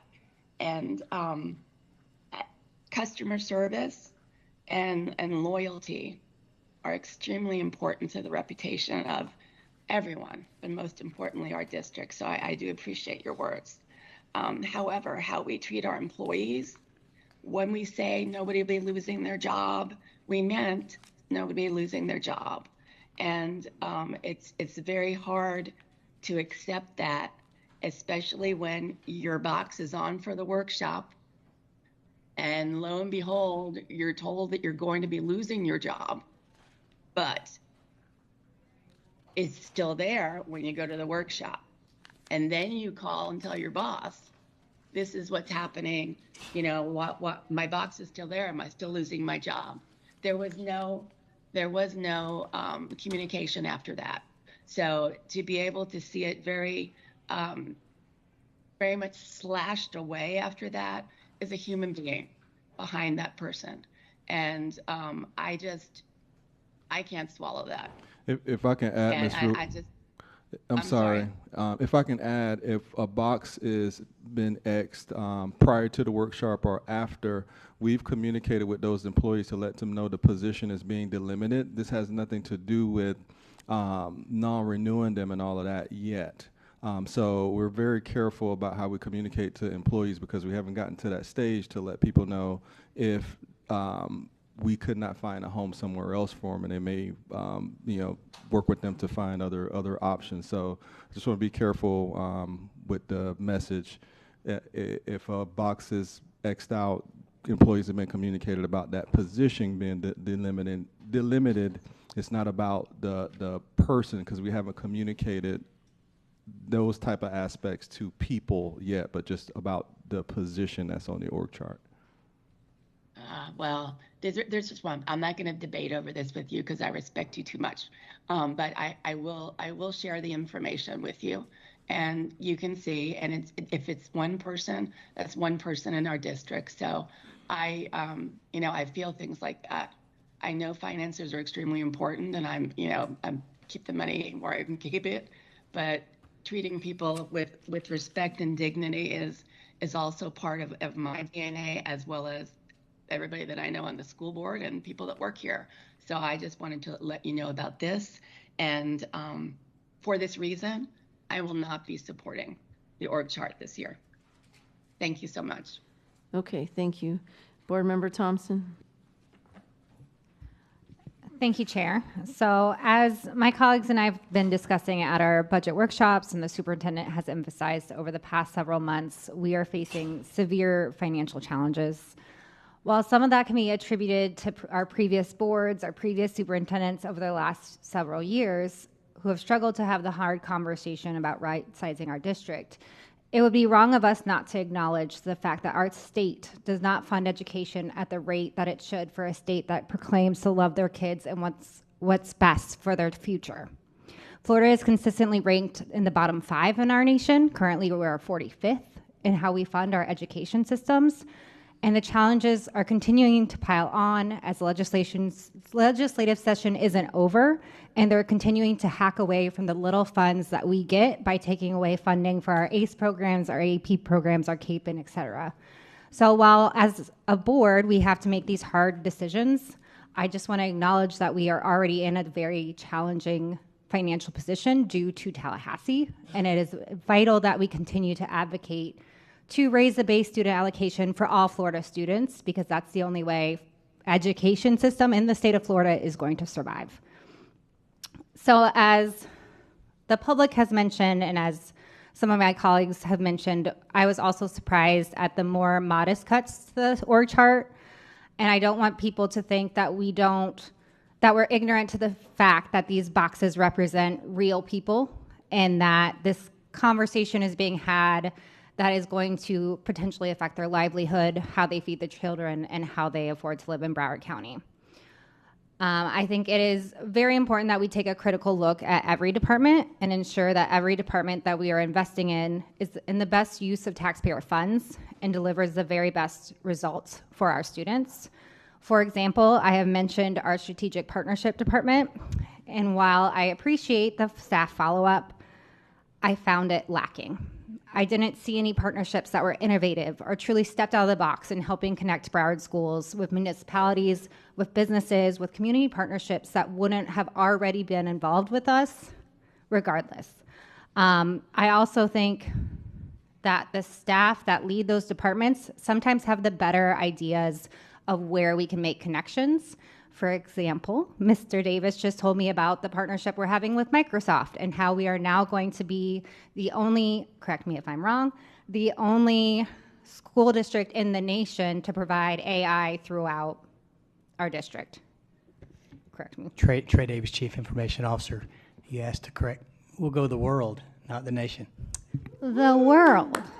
Way to go, Trey. So that's amazing. And that is a department who knows their stuff so well that they know the partnerships that we can go out and make these collaborations with and not necessarily have a completely separate department. However, if we are going to invest in these departments, and I trust that the superintendent feels that this department is what's right for the district, I want us to be very critical about what they're actually bringing in and the partnerships and innovation that they could bring. I also want to acknowledge that the organization chart only represents about 2.5% of our workforce. And so even if we cut the majority of these positions, it still isn't going to be enough to provide significant raises to our employees.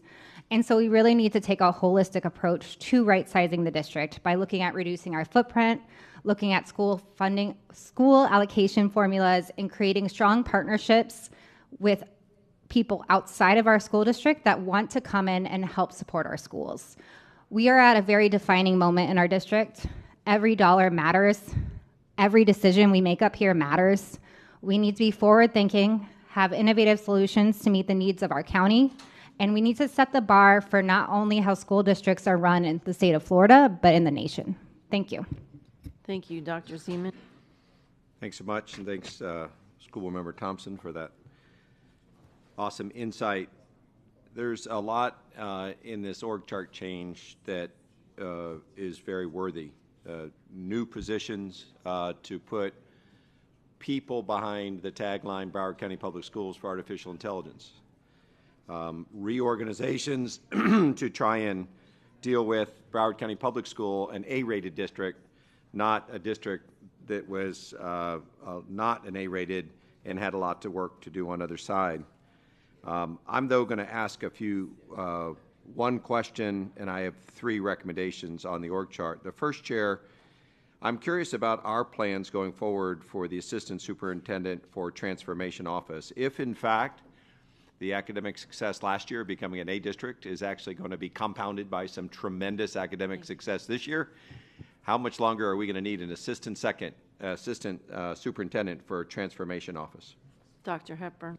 Yes, in my view, we will always need that position. As you know, many in the past, not just Broward County Public Schools, but other school districts, schools will kind of muster up a level of success to get out of that state watch and then they have a yo-yo effect and they keep going up and down, up and down. And I know it's pretty frustrating for the school community and the community at large that they serve to help maintain a high level of consistency as student performance progresses and close learning gaps and also opportunity gaps. Positions like the assistant soup of the school transformation office is vital in maintaining that high level of consistency, so we don't go through the yo-yo effect that we see in other places, including here in Broward County in the past. Chair, what was the last time we had a school that was on the state's watch list for academic failure? Dr. Hepburn. Last school year. And I just want to watch this. To Ms. Thompson's point, there's a big issue with the community, and we've talked about it, but we got to get real about it, which is enrollment in the last 10 years is down 17%, but our overhead, I don't think, has gone down 17% in the last 10 years. Mr. Superintendent, what is the cost of our overhead shown on this org chart compared to 10 years ago? Dr. Hepburn. Cost. I don't think I have that specific number with me right now. I can provide a quick follow. I'm pretty sure you have that number with you. No, I don't have that specific number, but I can tell you we will be, with the strategies that I detailed in the memo that was sent, I want to say last week or the week before, we will be below the student proportion of staff to students in a year or two, a year with attrition and significantly more in 2 years of attrition. As I stated before, we have almost 3,000 people that are voluntarily leaving our systems through resignations and retirements. I'm not even counting terminations, and positions across the board. And so in the past, that's been backfilled like for like, one for one. So if we be strategic and only backfill 40%, which the 40% is concentrated on backfilling positions at schools, teachers, assistant principals as needed, we will exceed that number quickly. I look forward to that conversation this summer, School Board Member Thompson, because there's two ways to get to reductions. There is wait until see who quits, and then decide which ones you fill or don't fill, which I never can support because you have no idea why a guidance counselor or a social worker or an assistant principal quits. I mean, that's a random event. The alternative method is to go after things and say, our enrollment's down X percent, our teacher count has gone down because we ratchet teachers down every year when there's fewer and fewer students, but we have to proactively, and I think it's the board's responsibility, make sure that our overhead comes down as well, because there's only two things in this business. There is supporting people, those that help the folks that are doing the learning, and there is supported people, which are the ones that are in the schools primarily doing the work of this school system. There is an obvious budget adjustment that happens when you lose FTE on teachers. There is not one on the number of schools, and this board has not shown their willingness to reduce the number of schools, but there is also no automatic adjuster to overhead. And that's something, as Ms. Thompson pointed out, is dependent on us. We have to look at the supporting part and say, you're either going to take it out of school sites supported people who are doing our work, or you're going to take it out of supporting. Those are the only two things there are. One goes down automatically with FTE and one does not. And so I'm not in favor of the attrition plan. I'm in favor of the wisdom of this board saying we can look at some things and say we just can't afford to do that anymore. Last year we had 8 chiefs in Broward County Schools. This year this org chart proposes 9. I don't think that's going in the right direction. I think it's going the wrong direction. Last year we talked about the incredible number of direct reports to the chief academic officer. This year, if you count the org chart, there's 10 different directors that reports to the chief academic officer, and there's a mix of teaching students and teaching adults. I think we have a chief academic officer for teaching students, that the focus ought to be on K through 12, and that teaching adults is a totally different science. Andragogy is not pedagogy, right? And I would propose that we think hard about professional learning and professional development and leadership working directly for the deputy superintendent, just to lighten the load and to make sure our CAO is focused on our kids rather than focus on their staff.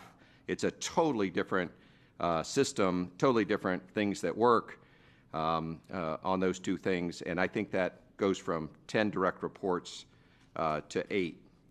I'm also equally,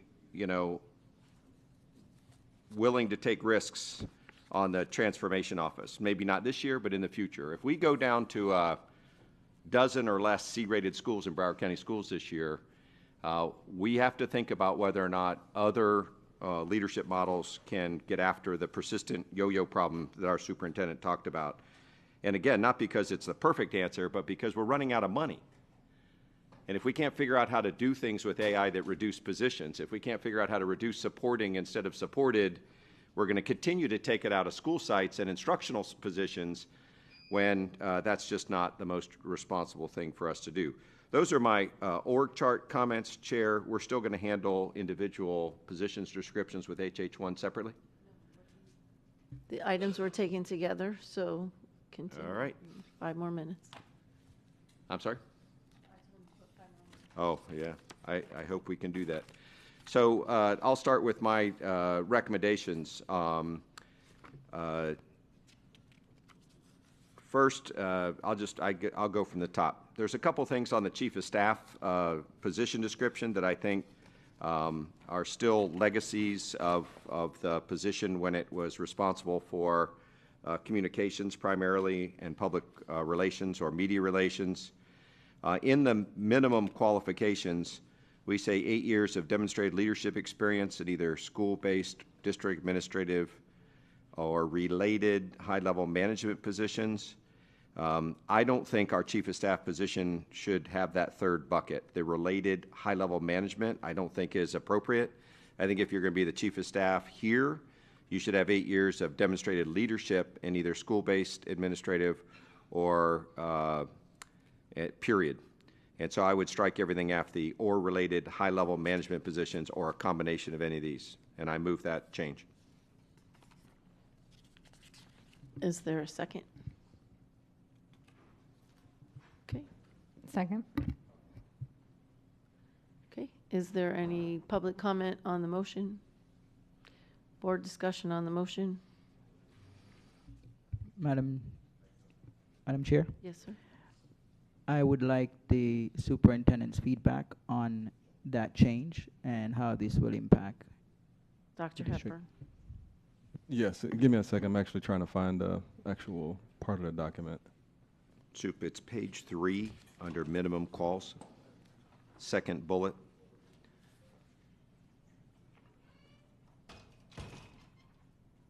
And what did you propose to strike? I'm sorry, Dr. Zeman. Strike after the word administrative so that it doesn't include high-level management as a minimum call. It just includes leadership experience, 8 years of leadership experience. Okay, and strike, so everything after of. After the word administrative.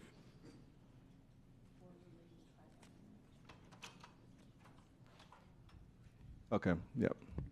Yeah, I don't, I have no disagreement with that. Let me. I have doesn't that limit the person that can apply for this job to only be from, District administrative would cover that.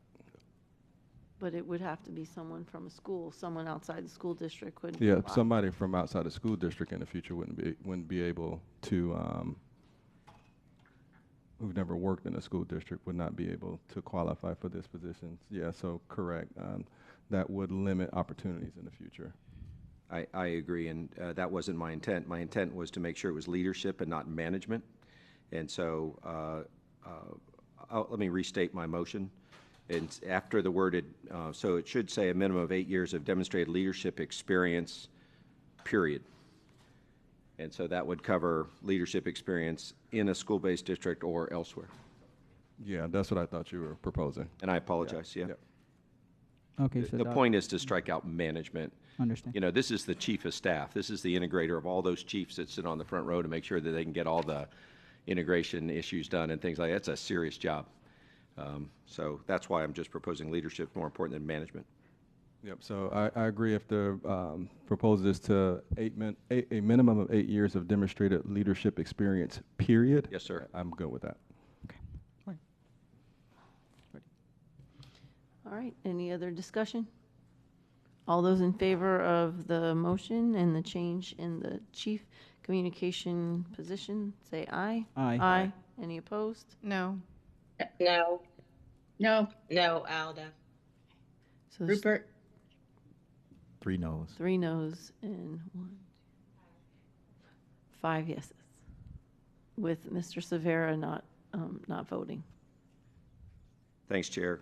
Further down, the bullet starting with experience serving as a spokesman, I don't think that's appropriate for a chief of staff. I don't need a chief of staff who has been a spokesman. It's great if they happen to be, but I think that might be a leftover from a previous. So I'm just making a motion to strike the word serving as a spokesperson with extensive experience level. Is there a second? Second. Okay, public comment on the motion. Board member comment on the motion? Madam Chair, Yes. I'd like the superintendent to speak to it. And before that, I'll just jump in and say, usually the chief of staff is the person who answers media questions, sometimes on camera, sometimes off. So I would not be in favor of changing that. Dr. Hepburn? No, I agree with you, Ms. Hickson. I was going to say the same thing. Any other, Mrs. Leonardi? Same thing. Yeah. All right. Okay, all those in favor of the motion say aye. Aye. Any opposed say no. No. No. No. Motion No, failed. Alda. Motion No, failed. Rupert. Thank you. Thanks, Chair. It's On 7 page to 1, Hold on one second. 7-1, Mr. Severas didn't vote. on the Chief Operating Officer job description, page 1, 4th bullet from the bottom, it says right now, compile and maintain specifications and other factual information struck out. And so that's being taken out of the job description as a COO, which makes sense. I'm suggesting that we replace that with ensure the public is aware of current information. Oh, I'm sorry. Never mind. I'm on the wrong page. Page 2 is what I'm looking for. 3rd bullet is struck that says maintain progress charts and prepare reports on major works in projects in the department and other things which I struck out. I'm sorry, I can't read the rest of that. I believe this is a big deal for our chief operating officer, and it's something that Broward County Public Schools probably considers an area of improvement, of important improvement, which is we need to make sure that the public is aware of what we're doing with our projects. And so I would like the chief operating officer, not even the chief facilities officer, but the chief operating officer to have a bullet that says, ensure current progress charts and significant updates on major BCPS works in projects are available to the public. I've worked in this field before. I've looked at other school district sites. I know people call me constantly about a project that they care about, usually because their kids are in school or they live nearby. It's way past the time that we have current information available, and I would like to make the chief operating officer responsible for that upgrade. Dr. Zeman, just do you happen to have, because it sounds like you might have a number of these written out so that you can pass it out, because I'm still trying to find where chief operating officer is. I apologize. In these pages. Ah. So if you had it where they could make copies for us, it would make it a little easier for us to follow along. Be happy to do that. I only have a couple more, but, and apologize. In my experience, we kind of went through these things one at a time in previous org chart discussions, so I was prepared to do the same this year. So my control find isn't working, either trying to find it. But it sounds like, Dr. Zeman, that you're pretty much saying the COO will make projects more transparent for the public to understand the progress of the project. Right. This is a big deal to the community. I know we've made good progress. I mean, it's not like we don't have dashboards and things internally. I just would like our chief operating officer to be public-facing on our major projects. And so the wording that I'm proposing is ensure current progress charts and significant updates on major BCPS works in progress are available to the public. So this is the top X jobs that someone wants to know what's going on at Rickards. If everyone wants to they follow can go along, see it's it. in the additional memo to revise. Okay, all right.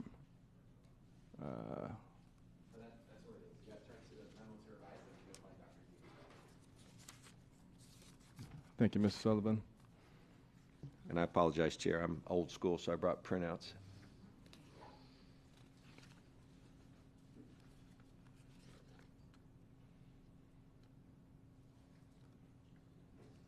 Madam Chair, can I ask a question on that point? Go ahead, Mrs. Alhuda. Do we have somebody already doing this work?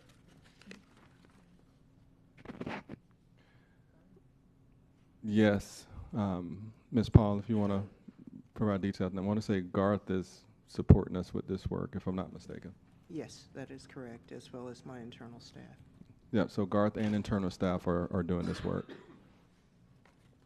And there's a whole website on that to communicate to our constituents, correct? That's correct.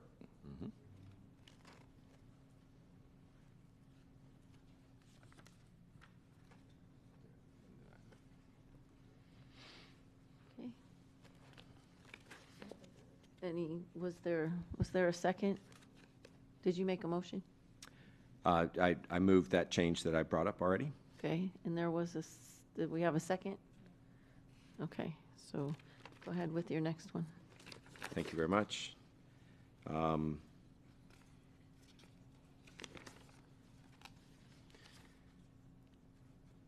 This is really a question, Chair, on the Chief Facilities Officer position. We have a master's degree as a preferred qualifications instead of minimum. Would this be the only chief level job that doesn't require a graduate degree? Dr. Hepburn. I have to go ahead, Mr. Azarito. Through the chair, David Azarito, Chief People Officer. No, it's not. And what other chief position doesn't have a master, doesn't require? Chief People Officer is not required. Terrific. Thank you very much. Second question, Chair, is really we have registered architect, engineer, general contractor as a preferred qualification. Is that standard for a chief facilities officer not to be required to be an architect, engineer, or general counsel, or general contractor? Dr. Hepburn. Ms. Paul. That is a typical job description to have those items. It's typical to have it, though, as mandatory or preferred? For that level, mandatory. Terrific. So I'd propose that change. I'd like to propose that bullet that's under preferred, registered architect, registered engineer, licensed general contractor must qualify for registration or licensure be moved from preferred to minimum qualification section.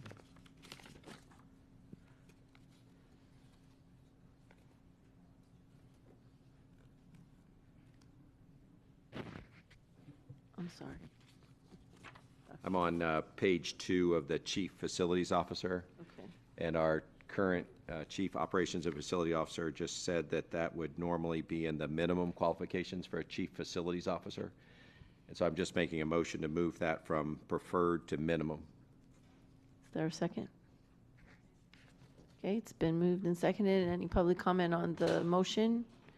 Board member comment on the motion? Madam Chair, Dr. Holness.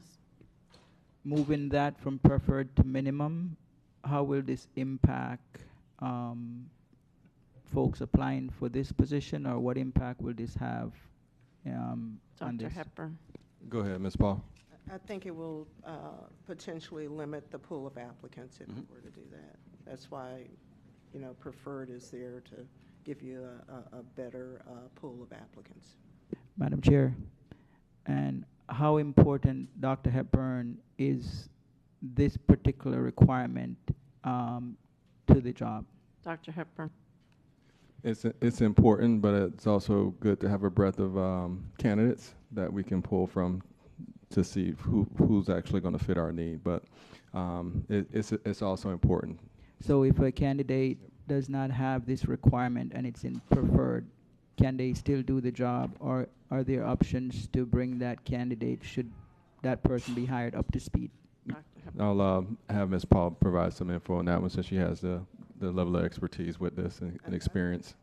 I think a lot of it turns on the experience level also. So you can have all the degrees in the world, but if you don't have the actual experience in construction and running projects and that sort of thing, then it would not be adequate for that level of position. Okay, so would you then say that someone with adequate experience could do the job without this particular requirement being in the minimum as opposed to preferred? I think at a minimum they have to have a bachelor's degree in construction or something at that level plus experience. Okay, so the motion by Dr. Zeman in moving this particular criteria to minimum, would you conclude that that is important to get the job done, or if it's in preferred and a candidate does not have it, is it impactful to the job? I think that, a lot of times you see OR in job descriptions, so that they have that so that you can widen the pool of applicants and try to find the best applicant that your particular organization district needs. So, I'm okay with preferred, but a lot of it turns on, their experience in the field. Mrs. Leonardi. So if what I'm hearing today is that usually it would be mandatory, why was it placed in preferred in the first place? Dr. Hepburn. I think we reviewed, this is a previous job description, so I think it's probably just a oversight on us while we're trying to update the position and the job description for this position. Thank you. Mrs. Bowman. I was trying to, my question was going to be an exception of someone that would have experience that's outside of architect, engineer, or licensed GC. And I think it's up here in the minimal qualifications, correct me if I'm wrong, but if you have a construction management degree and sufficient experience in that would probably be an example of someone that would qualify for this job that doesn't have those certifications. Is that correct? Dr. Hepburn. Ms. Paul. I think, just in my experience in that level of position, they have the certifications. They're an architect, an engineer, contractor's license with a vast knowledge of experience.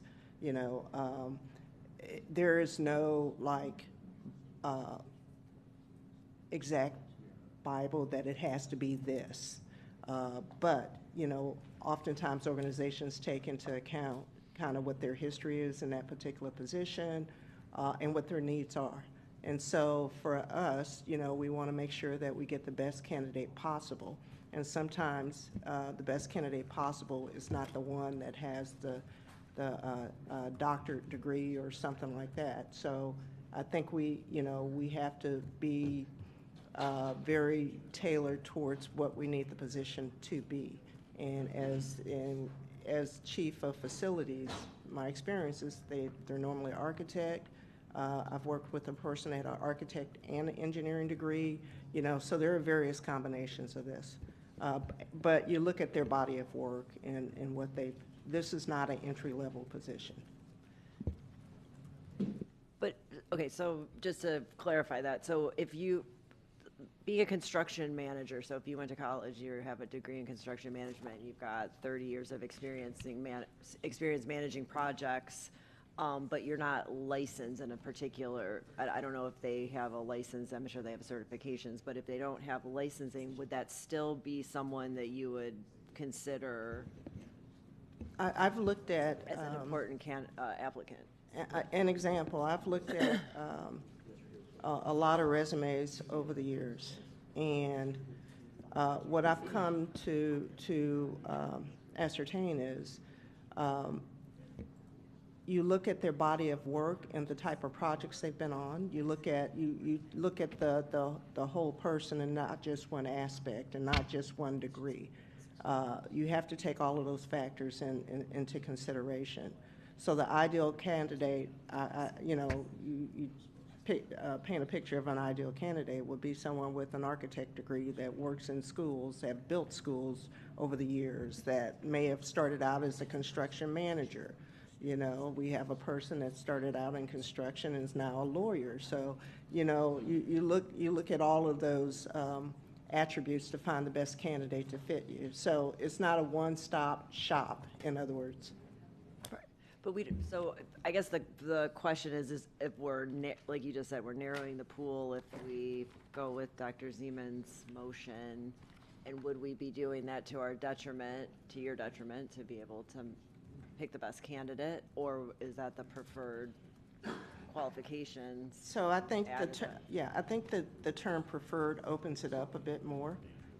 As opposed to minimum qualifications. But again, when we go through the interview process, we judge each resume, each candidate to find which one fits us best based on, again, their education as well as experience level. Thank you. Thank you. Mrs. Alhadeff. Thank you. Dr. Hepburn, can you jog my memory? Currently, is this position of Chief Facilities Officer filled right now? No, it's not. And past grand jury report made it very clear that we need to have a chief facility officer position. And so I am very hesitant to add more restrictions to the job description to add these different levels that they have to have of certification, because I do agree with Ms. Paul as far as keeping the net wider to allow for more people to apply. Historically speaking, I think that it's been a very difficult position to get qualified people to apply for. And so I think to keep it the way it is what we should do. Thank you. Thank you. Okay. All those in favor of the motion say aye. Aye. All those opposed say no. No. No, Alda. Do you want to roll? Sure. Okay. I wanted to vote the way Lori did. Sorry. Roll call on the motion. School board members, Alhadeff. No. Bowman. No. Cervera. Hickson. No. Onus. Yes. Leonardi. No. Rupert. No. Thompson. Zeman.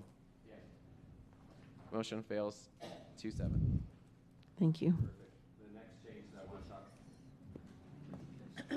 Next change is, so we can find it, is the Director of Professional Learning and Development. You probably don't even need the documents for this change, but I'm making a motion that the report to is not the Chief Academic Officer, but the Deputy Superintendent. And I brought this up earlier, 10 direct reports to the CAO is unheard of. 3 is kind of the management standard. You don't want a whole lot more than that so that you have good span of control and can cover. And you really get to know what your next level direct reports are doing. But most importantly, professional learning and development is about our adult staff, not about our K through 12 students. And I think that that's an appropriate responsibility for our number 2, the Deputy Superintendent. Is there a second? I'll second it. Okay. Any public comment on the motion? Board member comment on the motion? Could you repeat the motion? Yes, I could. To take the reports to for the Director of Learning and Development, to change that from the Chief Academic Officer to the Deputy Superintendent.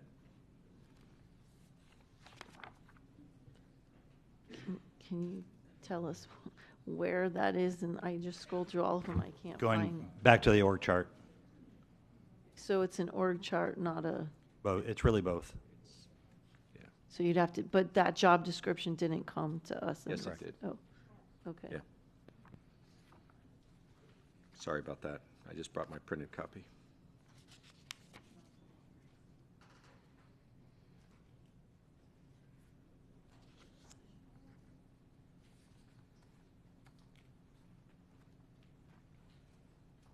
I'm not making any other recommendations to the details of of the position description, just the line on who they report to. Dr. Hepburn, do you have any? Sorry. I defer to Dr. Fulton.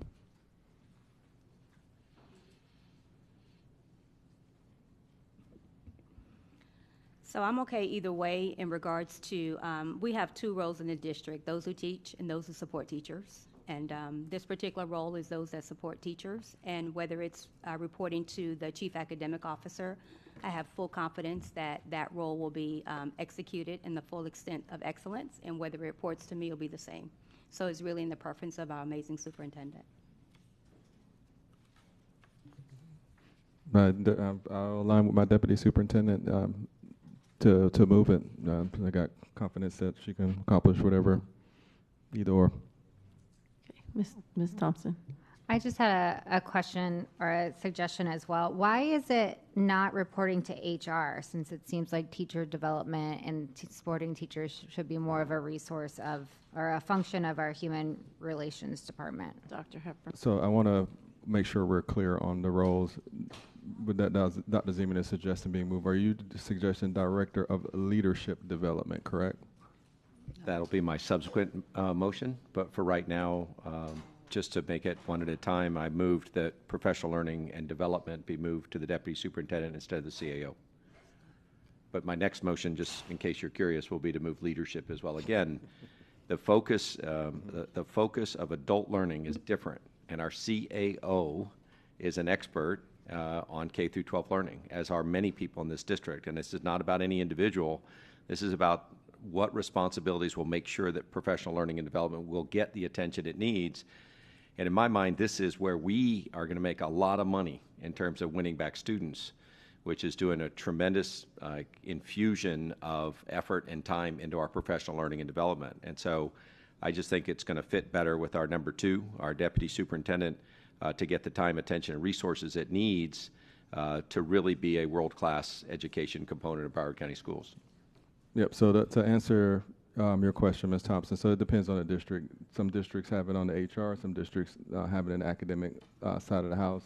For us, the nuance is to ensure, especially with the ebbs and flows of the DOE and updates of standards and all of those components, there's a clear understanding in the academic side of the house of what needs to be accomplished and what capacity building need to reflect that are associated with standards that we're teaching in the classroom. So that's why it's under academics here. I've seen it in other districts where it's under HR.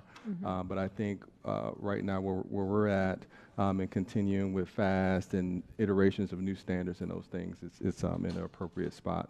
I will save you some time, Dr. Zeman. If we're going to do that, we might as well just do leadership development. They go hand in hand. My motion is amended to include them both. Thank you.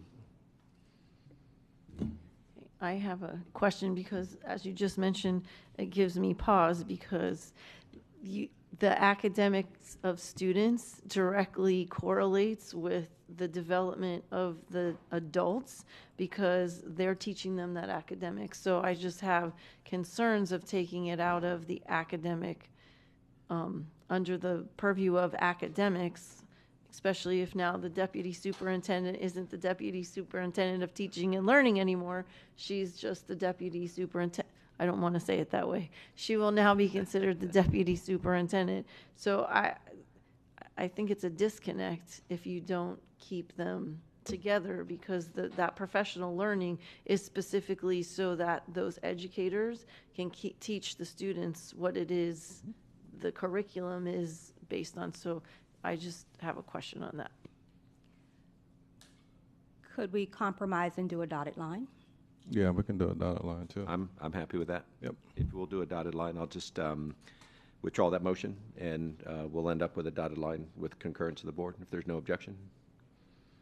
Thank you. Should I go to my next one, Chair? I only have two left. Yes, please. You said like 2 minutes. Are we considering the Director of Mental Health position today? Dr. Hepburn. Let me hop into the job descriptions. Now we have many. It didn't come through in the package, but I talked about it last week, and I find it curious, not curious. Curious would be a polite word. I find it shocking that our Director of Mental Health needs 0 years of experience actually doing anything in mental health. And last week I brought up the idea that we change the position description so that the next time it's vacant, the applicants who apply for the job should have considerable experience actually delivering mental health services, be a social worker, be a psychologist, be a therapist, be a school counselor, family therapist. I believe deeply, and I think there's tons of evidence, that if you want to be a great principal, you certainly should have been a great teacher, so that you have credibility with your primary staff.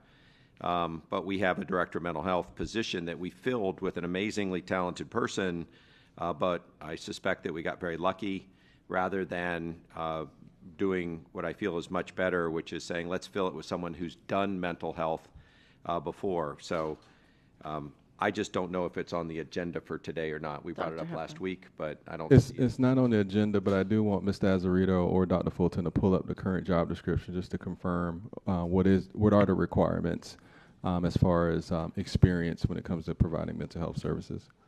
Go ahead, Mr. Azarito. Okay. To the chair, minimum for the Director of Mental Health Services, an earned master's from an accredited institution, a minimum of 7 years within the last 12 years of progressively more responsible experience in social work, mental health services, or other educational-related fields in a school-based and/or district office administrative position, experience in grant writing, demonstrated knowledge and experience in program planning, prevention, and intervention models of service delivery for mental health and social service supervision instruction, leadership and budget management experience, and then effective verbal, written, and interpersonal communication skills and computer skills as required for the position. Right, and to that point, there's an or in that sentence. So you can either have experience doing mental health or you can be a leader in a school. And that's what I just find inappropriate in a world in which we really need dramatic improvement in mental health services, coordination, integration, assessment, the whole thing. The fact that you can be our Director of Mental Health and not have ever done anything in mental health, it just doesn't pass the test for me. Dr. Hepburn, I'll just throw out there my own thought real quick. I would hate to change a job description while someone's sitting in the seat that wouldn't meet that. I would think maybe it's more appropriate if there was a time where we needed to fill, if the seat becomes vacant, then it would make sense to bring that job description to us at that point. I don't think we would disagree, but I would hate to be the person sitting in that seat and know that I don't fill what the job description is. The job description isn't part of this current item. So. Great, we can do something over. I asked the staff if we could change the job description while we know about this and are thinking about it without affecting the incumbent, and the answer was yes. So we can bring that up separately because it's not part of today's item. Yes, perfect, okay. Thank you. I have one more comment really, which is there's two missing position descriptions, and I just don't know if the board would like to see those today if they are ready. It would mean us, reading a job description for our Assistant Director of AI and our Director of Data Intelligence. Those job descriptions didn't make our package, but I understand that the staff has them ready today. If we saw those, we'd be done with this item. The org charts could come out and we can move on, but it's a different way of doing things to look at it, and obviously the public wasn't privy to seeing it beforehand. Dr. Hepburn. I'll defer to Ms. Batista if we can actually bring that forward based on board decision. So that would be an amendment, and the chair would have to approve it for good cause. And you also have closed the agenda, so you need to open the agenda and put in an amendment to the item. just personally, we have a lot going on, and to add two very important things and have us read it real quick, I would rather have it given back to us. Yeah, I don't have a strong position. I just want to make sure that we were aware we had the option, and so that's great. Thank you, Chair. Okay, thank you. Dr. Holness. Thank you, Madam Chair. Dr. Hepburn, have we exhausted all options on or below the org chart to realize savings based on your opinion? Yes, for this current iteration, yes. Okay. What is your confidence level of reducing significant staffing through attrition in upcoming school years? Highly confident. We've already examined categories of position types that we've been going through attrition for the past 3 years, and so we're confident that the majority of the backfill is actually going to be on the instructional side that impacts schools. The attrition that will depend on is from the other departments that are central office and ancillary offices that don't have an impact so much on schools. So based upon attrition, how many staff in the upcoming year 2025 do you estimate that we will reduce the district by? Absolutely, over 1,000. Okay, and based upon just a general estimate, what kind of savings would you suppose this would? That could realize to, depending on the fringe, the salary and fringe, that could range from 50 million and above just in 1 year. And this would be in addition to the $7 million savings that's proposed here? Correct. Okay. In the attrition plan, describe how this will impact, if at all, instructional staffing. I know you mentioned some minimal impact. What will that minimal impact be? For instructional staff, there should be no impact at all. The backfill that we will be analyzing on a weekly basis in our cabinet meetings will be focused on backfilling positions that are still needed at schools. We do know that we're experiencing declining enrollment year after year, so some of those positions may not even be needed, but we'll be focusing on backfilling positions at schools, so it won't have an impact on what we're doing in our schools. Okay, so I know that it was previously expressed in terms of attrition that it's not certain and so on and so forth, and possibly not reliable. Based upon trends in the school district, how reliable are your estimated numbers looking at trends? It is reliable. We looked at more than just 3 years, but I'm just basing the data off of 3 years. We, on average, lose almost 3,000 employees who are voluntarily leaving our system through retirement and resignation every year.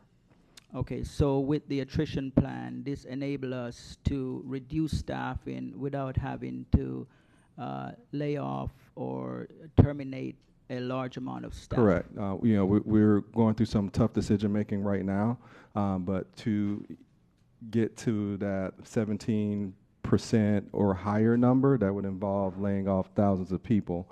This is the way to not worry about the pain of a couple of thousand people, because we already have people that are voluntarily leaving our system year after year.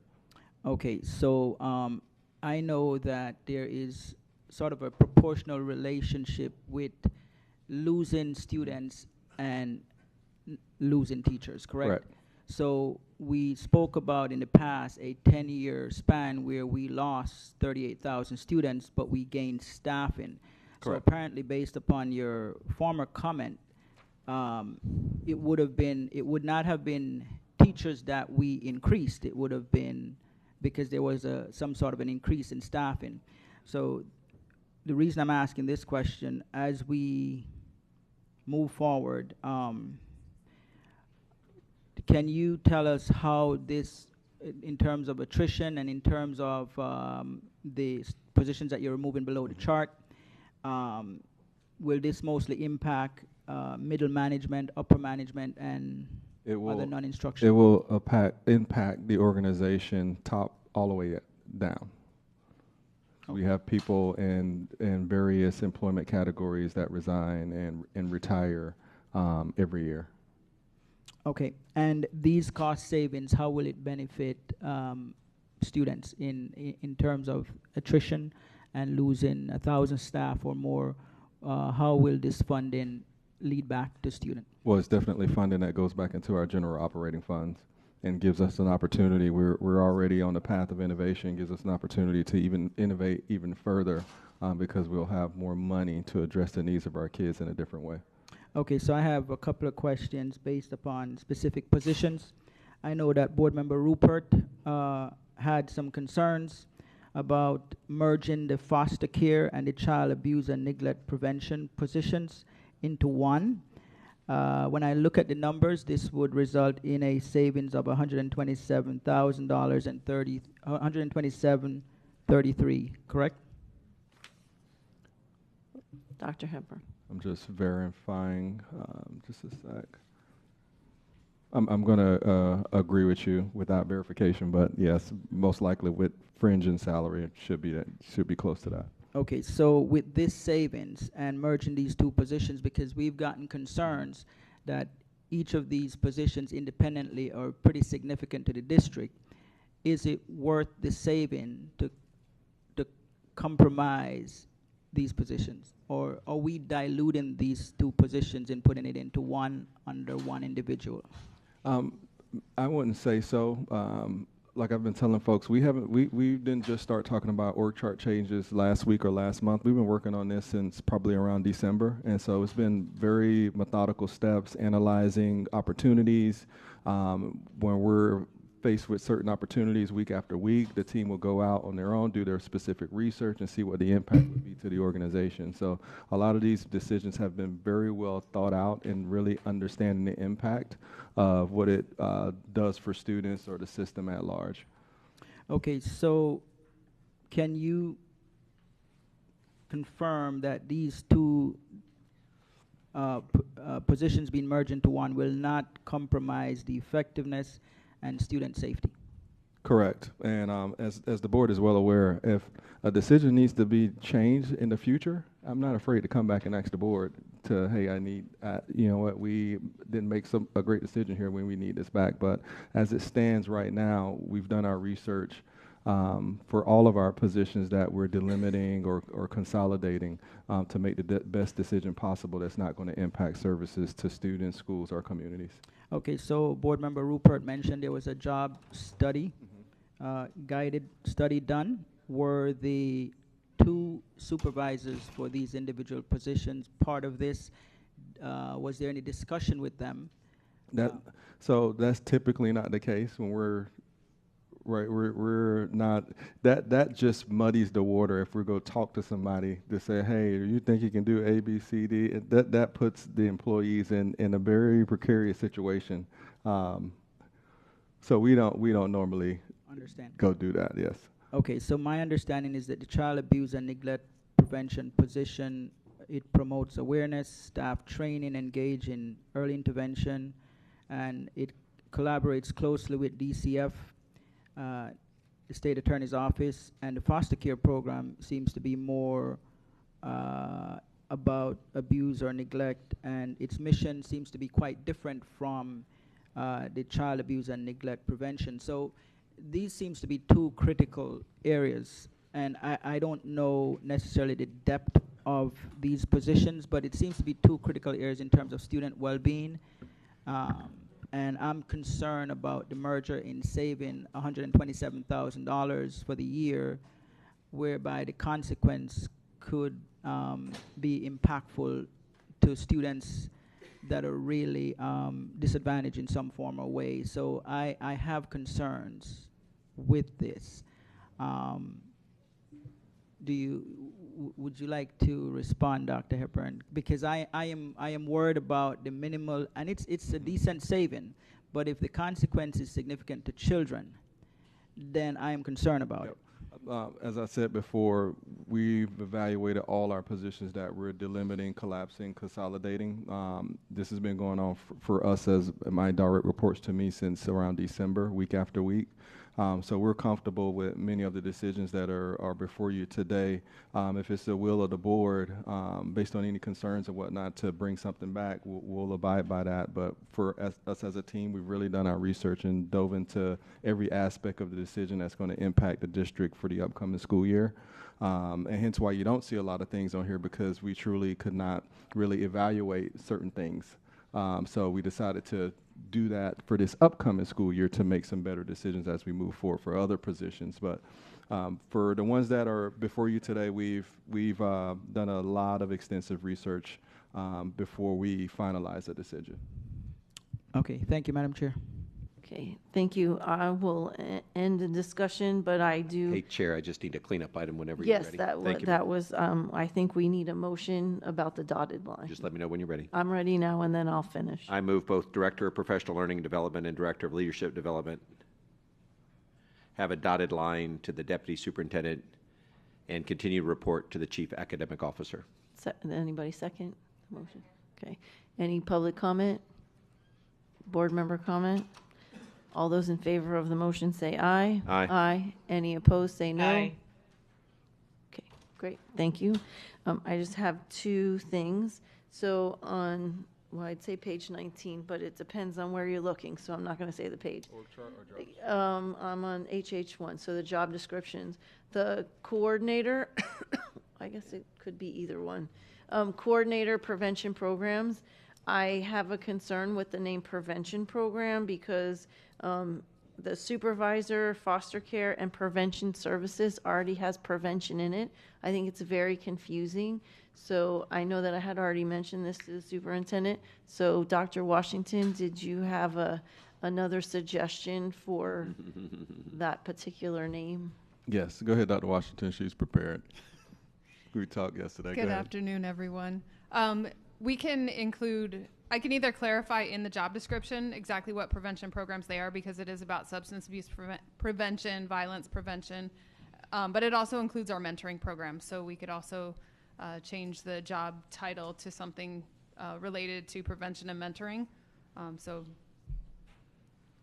whatever makes it more clear. It's your department, but I just, because when you say prevention programs, when you read through it, it's not clear what prevention programs you're addressing. So I think both would probably need to happen, is that you'd need to include what prevention programs are being addressed, and include, so if mentoring's included, I think it should also be in the title.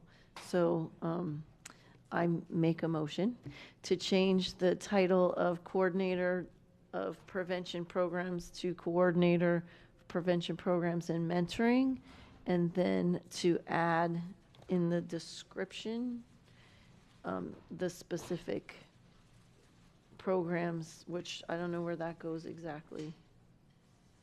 Essential performance responsibility, I guess, goes in there. So it says, assist in the development of strategies and implementing the district's prevention programs, such as, and then what the programs are. And I don't see mentoring in there. So we'd have to add a bullet about mentoring. Chair, is there another title that wraps all those things into one title? You know, kind of like student services is 27 things, but people understand what student. Is there another general title that fits besides? I agree with you that prevention by itself doesn't tell you what they do, but is there a general label that might work for that? That's why I asked the superintendent. I have a couple ideas. Go ahead, Ms. Sullivan. Yeah, ChatGPT, honestly. Coordinator prevention and mentorship program, or coordinator student support prevention and mentorships. But we already have student support. It sounds like it's repetitive. So if it's repetitive, we don't need it. So maybe just coordinator prevention and mentorship programs. That's what I said. Thank you. Is there a second? Second. Is there any public comment on the motion? Board member comment on the motion? Okay. Can you repeat the motion? So the motion is to change the name of coordinator, what's being suggested, coordinator prevention programs to coordinator prevention programs and mentorship, and then to add in the performance responsibilities in the first bullet, prevention programs such as, and to list them so we know that that's different than the prevention services of a different supervisor. And then at the bottom, to add a bullet about the mentoring, because this also includes mentorship. So what was just the title? The title right now says Coordinator Prevention Programs, which used to be Equity, Diversity, and Cultural Outreach. So we're going to add to this Coordinator Prevention Programs and Mentorship. That's fine. And then list the programs that are the prevention programs included for this job title. And Chair, just do we need to get that put together in writing and brought back to the board later this afternoon to wrap up this item? Would that make it legit? I think saying things like list the programs may not work. Okay, Ms. Batista. Well, I think that would be appreciated by the assembly and the staff as well, so that there is clear direction. Okay. So we'll have to table this. Lay it on the table. Yes, late on the table would be appropriate because we have a 1 o'clock Right. we're late for, so it's, yes. Okay. All right, can I have a motion to So moved. lay this? Okay. All right, it's been moved and seconded to lay it on the table. All those in favor say aye. Aye. Aye. Any Aye. opposed? Okay. So we will lay this on the table and come back to it after our closed attorney-client session. So board members, I'm advised that the general counsel would like to request an attorney-client session. Shh. At this time, I am requesting all persons not scheduled to attend the attorney-client session, please exit the room at this time. Ms. Batista? Thank you, Madam Chair. I would like to request the school board convene an attorney-client session in order to discuss litigation pending before the 17th Judicial Circuit in and for Broward County, Florida, in the following matter. Burke Construction Group, Inc. versus the School Board of Broward County, case number CACE 24-001566. The following persons will attend this attorney-client session. School board members, Deborah Hickson, Chair, Sarah Leonardi, Vice Chair, Lori Alhadev, Maura McCarthy Bullman, Dr. Jeff Holness, Nora Rupert, Rebecca Thompson, Dr. Alan Zeman, Dr. Howard Hepburn, Superintendent of Schools, Edward Laurer, Esquire, Thomas Cooney, Esquire, and Marilyn C. Batista, Esquire, BCS. In anticipation of this request, the attorney-client session was properly advertised for today, May 13th, 2025, at 1 p.m. in accordance with Section 286.011, parent 8 of the Florida statutes. The purpose of the attorney-client session is to discuss settlement negotiations and/or strategy relative to the pending litigation, and a certified court reporter will record the session. Only those persons noted in the advertisement will be permitted to attend. Thank you, Madam Chair.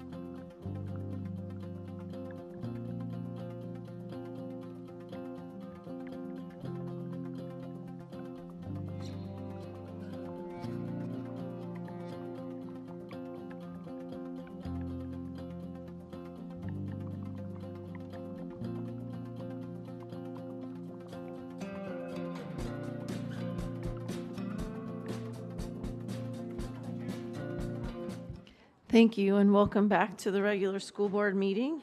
Can I have a motion to bring back to the floor HH1 and CC1? It's been moved by Mrs. Bowman and seconded by Ms. Thompson. So we're going to go back to, we were asking the question about the coordinator prevention programs and how we could make that a different name. So we all have a paper now where they have updated this. So coordinator prevention and mentorship programs. In the first bullet, they've added programs for violence and substance abuse prevention. And then the second bullet says assist in the development of strategies and implementing the district's mentorship programs for students. And then it looks like the review assist in developing the district's violence and substance abuse prevention. So they went through and outlined what the prevention programs were. So it separates it from prevention services, which had to do with child abuse in the other item. So there's a motion on the floor to change this job description, job title and job description. There was a motion and a second. There was no public comment, and we were on board member discussion. Anybody else have anything to add to the discussion for this item? Chair, could you just point out what was changed from what we had earlier? Okay, so if you look on the job title, it was prevention programs, so now it's prevention and mentorship programs. Yep. Then under essential performance responsibilities, the first bullet, they added what the prevention programs are, so for violence and substance abuse. Then they added the second bullet, assist in the development of strategies and implementing the district's mentorship program, because that wasn't addressed here. And on the third bullet, they added violence and substance abuse prevention. Thank you very much. You're welcome. Any other board member discussion? All those in favor of the motion say aye. Aye. Any opposed say no. Do we have the our two board members online on the phone? We have Mrs. Rupert, who has her hand up. Okay. Mrs. Rupert, did you have a question?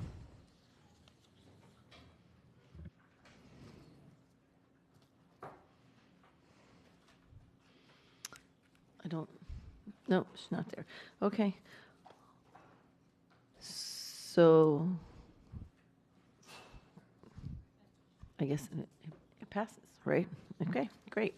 Okay, I don't think we have any other discussion. So all those in favor, I'm going to take a vote separately on these because they're two different things. So on HH1, all those in favor as amended, say aye. Aye. All those opposed say no. Motion carries unanimously.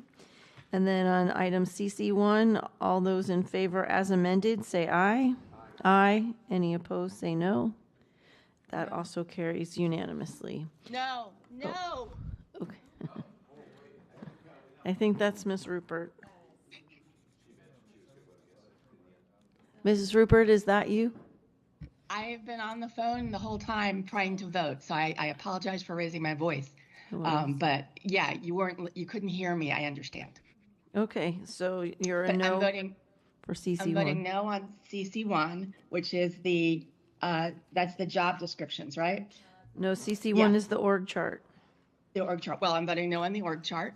And have we voted on HH1 already? We did. Okay, I had my hand raised, but you went right into closed door for that. All I needed was just a job description on page 13. It's not going to affect the vote. On manager district administrator services, if there's a job description for that job, and the ones that were mentioned by Dr. Zeman about coming later in the meeting, I guess, are those the ones that we're looking at this later afternoon? No, we're not.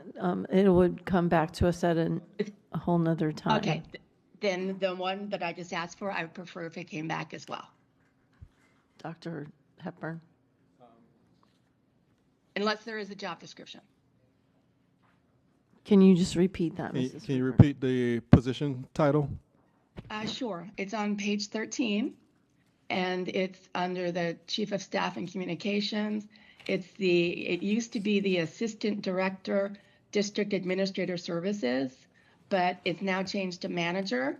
And I just wondered if there was a job description for Manager. And if we needed that to approve, or we don't need We it. didn't change anything to it, did we? You changed the name. You changed it. It should be in here. If you can give us 30 seconds, Ms. Rupert. Okay, thank you. And I believe it's in the additional information. We changed it from coordinator to manager, and also we included public records in that job description, because that will now be under that division of communications, and that position will oversee the public records function. Oh, okay. So it was assistant director, and then it became coordinator, and now it's manager. No, it went from assistant director to manager. Okay, that's it. Okay, I appreciate that. So you said that's in the backup. Correct. Additional information. Okay, I didn't have that. Like I didn't have the stuff right 2 seconds ago. The work throughs, but I trust that you guys do your stuff, especially for Dr. Washington. So I'm okay. Thank you. Okay, so the vote would be 8-1 on both. Well, Mrs. Al-Hadef isn't on. Is Mrs. Al-Hadef on the line? She's not. No, so it's 7-1 on both 7-1. items. Thank you. Okay, next item up is AA1. Can I have a motion and a second? It's been moved by Mrs. Leonardi, seconded by Mrs. Thompson.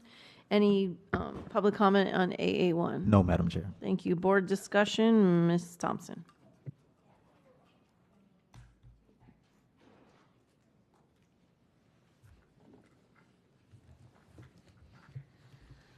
Thank you, Chair. I'm very excited to talk about our VPK programs. I believe this is really where there should be a lot of investment of our time and energy on. I had submitted questions, and I know there was some delays in getting them back, so I just want to highlight some of them, and hopefully we have the answers. But how many of our students that attend our VPK programs end up enrolling in the BCPS elementary school? Dr. Hepburn. Ms. Hollingsworth. So right now, the data that we have for 23-24, because we're currently in 24-25, 83% of our students that were enrolled and completed our VPK programs returned and stayed in BCPS. Thank you. I think that is an amazing number. We could always do more, but I think this is the entrance point into our system. I also think that this is something our competitors are not offering. And if we can figure out a way to help parents, so it's only 3 hours from the state, as most of us know. If we can figure out ways to either supplement this or expand it or figure out a way to better advertise it so we get more families in, I think that would be really attractive. And I would really like this to come to a board workshop during redefining, because I think this is an opportunity to not only for all my colleagues to learn about our VPK program, we can talk about advertising better, and then really bring in some smart ideas once the questions are answered about how we can use vouchers and kind of times that are add that to Unknown participant grow is now into joining. full. Unknown participant is now exiting. Sorry. And how we can try to grow that into full day instruction, because we know the impact it's going to have to our community, and we know the impact that it will have to our enrollment. Thank you. Thank you. Dr. Hepburn, did you want to speak to that?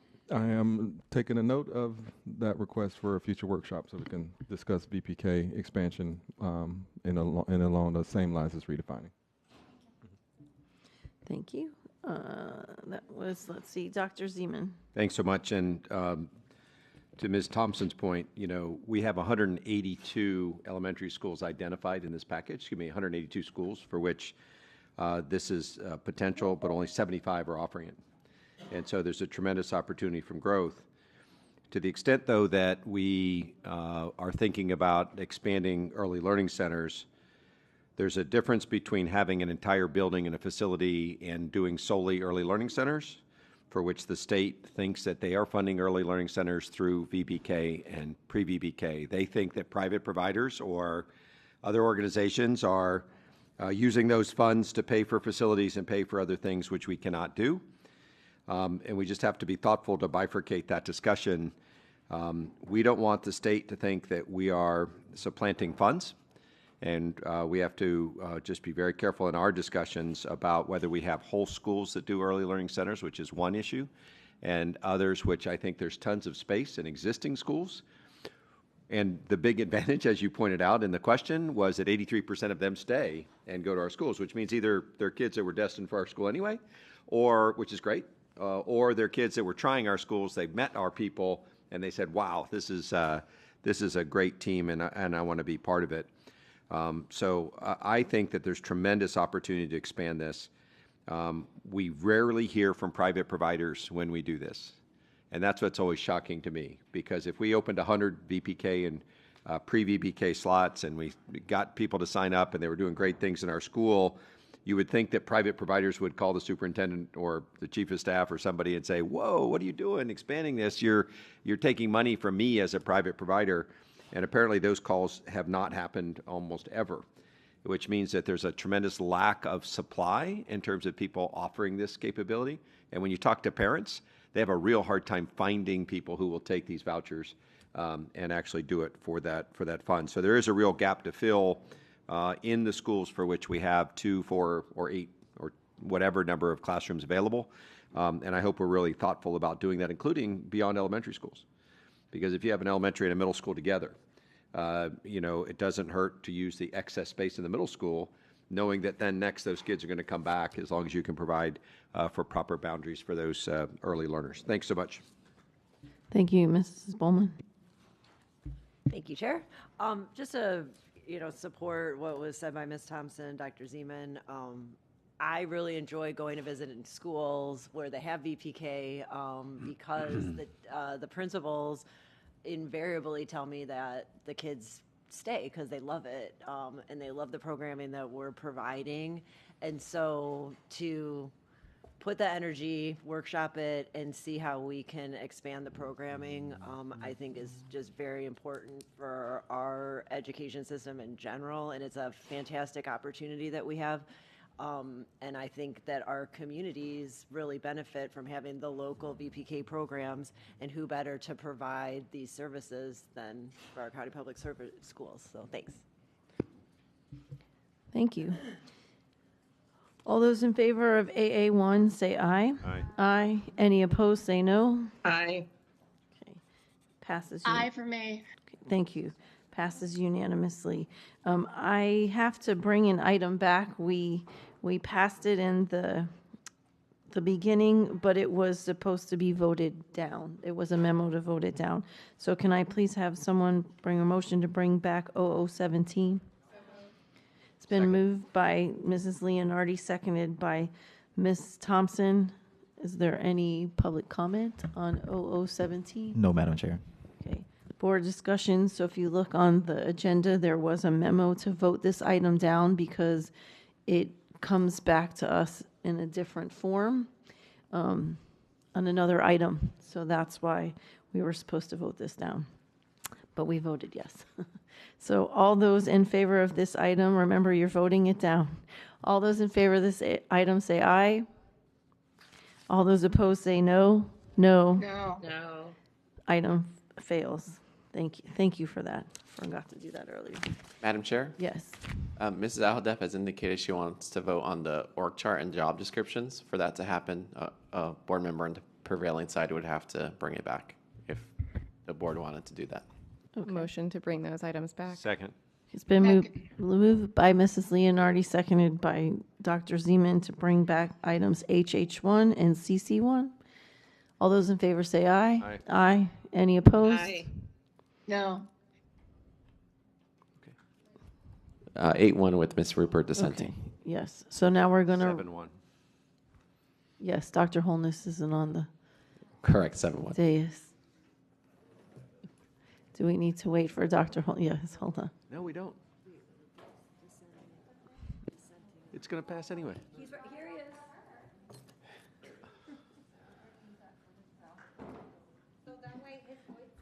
Okay. All right, we are going to re-vote on HH1 and CC1 because Mrs. Al-Hadef was not on the line when we took the vote.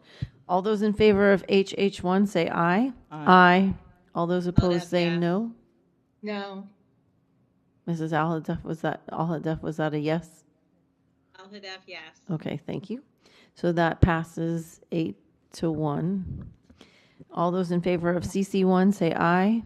Aye. All those opposed say no. No. That also passes 8-1. Thank you so much. The next item is FF1. Can I have a motion in a second? So moved. Been moved by Dr. Zeman, seconded by Mrs. Leonardi. Any public comment on FF1? No speakers. No. Okay, Mrs. Bowman. I just wanted to highlight a person at Addicts Middle School. There's a grant for $2,500 from Walmart that's been obtained by Dr. LaShawn Clark. She does a fantastic job applying and obtaining grants for that school. She works very, very hard in the community to make community connections. So I just wanted to recognize that and keep up the good work. Thank you. And I also just wanted to, for some reason they had me for FF2 and not FF1, but it was FF1. I want to say thank you to everyone who applied. This month we have $379,250 coming into the district from grants. A little over 300,000 of it is for VPK summer, so that's excellent. 50,000 was from FP&L and 20,000 from Florida Blue. So just wanted to thank all those partners for participating with us and for supporting our students. All those in favor of item FF1 say aye. Aye. Any opposed say no. Aye. Motion passes unanimously, minus Dr. Holness because he's not on the dais. The next item is FF2. Second. It's been moved by Mrs. Leonardi, seconded by Dr. Zeman. Any public comment on FF2? No speakers. Any board member discussion? Like I said, mine was supposed to be FF1. Okay. All those in favor of FF2 say aye. Aye. Aye. Any opposed say no. Aye. Motion carries. The next item is FF3. Can I have a motion in a second? Second. Okay, it's been moved by Mrs. Leonardi, seconded by Dr. Zeman. And we do, I believe, have public comment on FF3. Yes, Madam Chair, we have one public speaker, Dr. Trudy Germanovich.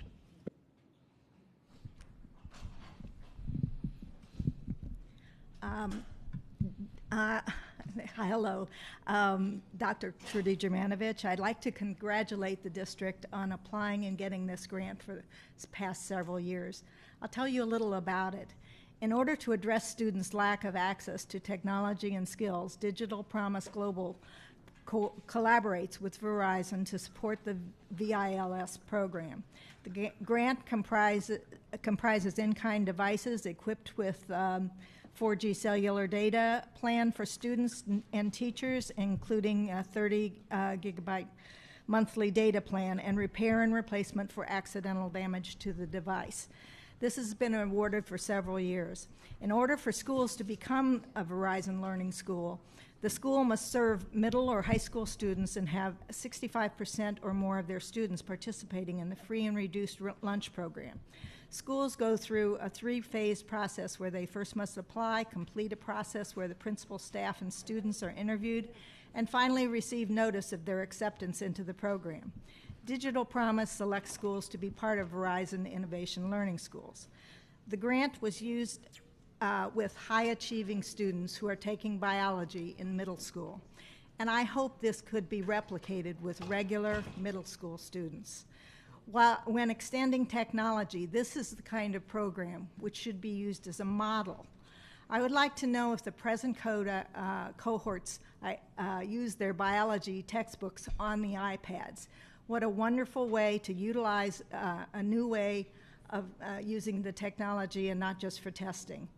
I think this could be used as a model to work with the Broward Education Foundation, and I'd be glad to donate to that cause. Thank you. Thank you, Ms. Germanovich. Are there any other public speakers? No, Madam Vice Chair. All right, thank you. I have Mrs. Bowman. Thank you, Madam Vice Chair. I just wanted to point out the excellent data that we have here for the schools that are participating in this program. I think it is extremely impressive. Again, when I've toured schools in my district that are participating, very impressed with the facility and what's happening in those learning labs. So I am very grateful that we're able to participate in that. And if we could expand the program, I think that would be fantastic, just based on the gains that we're seeing by using this technology and utilizing the program. Thank you. Thank you. Any other board member comment? All in favor of the item, say aye. Aye. All opposed, say nay. Item passes unanimously. Could I have a motion and a second on item GG1, please? Second. Moved by Ms. Thompson, seconded by Dr. Zeman. I have Mrs. Alhadeff on the list. Thank you.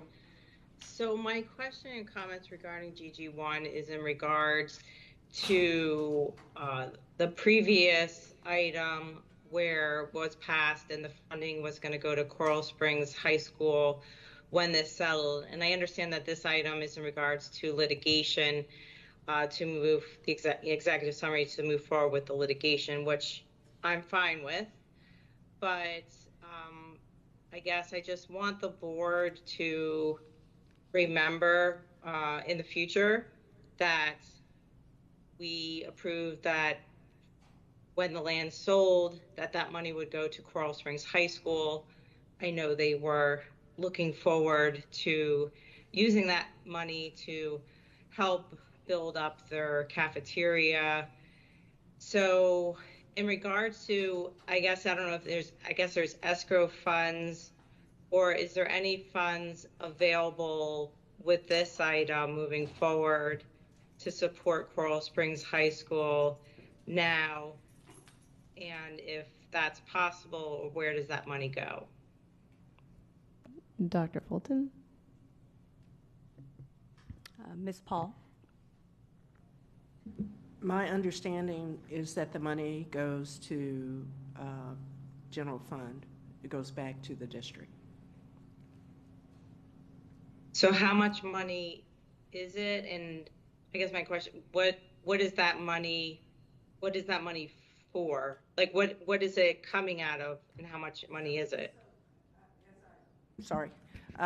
As I understand it, that is a penalty for the real estate transaction not going through.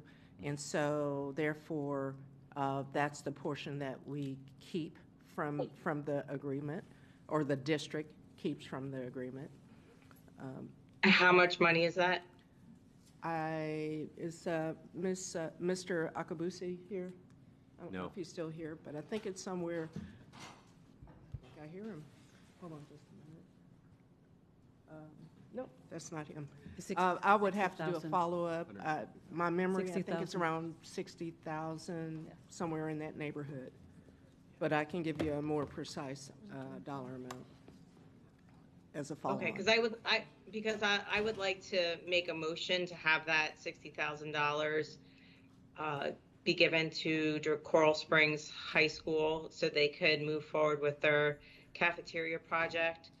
But I want to have understanding, is like through Ms. Batista, is that allowable? Ms. Batista?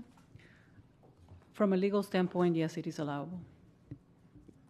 Okay, so I move to have the $60,000, or whatever the correct number is, based on what staff says, to be given directly to Coral Springs High School to be used for their cafeteria project. Is there a second? I'll second the motion. Public comment on the motion? Board discussion on the motion? Mrs. Bowman? I guess, Ms. Batista? That's a question. Well, actually, first of all, the original agreement, there's an agreement that the money from the real estate transaction, the $600,000 purchase price, is earmarked for Coral Springs High School? Ms. Batista?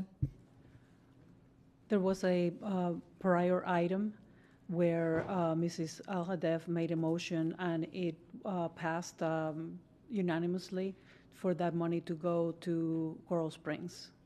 So that was for the sale of the parcel. So right now, we have a maximum claim for this deposit, but we really don't know what we're gonna end up getting. I mean, we could end up settling it somewhere in between. I guess my opinion would be that if we were to agree to Ms. Al-Hadef's motion, that would be subtracted from a maximum of $600,000? Or is it just an open-ended, if we can sell this for $1 million next week, is it $1 million going to Coral Springs High School? Like how was it structured? So this is a penalty, so that it would not be $1 million. Mr. Cooney is. No, I know this won't be $1 million, right. but because if we're getting the deposit back, if you agreed for a $600,000 purchase price and then that money is going to Coral Springs High School, if we come back and sell it for $1 million tomorrow, then does Coral Springs High School get $1 million, or are they only getting $600,000? And I guess it's just like, is this an open-ended? Are we giving the deposit to Coral Springs High School and then we're giving the next purchase price? Just need some clarification. So those are all very interesting questions. When the motion was made, I don't believe that there was any of that discussion at the time, from my recollection. The motion was just for the sale proceeds to go to Coral Springs. And at that time, the amount was $600,000. So I think that was all that everyone took into consideration. I don't think the new issues that you're bringing up were discussed at the time. And it was based on that particular contract. Does that is agreement yes. go away since the contract is no longer in place? Right. If we're not selling it anymore, we're going after the deposit. Correct. So the That is contract correct. is not And I think that's why, completed. right, Mrs. Al-Hadef is making this motion so that the penalty money also goes to. But presumably, we would be selling, the property is going to be sold, though. Eventually, Okay. hopefully. So I guess it just makes it open-ended. Or we cancel the first thing and then we're only looking to apply the deposit to Coral Springs High School. We just need to make it more specific. Well, so I What we're think looking at. whenever the item returns for a future sale, perhaps Mrs. Al-Hadef will make a similar motion at that time. Any other board discussion? Dr. Zeman? Thanks so much, Chair. I am sympathetic to selling a piece of a school property and returning that money to that school. If you were selling, a piece of any one of our 239 campuses, that campus would suffer the loss of that land. It could no longer use that land. The land at Coral Springs could have been parking lots. It could have been used for pep rallies. It's land that they're losing. That is, while it's across the street, was platted, for Coral Springs High School. So from the sale of the land, I understand giving up the money. This is a different issue. This is people backed out of the deal. I would look forward to reselling it again, like soon, and making it part of that item, that if we're going to sell that land and $600 million, whatever we get for it, that funds be retained by Coral Springs for their use. But I don't support penalties from any individual transaction going to any one of our schools. It just is so important to allocate funds based on need, not on proximity. And these funds don't really relate to Coral Springs. The sale of the land would, and when it comes up for sale again, I would support any part of the item that would allow those funds to go to the school for the whole sale. But I don't want to just do this as a general practice. I don't think we want to open Pandora's box that penalties from failing to conclude a contract should go to any one of our schools. It should go to the general fund. Any other board comment? Madam Vice Chair, Ms. Al-Hadef on debate. Oh, go ahead, Mrs. Al-Hadef. Thank you. So my sense of urgency for this funds is honestly just for Coral Springs High School to be able to, use it for their cafeteria project. And, I understand that, they were looking forward to having this money to be able to do their cafeteria project. So the sense of urgency to have funds available, I see this as an opportunity, and the sale of this land, I don't know, it could be years before that actually happens. So that's why I'm trying to connect this amount of money with this item now to give them those funds to move forward with their cafeteria project.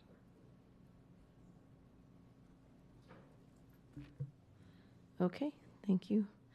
Ms. Bowman? You already did? Okay. Board Member Severa? Thank you, Madam Chair. Point of clarification, just want to make sure that myself and my colleagues are all on the same point. If in fact you're successful with this litigation, you would be entitled to a return of the $60,000 currently in escrow, and obviously able to do what you will with the land at a later point in time, hoping that there's an attorney fee provision in that contract as well, so you can recover what you expend on that litigation. If that is the case, and understanding what Board Member Aladev's concern is about the urgency for the money, and as well as what I'm hearing about perhaps the $60,000 going back into the general fund and only apportioning the sale proceeds to the high school, perhaps an option would be to allow the $60,000 from the escrow fund, which, if you're successful with your litigation, should be relatively swift. At least I would hope so. Seems pretty clear-cut to me. And then ultimately, when the property is sold, reduce that sale price by the $60,000, take that, put it in the general fund to address the urgency concerns. Ms. Batista? So I may need a little help from from Ms. Johnson, because the sale funds are capital funds, and these the $60,000 go to the general fund. So I'm not really sure. So I defer to her expertise to share with the board whether that's available to be done that way. Ms. Johnson. Chair. Vermeer Johnson, CFO. Any funds, capital projects that is sold, property goes back off, got to go right back to the capital fund. Any penalties come to the general fund. Period. We cannot switch general fund dollars. General fund can buy anything, but it goes to the general fund. Understood. Thank you for the clarification. Thank you. Board Member Thompson. Once the sale comes back, I think we can discuss the sale and who that proceeds go to at that point. I think it does not set a good precedent to tie these kind of agreements to just specific schools. I think there are a lot of schools and there's a lot of places we can put our general fund, and if we can recoup these costs, I think it needs to go to best use.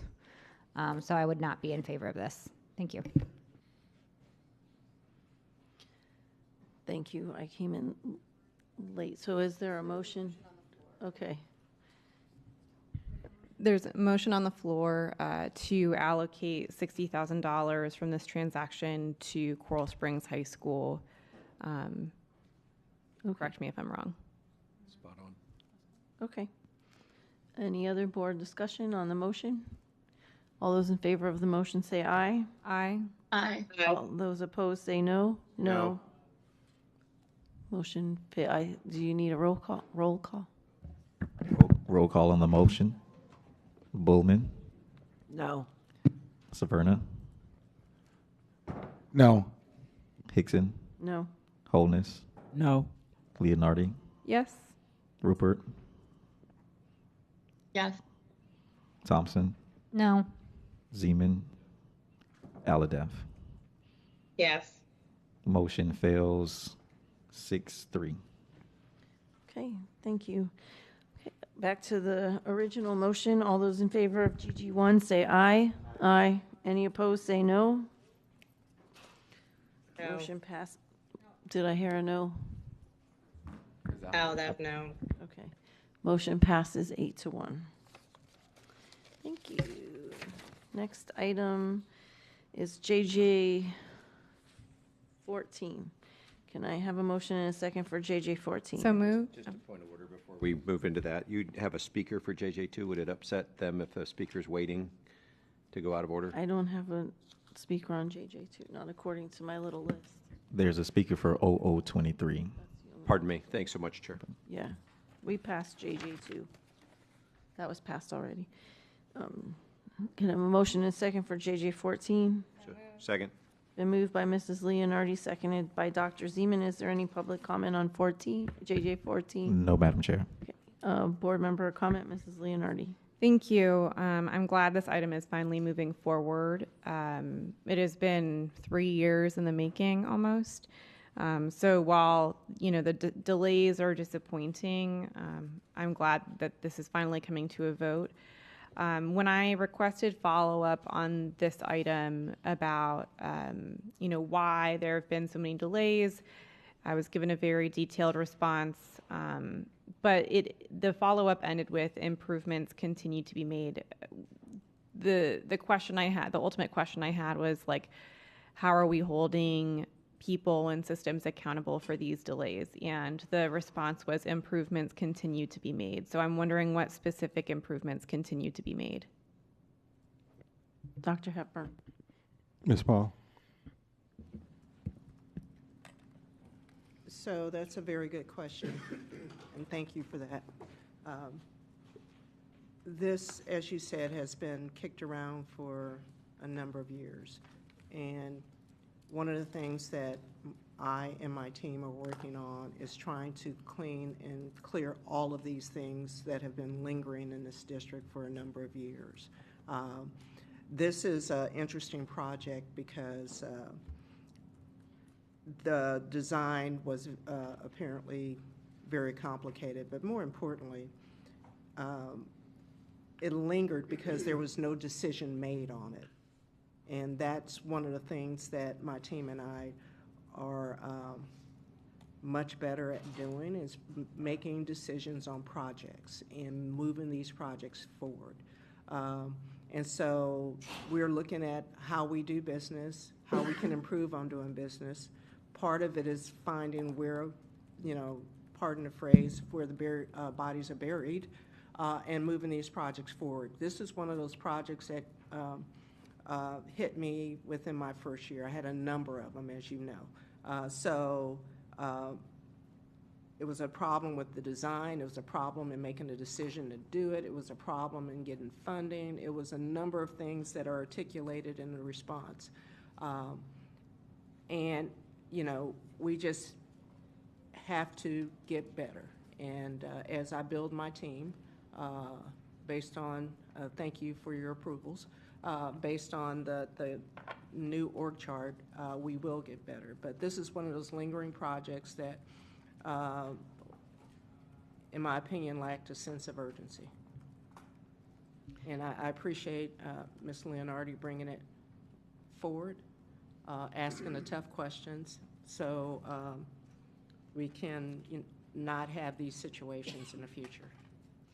Thank you. And I guess what I'm struggling with a little bit is, I hear terms like this was kicked around, no decision was made. But in the follow-up that I received, it says the processes for the specific project were complex.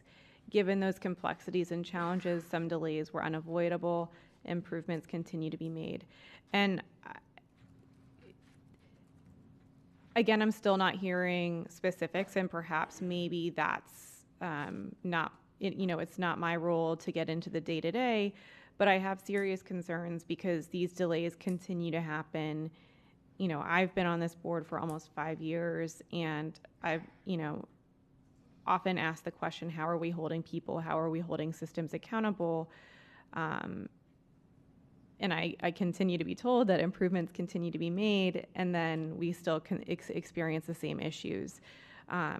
So I just feel like I'm hearing conflicting responses or conflicting responses, and that's what I'm struggling with. So I appreciate that there is a desire to improve, but I am concerned with the lack of specifics that I'm hearing around those improvements. Thank you. If I can add, we definitely understand the concern and frustration. Many of those people who were the decision makers are not here anymore. So we don't have a mechanism to hold them accountable. But as Ms. Paul said, during her first year and still continue to this day, we still find a lot of things that were not addressed. And we're flabbergasted by some of the things that we're finding because it's impacting students. And so we're trying to figure out the best way to accelerate unresolved projects to get them moving as fast as possible. And we certainly look at accountability measures too, but some of those decision makers are definitely not here anymore. Thank you. And I will caveat that with some of them are still here. Yeah. So I have confidence in our superintendent and in Ms. Paul to hold people accountable because it is very important. This is a life-saving measure that we're implementing. And I did ask, what is the plan for moving forward with other schools to implement these safety measures in other schools? And I believe there will be a plan for in the DEFP process. So I appreciate that as well. Thank you. Thank you. Dr. Ziem. Thanks so much. I don't think getting complete answers to questions interferes with operations. It doesn't at all. And I hope that we continue to get very, very clear answers to the questions that are submitted. I'm curious, Mr. Superintendent, we've approved the CFO position. We've approved the COO position. We have approved, and we have asked for the 6-month extension that'll go through January for AECOM so that we have stability of the people. Our new COO has been here over a year. When can this board say that we are at the point of expecting to have projects not get kicked around, decisions avoided? What's the date that you're looking at where we could look at our facility system and say it is delivering now with other people's money what other people want from those funds? Dr. Hepburn. Yes, I think you can say that right now. I think the frustration for us is not about what's in front of us where we can see with our eyes wide open. It's the things that we don't know about that we find. It's like, okay, gosh, where did this come from? How come nobody spoke up and said anything about this? And then we do discovery, and then we start digging, and we start finding out how long this project's been sitting here unresolved, and where's the money for the funding for the project, and all those other issues. So like I say, the things that are right here in front of us with our eyes open that we can see, we're addressing in a timely manner. It is the unresolved things that we constantly discover. For whatever rhyme or reason, the folks that are not here or the folks that are here aren't pointing those things out, and we sometimes just trip over them and like, oh, what's that? And so that's the frustration for us as we try to move forward. To Mrs. Leonardi's point, though, it's one thing when you open a wall and you see something behind the wall wasn't in the original plans, right? There are lightning strikes that happen, and things get delayed. I'm talking about those things that are within our control. And to Ms. Paul's point, like to voluntarily say, hey, decisions were not made. People were supposed to, it was sitting on someone's desk and they just didn't move it from here to there. We see that sometimes when we have to talk to communities and we go to them and say, hey, we got 3 options for what to do with your school. Which cafeteria, which media center do you want? And they might take 9 months. And those kinds of things we can't tolerate. That's within our control. And so if you're saying right now we can hold the system accountable for the mistakes that are within the control of the team, then let's go. Let's giddy up and let's get some of this stuff done.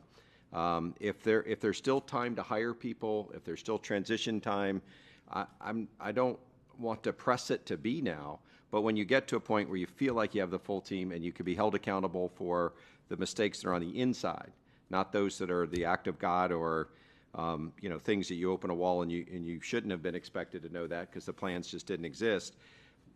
Those are a totally different category, but not making a decision is within our control, I think. And I know Ms. Paul holds people very accountable for these things. I know that we are, I think, almost fully staffed on the PMOR team. I think we're over 90% staffed on the PMOR team. We're in that range. Ma'am, how staffed are we on the PMOR team? Well, we added some additional positions by your action today. We still have a couple of vacancies that we have to fill, but the additional positions are really key. Thank you so much. And I think we made no changes to the COO or Chief Facilities Officer org chart that you brought, Mr. Superintendent, right? Correct. Right. So if we're approving the org chart, if we're 90-ish% full on the PMOR and we're going to add some positions to get things done, at some point, I'd love to just know to say, okay, we're up and we're tracking these things and we're not going to run into a 3-year delay in reaction to a horrific incident. And then to find out where there's other similar structures in Broward County schools, I think should be discoverable.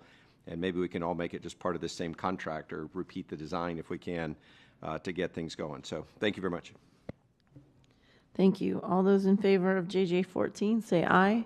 Aye. Any opposed, Aye. say no. Motion carries unanimously. Next item is JJ 20. Can I have a motion and a second? It's been moved by Mrs. Leonardi, seconded by Dr. Zeman. Is there any public comment? No, Madam Chair. Dr. Zeman. Thanks so much, Chair. This is an interesting delay, 1,662 days. The unfortunate part of this, or I guess the good news part of this, is that we didn't lose any service to our students. This is done. We're just trying to go from substantial completion to closeout. Is that correct, Mr. Superintendent? That's correct.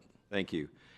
And the downside is it took 1,662 days, which again, the community just doesn't understand that. If it was 16 or if it was 26 days to get from substantial completion to completion, they would get that. They just don't get 1,662 days. What's the systematic lesson to learn from this? Why did this take so long to go from substantial completion to final completion? Dr. Hepburn. I have Ms. Paul. I think I was in Palm Beach at the time. You might have been in Texas at that time. It was a long time ago. Yeah. There's no excuse. I'm not even gonna. I agree with Ms. Leonardi in terms of, and the superintendent in terms of holding people accountable. I can list a lot of excuses. Obviously, I wasn't here, but this is an exorbitant amount of time to do something like this. And so part of the accountability that we will hold in our next RFQ is making sure that, this is just not acceptable on any level, so I can't provide you any kind of excuse for it. Thank you very much, Chair. Thank you. All those in favor of item JJ 20, say aye. Aye. Aye. Any opposed, say no. Motion carries unanimously. The next item is JJ 26. Can I have a motion and a second? Second. It's been moved by Mrs. Leonardi, seconded by Dr. Zeman. Don't think we have any public comment, so I was the only one on this. I asked the question and it was answered, but I want to explain why I asked the question. So this is for Lauderdale 6 through 12. It says HVAC and ADA restrooms.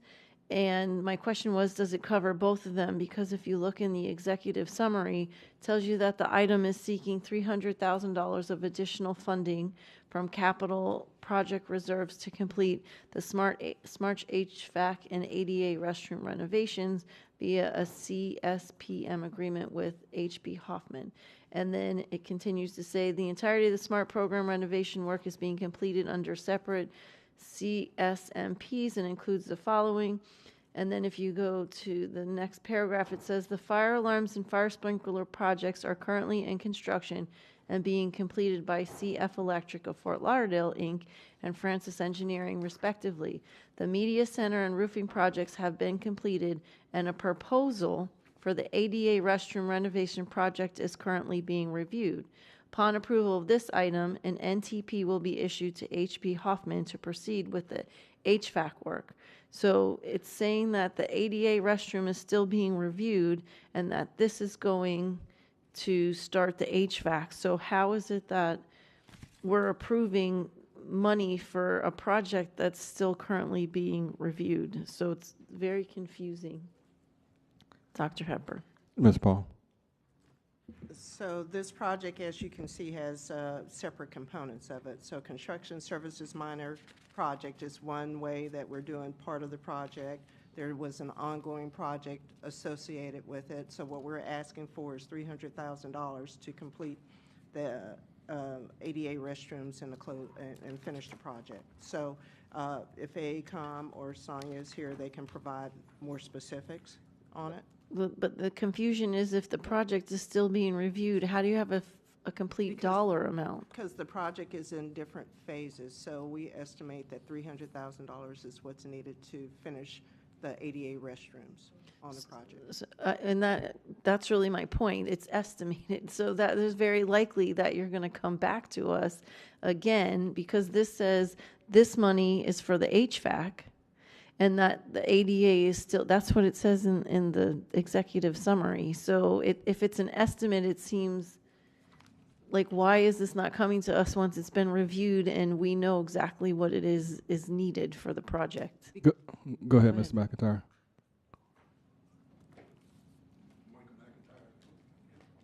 It's on. Your mics don't like me. It's your first name. Yes, Mike McIntyre, AECom, through the chair. We are asking for $300,000 total.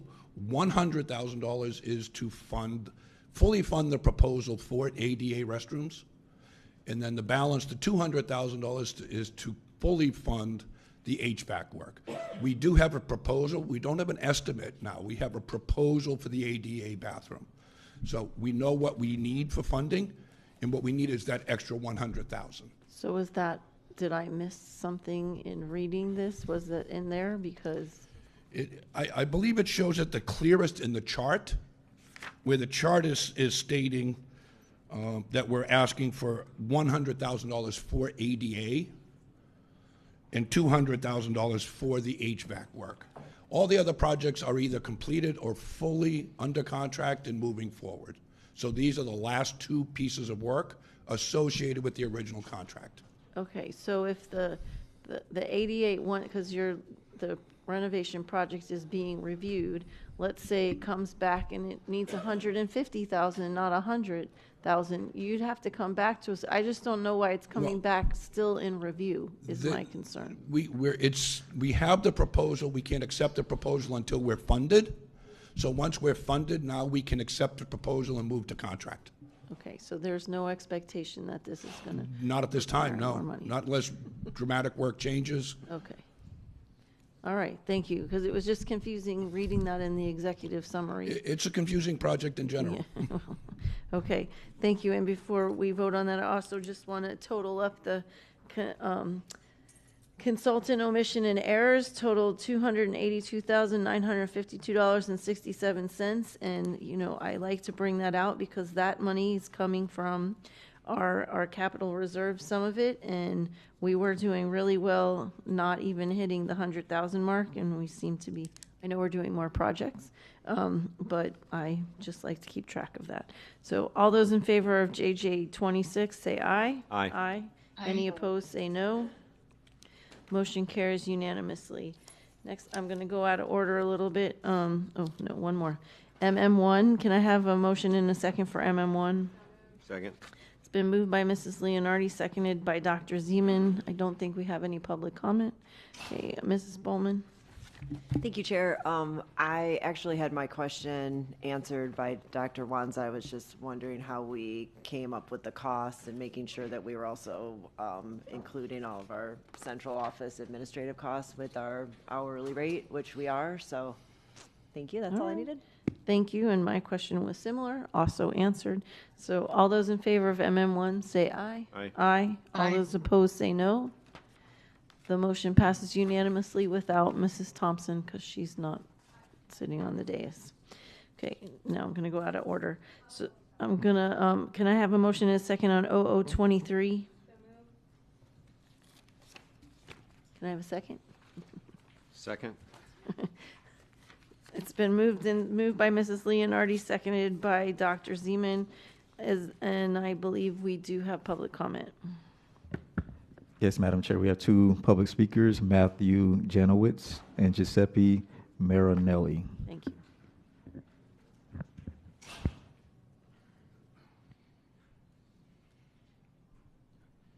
Hello. Oh. It's on? It should be on. Okay. My name is Matthew Janowitz. I'm with Jano Coaches and Larry's Private Car. We're one of the larger passenger transportation companies in Broward County. So one of my issues is it's been very hard to get registered as a vendor to provide charter bus services to Broward County. Being one of the larger outfits, you know, we're registered with Palm Beach County. We provide transportation services, but it's been a difficult task. So I'm not the best public speaker, but I did write a little something. So here I go. So I'm asking Broward County Schools to consider opening a fair and competitive bid process for motor coach services. For several years, it appears that this contract has not been put out for an open bid, which limits the opportunities for qualified providers and reduces transparency in the procurement process. A competitive bid would ensure that Broward County Schools receive the best value and service while promoting equal opportunity among vendors. We believe that many capable motor coach providers, including our own, can offer reliable, safe, and cost-effective transportation solutions for the district. We respectfully urge that the district is to open the bid and allow qualified providers the opportunity to participate in the process. So I just, I appreciate the attention, on this matter. I appreciate the opportunity to speak in front of everybody. Also, I'm a guy that been in this business now 20 years. After COVID, I decided to go after the school board. I could never get anywhere. They just keep telling me the bid's not open. And also, I was with Broward County Schools. I went to elementary, middle, and high school with you guys. But that's all I'm asking is for them to open the bid and not extend it, because now they're saying they're going to extend it this year. They could extend another year. I'm going after this 5-6 years and going nowhere. Appreciate the time. Thank you. Dr. Hepburn, do you have someone that he can speak to? Yes, if we can hear from the next speaker, see if they have the same issue, and then the Miss Andrea is back there and can address both of them. Thank you. Good afternoon. Giuseppe Marinelli from Exotic Coach Lines. Just like what the other speaker said, yes, we've been waiting around for, we provide motor coaches since 2019, been waiting to get on the on this vendors list. So I just wanted to say, if we could get like a fair, so like I said, I'm not a great speaker either, but I feel like a transparent type of transaction going on, trying to see why we can't, why the delays, how come we can't get on the list. What's the fair opportunity, like how we could get on it? What you guys, we provide every document, every stuff going on. And we're still not going there. We would like to know where you guys promote these bids. It's like we've been on nationally on the Demand Stars, on Periscopes. We've been going everywhere to try to see where you guys gone. But every time we get it, it's always on delayed. That's what we find out. So, but like I said, we're just trying to find out who do we need to speak to, could we get on it, and work on it from there. That's all. Thank you. Thank you. Miss Andrea is the young lady sitting behind you. She can provide some assistance. Yes. Okay, thank you. Board member discussion. I have Dr. Zeman. Thanks so much, Chair. When we were talking last year about the famous plan for freeing up empty seats on our bus, try and use other people's money to help other people. One of the issues that came up is that we didn't have reliable vendors who could do the small loads. So we have 3 special needs kids in Plantation who need to get to a special school in Hallandale. And we have big yellow buses. And the big yellow bus goes and gets those 3, drives them 20 miles and drops them off, because we have a single unit of transportation in Broward County, which is a very large yellow bus. And I understand how we got to that place, but I'm just curious, Mr. Superintendent, I guess, if we have 15 vendors on this list, are they also the vendors that might be able to help us transport the small number of kids that we have when they have to go long distances across the county? I'm not sure about the exact answer for this specific ITB, if this is the, I think this is more about larger transportation for field trips, but if you, okay. That's correct. This is But more we, field trip oriented. and we do have some vendors for what what Dr. Zeman is speaking about, correct? Yes, we're trying to continue to expand that, but yeah, that's part of it. We have big yellow buses. We really don't have a very flexible fleet overall. Are we intending to have a flexible suite by the start of next school year? We are exploring every option to become way more efficient in transportation. That's been part of our discussion this second semester and into the summer. Also, in addition to what the board may not know, parents who actually choose, when we have those difficult situations where a big yellow bus is not an option, or we may not be able to find the right car service, parents who choose to drive, we actually reimburse them for that also. So we have that ability too. That's just great. I just hope we get soon to the system where it's not one size fits all. Absolutely. We still have thousands of empty seats on our bus and thousands of kids who want to use those empty seats, who are willing to walk to the last bus stop and get on. And right now, Broward County School still does not make that possible to do that.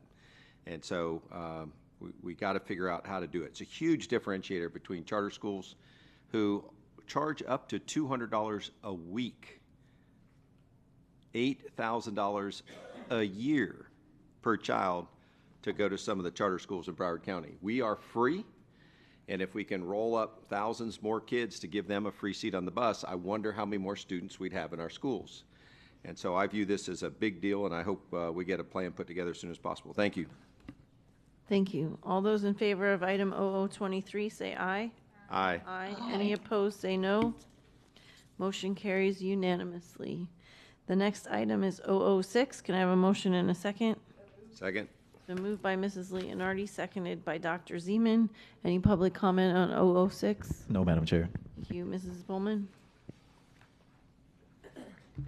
Okay, I pulled this item specifically to address Olson Middle School, which is already an early start date, and then it's going to be even earlier. But Ms. Paul has, through vigorous negotiation, split the difference of the 10 minutes and has agreed that the start time will be 7:05 instead of 7 o'clock, whereas it used to be 7:10. So thank you very much, Ms. Paul. And that's it. Thank you, Mrs. Leonardi. Thank you. I had pulled this item and then I had asked some questions for follow-up. Those questions were answered, but I did want to flag Whidden Rogers. So, this is an alternative school that services our students very well. And when I visited a couple months ago, I was made aware of how the early start time impacts the operations of that school, how it makes it has really negatively impacted the attendance. So I just wanted to flag that. I know per our follow-up, we're not allowed to make motions on this or anything like that. But when it's something that impacts the school in the student attendance for some of our most vulnerable students, that is concerning to me. Thank you. Thank you. And I happened to go to Olson yesterday and had a similar conversation with the principal, and sort of along the lines of what Mrs. Leonardi just said. Olson is one of our schools that we've had conversations about because it's very under-enrolled, and the concern is that the 7:10 already is an early start. So I know that we split the difference, but I would ask the superintendent maybe moving forward to look at, do we need to continue to have Olson be such an early middle school? Is there a way to, I know McNichol is 7:40, something along those lines. I know South Broward is there, so it can't overlap, but it would be, I'd like to ask the superintendent to just look at ways that we might be able to help them, because often people come and they like the school, and then when they tell them what time and they start, they say, oh, that's kind of early for my kids, and they choose not to go there. And they're bringing back some phenomenal programs there, and we'd like to be able to help them in any way we can. So I'd ask the superintendent to kind of look at that and see for next year, is there some, not the school year, but next school year, what we can do. Mrs. Bowman? Thank you for bringing that up, Chair. And, just to both Ms. Leonardi and Chair's point, I think someone has to go to school really early, maybe, but it is less attractive for those schools, so you're putting them at a disadvantage. And I know that there was a concern about enrollment. I personally, that's my zone school, and one of the reasons that I sent my son to a magnet program because I toured that first, but 7 o'clock in the morning is not an attractive proposition for a lot of parents. So if we could maybe look at that again, I think we could attract more students to those schools. Okay, thank you. All those in favor of item 006, say aye. Aye. Any opposed, say no. Aye. Okay, motion passes minus Dr. Zeman. Next item is 008. Can I have a motion and a second on 008? It's been moved by Ms. Thompson, seconded by Mrs. Leonardi. Do we have any public comment? No, Madam Chair. Mrs. Bowman. I'm sorry, my question was answered on this. Okay, all those in favor of 008, say aye. Aye. Any opposed, say no. Motion carries, again, minus Dr. Zeman. The next item is 009. Can I have a motion and a second? It's been moved by Ms. Thompson, seconded by Dr. Holness. No comments. No public comment, Mrs. Bowman. My question was answered, and it was also answered for 0010, if you want to. Okay, well, we take them. Okay. Thank you. I just lost track. We voted. Did we finish the vote on that? Okay. All those in favor of 008, say aye. Aye. Aye. Any opposed, say no. Motion carries minus Dr. Zeman. Can I have a motion and a second? Oh, no, that was 009. Sorry, that was 009. 0010. Can I have a motion and a second on 0010?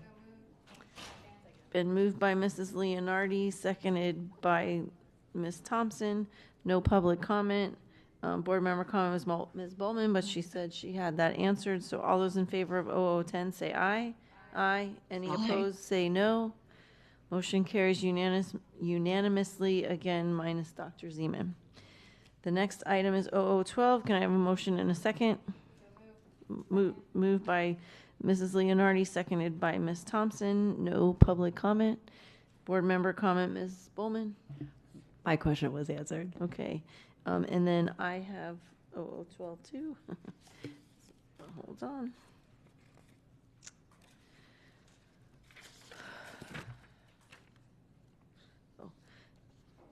Actually had this answered, but it doesn't hurt to ask the question again. So we have 3 schools that were first in line for the artificial turf. So Dr. Hepburn, or through Dr. Hepburn, Chief Paul, can you just give us an update on the 3 schools? And then we had 6 additional. So if you could give us an update on those 9 schools. Ms. Paul. So we're have already started on 2 of the schools, Deerfield Beach, South Broward High School. Those are, and then Dillard 6 through 12. They've already had their meeting. They will start construction on Dillard. I think if they have not already started, it would be this week or beginning of next week. So those 3 fields are rocking and rolling, and we will have them completed by July 31st, 2025, if not sooner. Awesome. And when do the next round of 6? So we have to make sure that we coordinate with the campuses, and when we have the opportunity, normally during the summer, same kind of pattern that we're doing now. Okay, great. Thank you. Okay, all those in favor of 0012, oh, I'm sorry, Mr. Severo. Thank you, Madam Chair. Point of clarification on this project. Is the $14 million that's being requested, is this to just place artificial turf on various playing fields within these, I believe I heard 9 high schools? Or are we also resurfacing running tracks as well? Because I'm looking at the executive summary, I'm a little confused as to exactly what's being done for the proposed $14 million. Dr. Hepburn. Ms. Paul? So the artificial turf fields are a part of it, and then also as part of our maintenance program, replacing tracks as we need or repairing tracks as needed. So it's a bit of both. But the focus, because these artificial turf fields have been promised, I think, for quite a few years. For those of you that know the history, we're doing both. We're doing both. And so we've put the money in the DEFP to do a certain portion every year. Was the initial objective to do, and in my mind, I'm thinking of the football fields that are, traditional rectangle, and then they're surrounded by the tracks for the track and field athletes. When this initially came up, looks like earlier in the year, the initial spending authority was for $3.6 million. It's now up to, they're now asking an additional $14 million. Was the plan to always address the tracks as well as the fields, or were the tracks being added now? I'm just trying to, how do we go from 3.6 to 14 million? So I think it was more of, I'm sorry, I had some background noise there. So I think the project is to do both. I think because the artificial field or turf fields were promised several years ago, we put a particular highlight on it, but we have different issues with tracks, So one of the things, especially at Taravella, I think that was your high school. Got to take care of Taravella. Yeah, so they have to go off campus to compete. And one of the issues with their artificial track is I think it's only 3 lanes, and that's not sufficient to actually complete. So that is a different kind of a project, because we have to figure how do we reconfigure the field to see if we can even accommodate an expanded track. Other issues are we have to repair tracks, or some of our athletic facilities are just really aged and neglected. So this is our attempt to try to bring up the standard across the district. So for those affected schools, we're in May. Football will start in August. July 31st.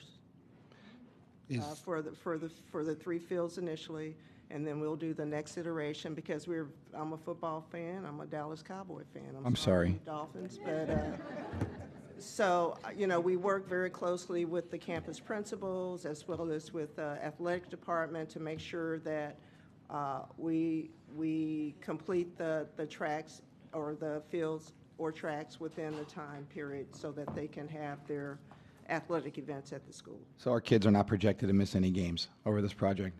Well, no. Thank you. Thank you. And Ms. Paul, if I'm not mistaken, we have a schedule rotation of schools that update the tracks every so many years, if that's correct. Right, and also that's also part of the FCA that we're currently doing to assess across the district where we stand on our facilities, tracks, and so forth. Okay, great, thank you.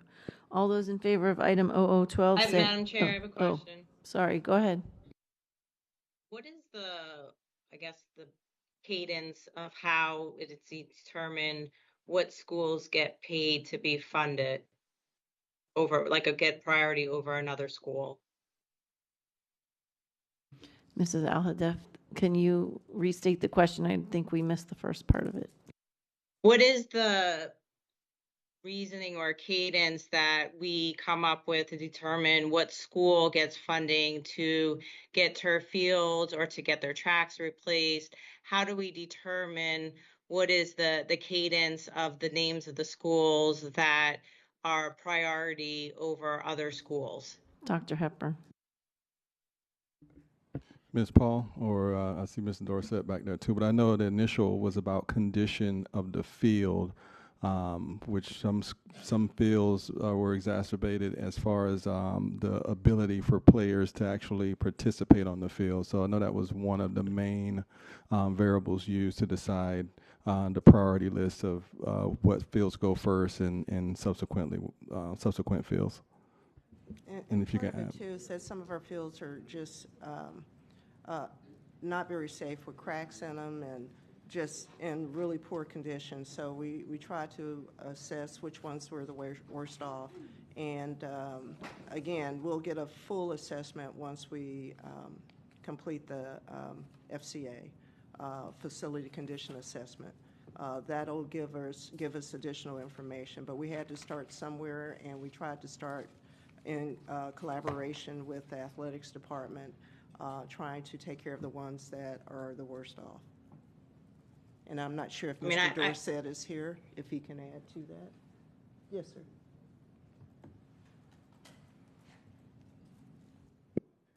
Dorsett, Executive Director, Physical Plant Operation. Mr. Superintendent, you're spot on.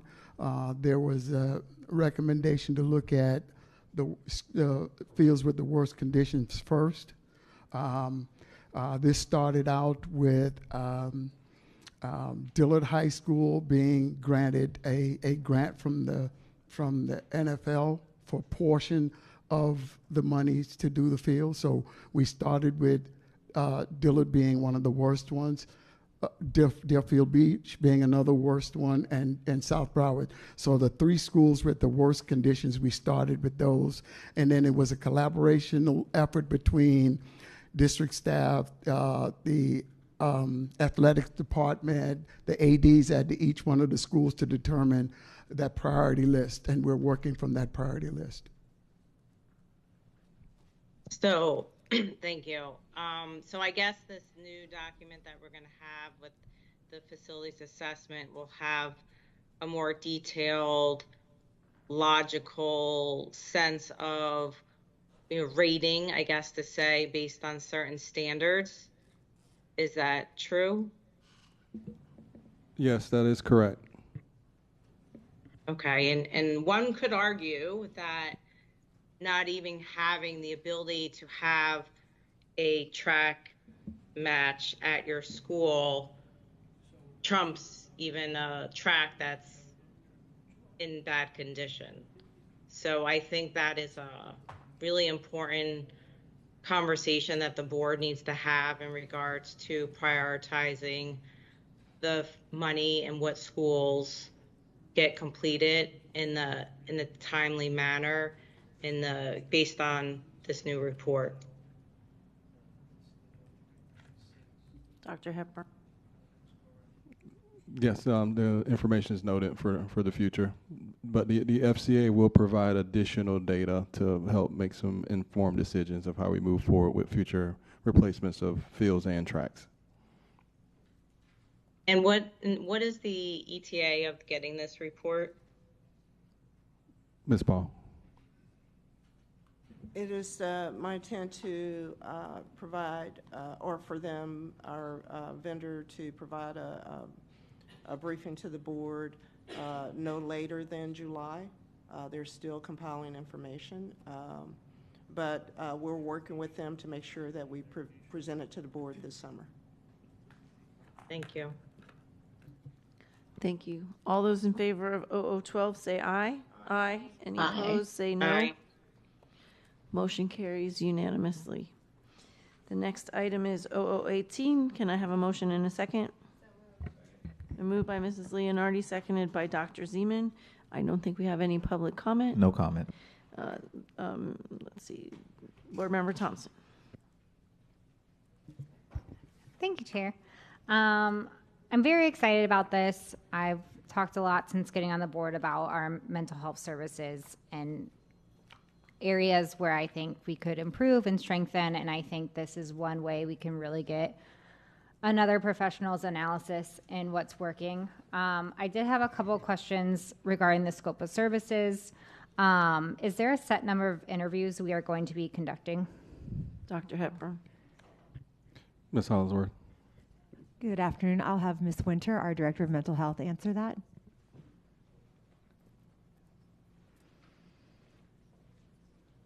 There's a variety of groups that will be interviewed as a part of this process, and each group has a different number. So there will be a cross-section of staff in schools, as well as some of our district leadership and some of our mental health professionals, so that there's a broad scope of input provided as a part of this analysis. And continuing on that, how are you reaching out to the stakeholders? How are we going to ensure that we have mental health professionals that have been here brand new to the district, who have been here 20 plus years? Like, how are we actually going to make sure we have a comprehensive understanding of what the services are? So the vendor has identified several individuals that they are interested in speaking to ensure that they receive that cross-section. So as a part of this process, they will specify all of the different individuals that need to be at the table to provide that input. How are they identifying that? There's a list that they will provide pending board approval that will identify the school-based staff, the district staff, and the various stakeholders to provide input. So, go ahead. I was just going to add to that. So once this is completed and they give us that list of individuals by title, not by name, obviously, we'll be working with the regionals and other departments just to make sure that we do engage with a cross-section, that we're getting a wide variety of individuals that can, really give a larger breadth of institutional knowledge around the process of mental health. Okay, and then are we also going to be interviewing all ages of students, since they are our... There will not be students involved as a part of this analysis. Okay. How? Like, how we are evaluating how we are giving services to our students? How is that not a part of this?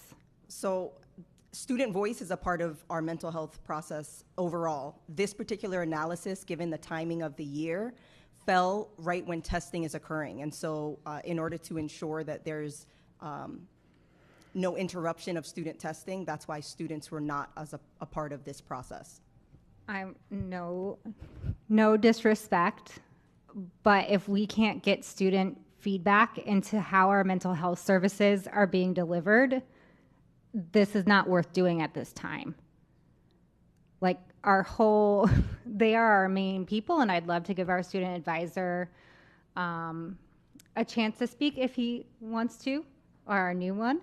However, the whole point of making sure we are doing this correctly is making sure our students are getting the services. We've talked multiple times in workshops about how our students don't know the services we provide or don't know they're safe adult. And to not have students, I need to take a step back, because that is the shock to my system if one of our student advisors wants to take hold. So again, we continue as a department to ensure that we are garnering that student input and providing platforms for focus groups and things of that sort. As a part of this particular analysis, that is not a piece that will be included. I understand that, but if we're spending this money to get a fully comprehensive analysis of what our system is, to not include these stakeholders is extremely frustrating. If I may, the pathway to get this to the board was a little lengthy, and because of the timeline with the students, we weren't able to squeeze the student part. We actually had to take it out. The student part was involved. We can easily go back to the table with Invo to add the student part, but the student interviews will not happen until early fall. So we can pass this, have them bring a different agreement for the students in the fall, but talk to the adults now. I would like to hear from our student advisor. Good afternoon. Through the chair, Landon Spellberg, student advisor of the school board. I would defer to Ms. Batista and Dr. Hepburn regarding the ability to do student interviews in a contract that does not include student interviews. There are some concerns regarding students revealing any personally identifiable information or personal content that may violate them not being included in the scope of services of the contract. So I agree with you, Ms. Thompson, regarding student input in looking at a holistic view, but I wouldn't want to jeopardize the fact that this contract does not include student input. Ms. Hollingsworth, did you want to? I was just going to also weigh in regardless of, we would have to get consent from parents around that. So I do agree with always having the student input piece, but also knowing that that also may be limited in regards to who is going to give consent on who wants to talk about those measures. If I can also add in my consultation with, for clarification with the vendor, they're looking at the equity of the system and the services that are provided to students. So the part that was removed is really to evaluate the classroom environment and the culture, not direct interviews with students around their mental health.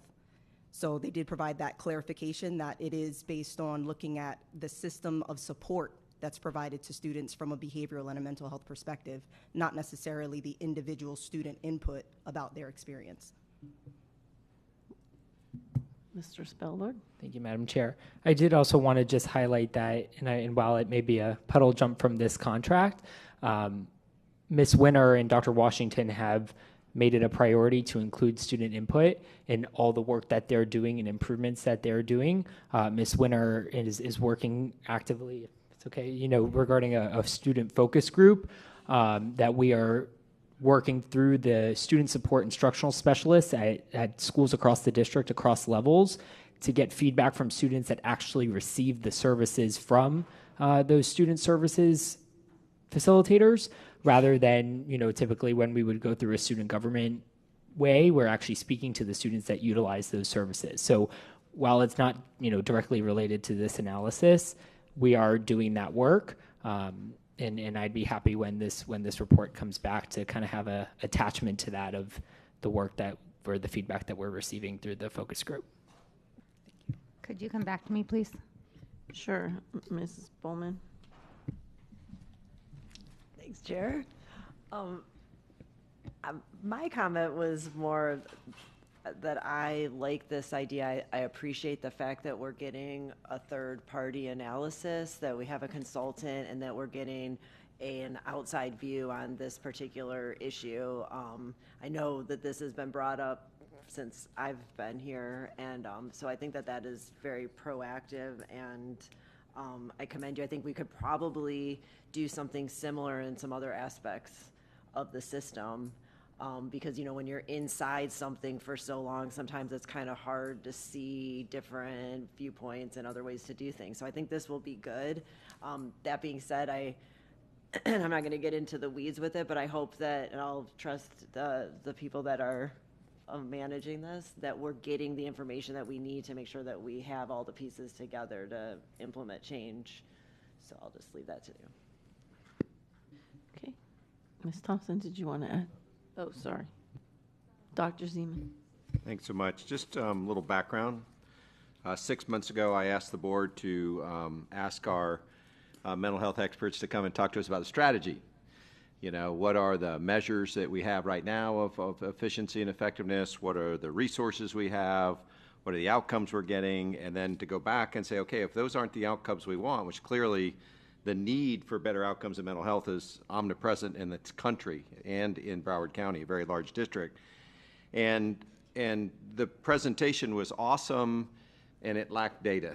I mean, it was a really passionate play about all the resources that are out there, what they're doing, the referrals from everybody to everybody else. It was a terrific presentation, but it was missing kind of an ability to measure what was doing. And then if you can't measure your inputs, you can't connect it to what the outcomes are. And so if this is an attempt to further and deepen the knowledge that there is about our mental health system, and we only have 4 weeks left in the school year, it seems like this is a wise first start. I'm dying to know what else we need to learn beyond this, so that there is some augmentation from an outside party of how we're doing and what we're doing and where is it that we can get better. Because without the data, you can't really articulate a strategy. You can't even talk about outcomes. Because if your outcome is, oh, we want people to not have mental health problems. Okay, well, they do. So what are you doing about it? So all the things you're doing look like it's failing because some people, and lots of them, 20% of America's high school youth know how they're going to take their own life. And 10% have tried. So I love doing everything we can to help get to a strategy.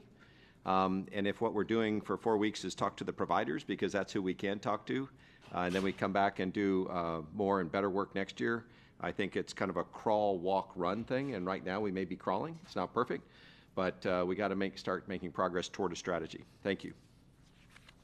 Thank you. Board Member Thompson.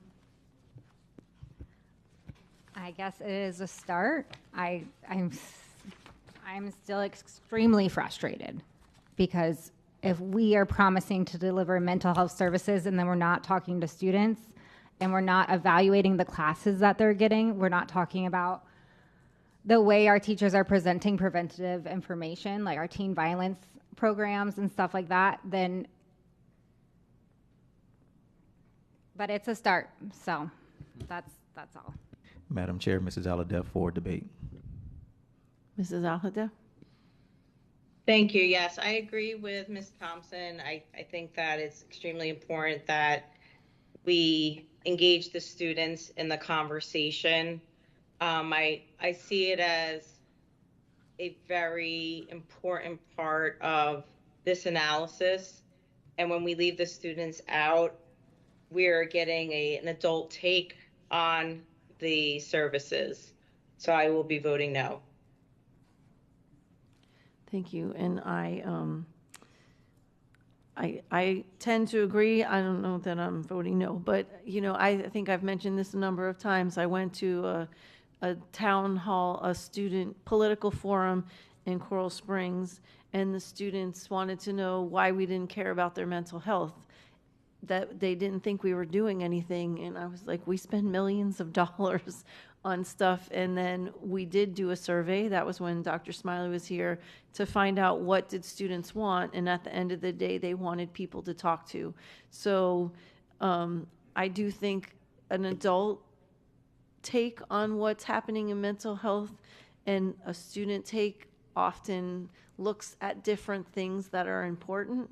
I think that this, I understand what you're all saying. This is a start. So Dr. Hepburn, would there be a way to continue and start something in the fall? You said you're collecting data from students now. Is there a way to share that general data with this company so they could enfold it into what they're doing? I mean, is this just a start? Are we continuing? Is there a way that we can, make everybody understand that all of this is important and we're looking at all the pieces? Yeah, absolutely. This is a start, and as Ms. Bowman pointed out, other things in the system as well that we're trying to find people to assist us in reviewing how we provide services and other aspects. But it was a journey to go out and find a reputable company that is research-based and proven in other large school systems across the country, who can come in and give us a different lens of how we're providing service.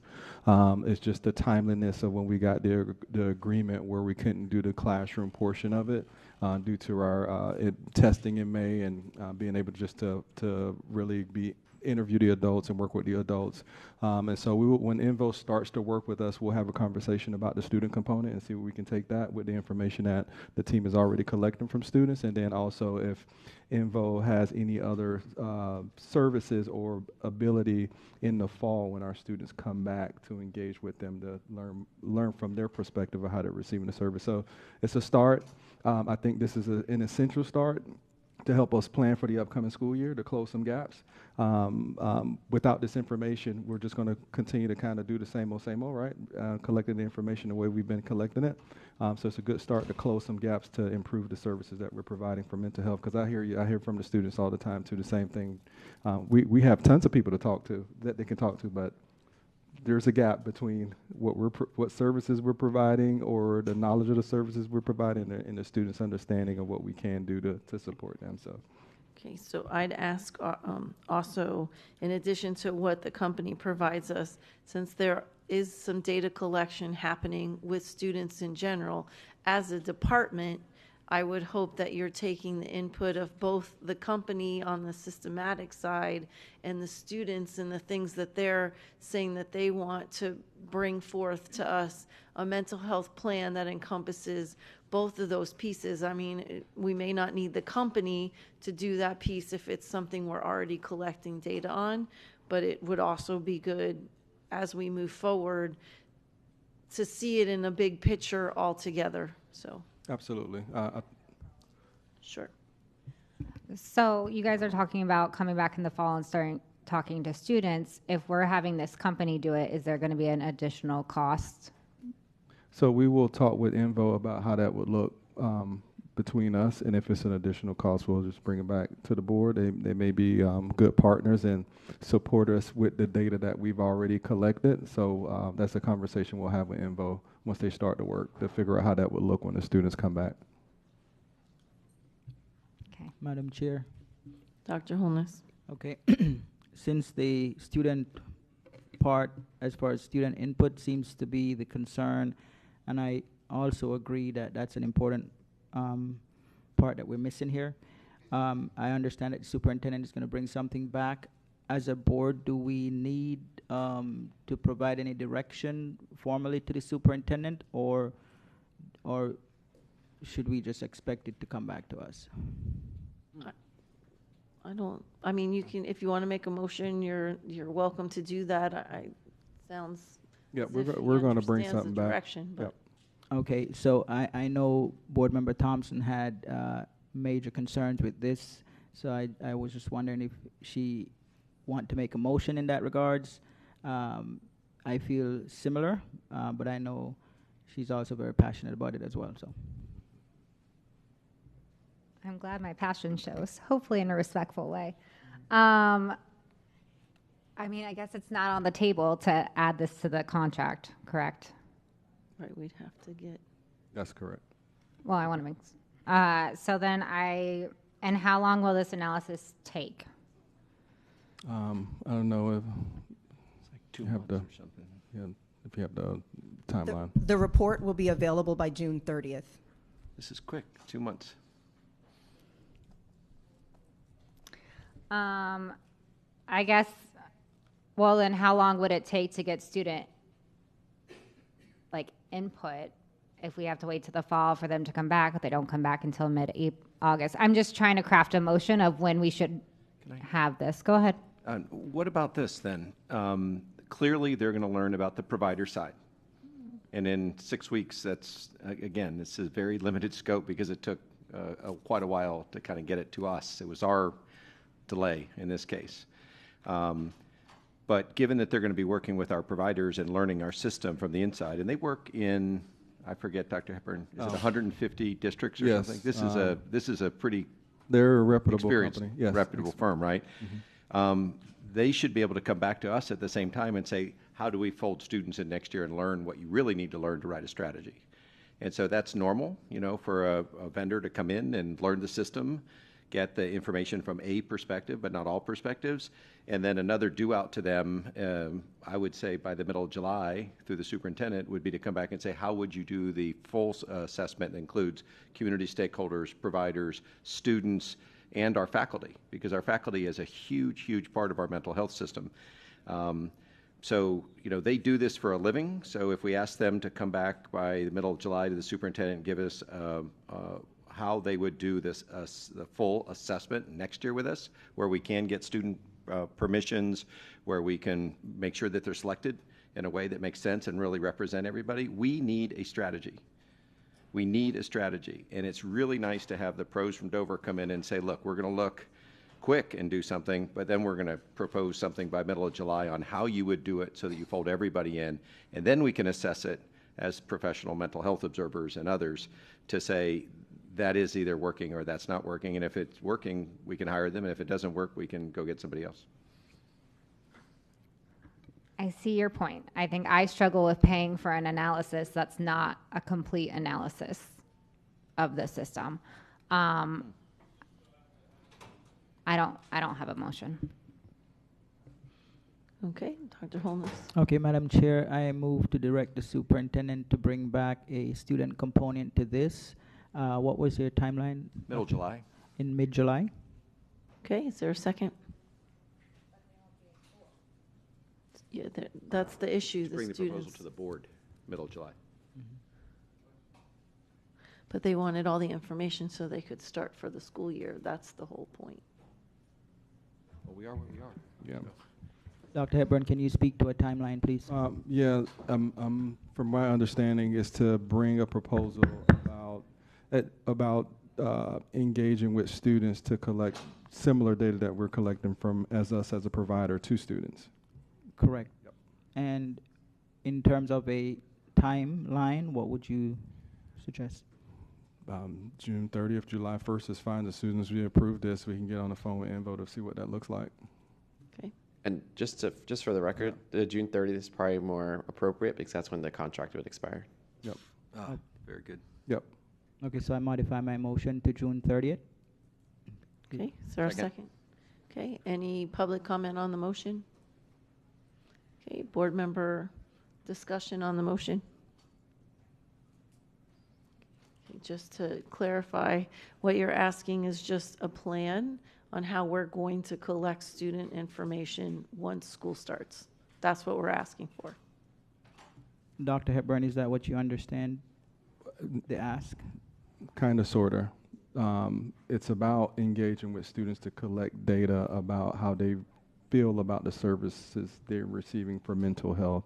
And we will work with Invo to see if they can provide that service to us at the beginning of the fall when our students are return, or even possibly during the summer if we have enough students doing that are accessible during the summer. So we'll have that conversation. We will bring back a proposal after having that conversation with Invo. So we'll bring back probably that plus more when we have that conversation. So, Madam Chair, the superintendent understanding is the meaning of the motion, as was expressed just now. Okay. Any other board discussion? All those in favor of the motion say aye. Aye. Aye. Any opposed? Okay, motion carries unanimously without Mrs. Leonardi. Okay, so back to the original motion. All those in favor of item 0018 as amended, say aye. Aye. Aye. Aye. All those opposed say no. Okay, Mrs. Al-Hadef, did you vote? Aye. Okay. So motion passes with one dissenting vote, and Mrs. Leonardi didn't vote. Okay. I'm sorry, Madam Chair. Who's the dissenting vote? Ms. Thompson. Our mental Thank health you. professional. Okay, the next item is 0020. Can I have a motion and a So moved. second? It's been moved by Dr. Zeman, seconded by Mr. Severa. Thank you. Any public comment on 0020? No comment. Thank you. I pulled this item, so I just have a question. It says approved additional spending authority for $656,044.30 for bottled water.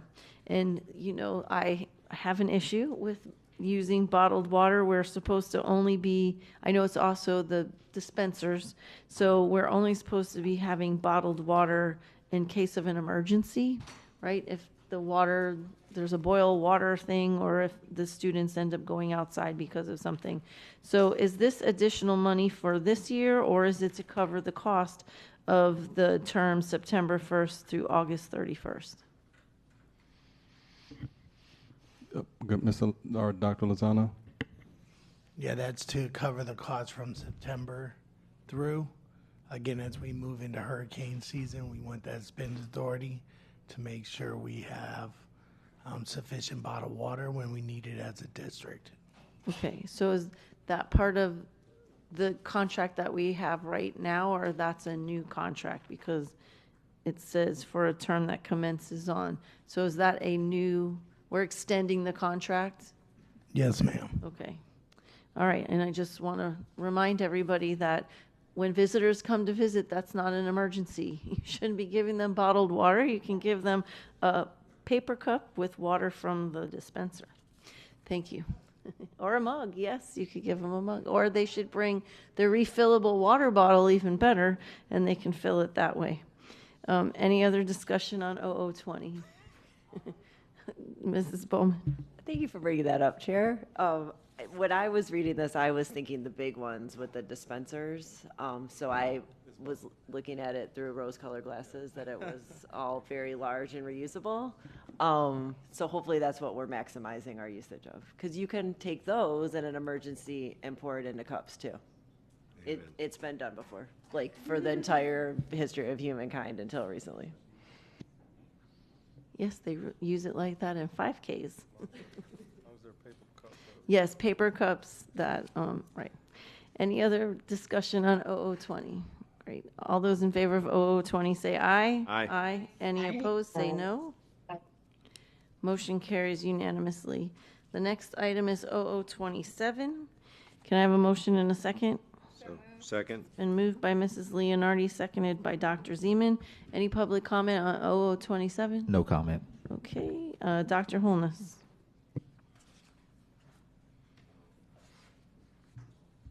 Madam Chair, I'll go after if there's anyone else. Okay, Dr. Zeman. Thank you so much, Chair. Last week, we talked about having operating funds executed through a capital-funded project. I noticed this week we still have one procurement staff full-time and one EDDC staff full-time member funded through this contract. I'm curious, Chair, about what would the state of Florida think about us paying for operational requirements with a capital-funded contract? Dr. Hepburn. I may need to defer that one to Ms. Batista on if it's, or Ms. Paul, either or.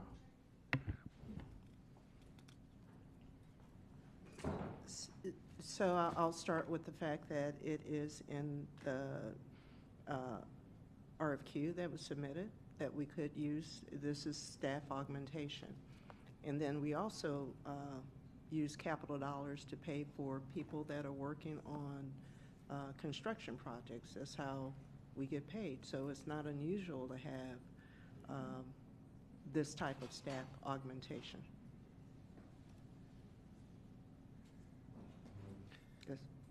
That's kind of the point of going with a PMOR. That they work on construction projects. That's what they do. I understand the facts, and I think that the RFQ was wrong. I think that when you write a capital budget and you use capital dollars, it's okay to pay for people that are doing construction because that's part of your capital budget. It's not okay to pay for people that work in the procurement office or work for supplier diversity. Those are operational requirements that exist because you have a capital project or because you have a district to run. But to put those inside a capital-funded contract, I think is inappropriate. Number one, I just don't like the appearance of it. I don't like to confuse people in the audience that we are mixing money. So there's the appearance of it, but I also just think it's bad management to mix operational requirements in a capital-funded project. And so I'm really curious if this is legit to do or not. Dr. Hepburn. I'll defer to Ms. Batista if she can Ms. weigh in Batista. legally. So Mr. Cooney is on his way down, but my understanding of his analysis and together with AECOM and the procurement department and so on, is that it is, that there's nothing prohibiting that from being on the request for qualifications. So when the state legislature funds Broward County or any other district, they give you money for operations and they give you money for capital. And in my experience budgeting, those two streams of funding don't mix. They really expect you to spend capital on capital, and they expect you to spend operating funds on operations. So how can it be that we are so insanely focused on the budget that we never let any of those dollars cross over, but then we can mix it in a contract? Where does it say that we're allowed to spend capital dollars on supplier diversity and procurement, which are both operational concerns? Mr. Cooney. Good timing. Thomas Cooney, Assistant General Counsel. The question, Dr. Zeman, is where does it say we can? Well, none of the operative documents have that particular language in it. Is this legal to do? As far as we see, yes, absolutely.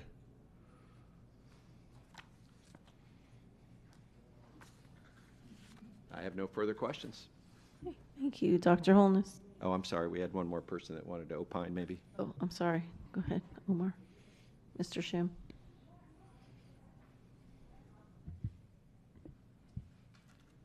Omar Shim. Omar Shim, Director of Capital Budget. These positions, as far as I know, are there in support of initially in support of the SMART program. So the position that was put in purchasing was supporting the purchasing of contracts for the SMART program, and the same thing for EDDC. Okay, you know what? Someone's going to have to make sense of this, because our guy that runs security is in support of SMART bonds. Our director of HR is in support of the SMART program. Our finance department is in charge of it. All those things are funded with operating money. So the fact that we have supplier diversity people supporting what we're doing with $800 million with the SMART bond money, and we have procurement people supporting that, doesn't make it not operational requirements. And I think we wrote the contract wrong.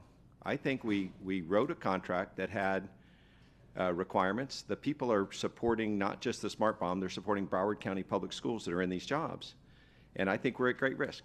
So if the people here think that that's legit, then I'm going to sit down and be quiet because I've done my job. But I think I'm right. Thank you. Dr. Holness. Thank you, Madam Chair. I have no further comments. Thank you. Okay, anybody else? Okay, all those in favor of item 0027 say aye. Aye. All those opposed say no. The motion carries unanimously without Ms. Thompson or Mrs. Bowman. And I can't believe I'm saying this, but I think we are on the last item. Go chair. Which is double P2. Can I have a motion and a second on double P2? So moved. Second. It's been moved by Ms. Thompson, seconded by Mrs. Leonardi. I don't think we have any public comment. No comment. Okay. And board member discussion, Mrs. Leonardi.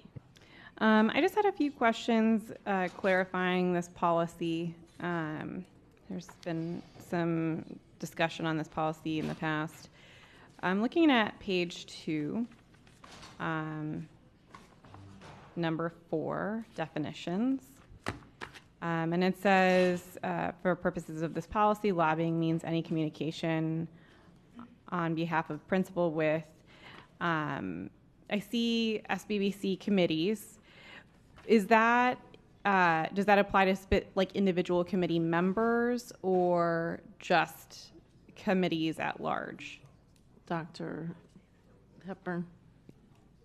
Mr. Sullivan.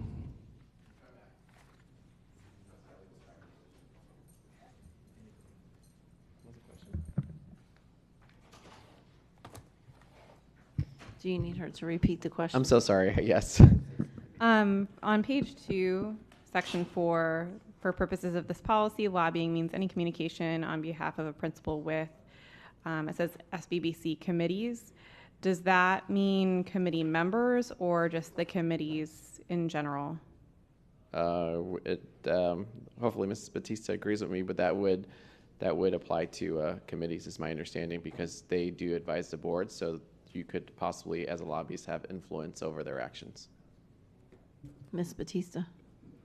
Yes, so it would be committees and the committee members as well, because again, as Mr. Sullivan stated, they many committees do do pre-qualification, for example, for construction and things of that nature. So those committees would be, if lobbied, have influence on what vendor is chosen.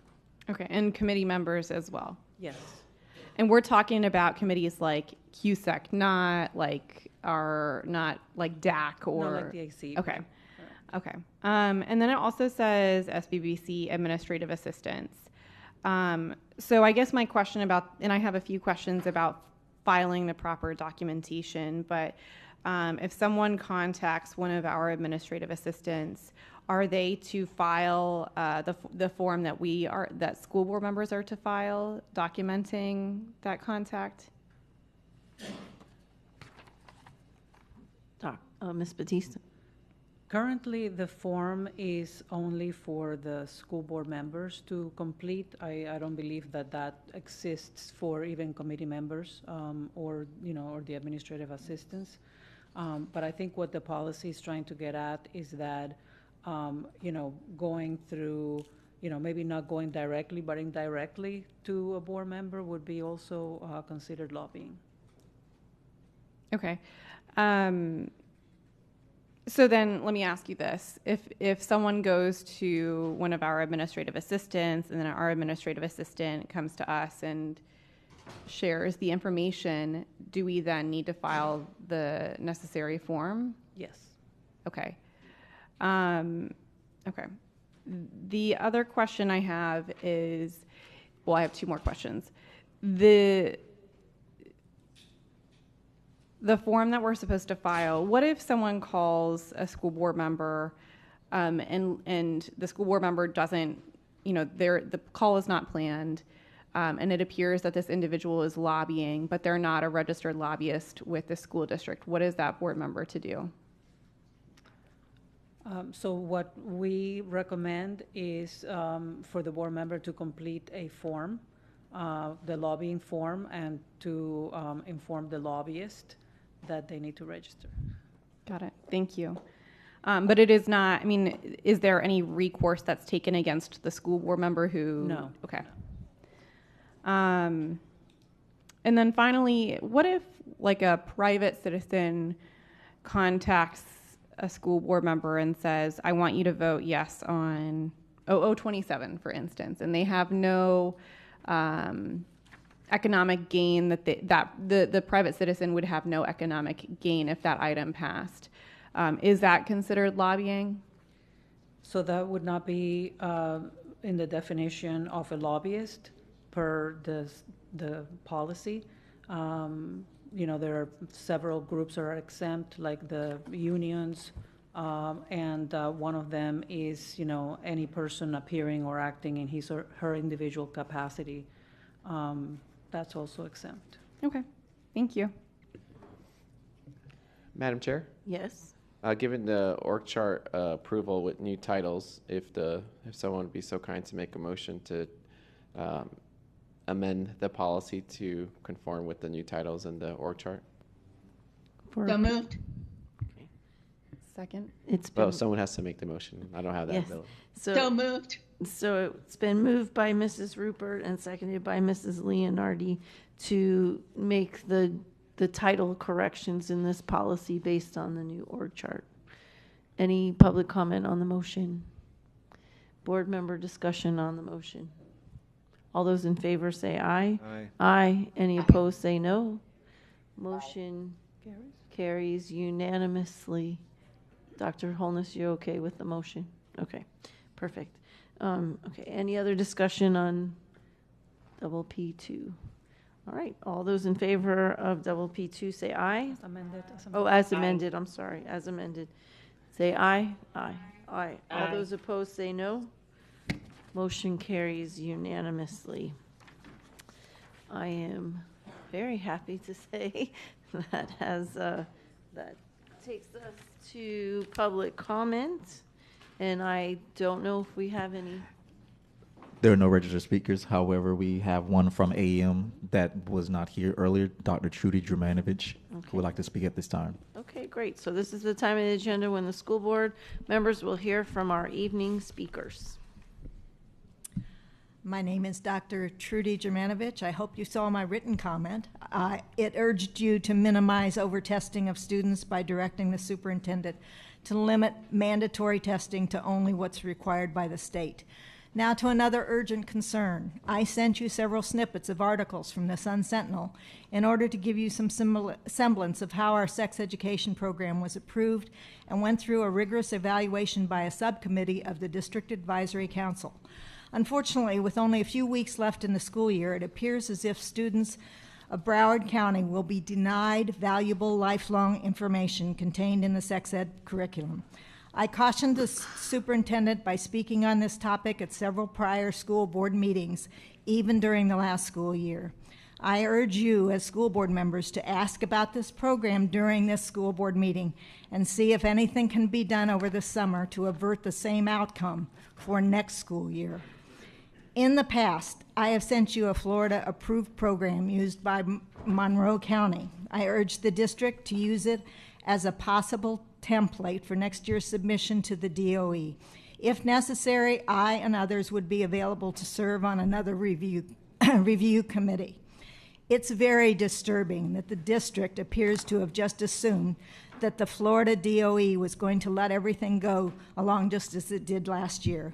These curriculum materials had been used for at least 15 years and had been evaluated and approved by several parent committees, as was discussed in the articles by Scott Travis in the Sun Sentinel. In fact, there had been a somewhat comprehensive approach to sex education allowed in Florida classrooms even in 1977 when I began teaching at Sunrise Middle School science classes. I urge the district to use the time during this summer to create a version of the past program so that the new version can be evaluated by parents and passed by this board early in the next school year. We need to do something other than just keep submitting a program which will not be passed by the very conservative Florida State Board of Education.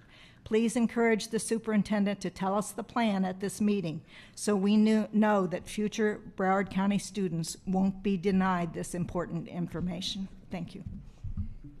Thank you, Dr. Hepburn. Do you want to address how we got to here? Where did Mr. Sullivan go? If we can come back to that, Mr. Sullivan could provide an update of that maybe him coming through the door. Okay, there he is. Sex ed. I should have taken the sick day. What was the question? How did we get here? Okay, so staff did work diligently to continue working with the state to what we believe was a comprehensive sex ed curriculum. We did have high hopes that we would be able to get an approval in time to deliver that instruction. Unfortunately, the scope of the feedback that we received from the state, we don't believe by the time we would resubmit with those modifications, it would be enough time to offer that curriculum for the school year. So staff is going to work on making sure we deliver those needed resources to families so they can have the opportunity to go over that curriculum with their students. So, Dr. Hepburn, the speaker suggested we start early in the summer, but can you address, I don't think it is whether we start early or not. I think it is about what the state is. Correct. The teams started pretty early in crafting the curriculum to get feedback, and there's send it up, we get feedback, we make adjustments, send it up, we get feedback and make adjustments. And so this last round of feedback and the adjustments that need to be made would not be completed in the time frame necessary to teach it during this particular school year. If you want to add anything, Mr. Sullivan, from off base. Okay, thank you. So if we start, what are we going to be doing moving forward to hopefully be able to implement a comprehensive sex education for the following school year, since it seems like we've landed this place 2 years in a row. So what are we going to do different to try to circumvent it for next year? Go ahead. Sir? Go ahead. Yes, so we do have the feedback, so we're going to continue working and submitting. But with that timeline, it won't be done for this school year. But staff is going to continue to work with the state to get to a place that we have an approved curriculum to present to the board. Okay, Mrs. Leonardi. Can someone talk about the scope of that feedback? We would have to do that through a board follow-up.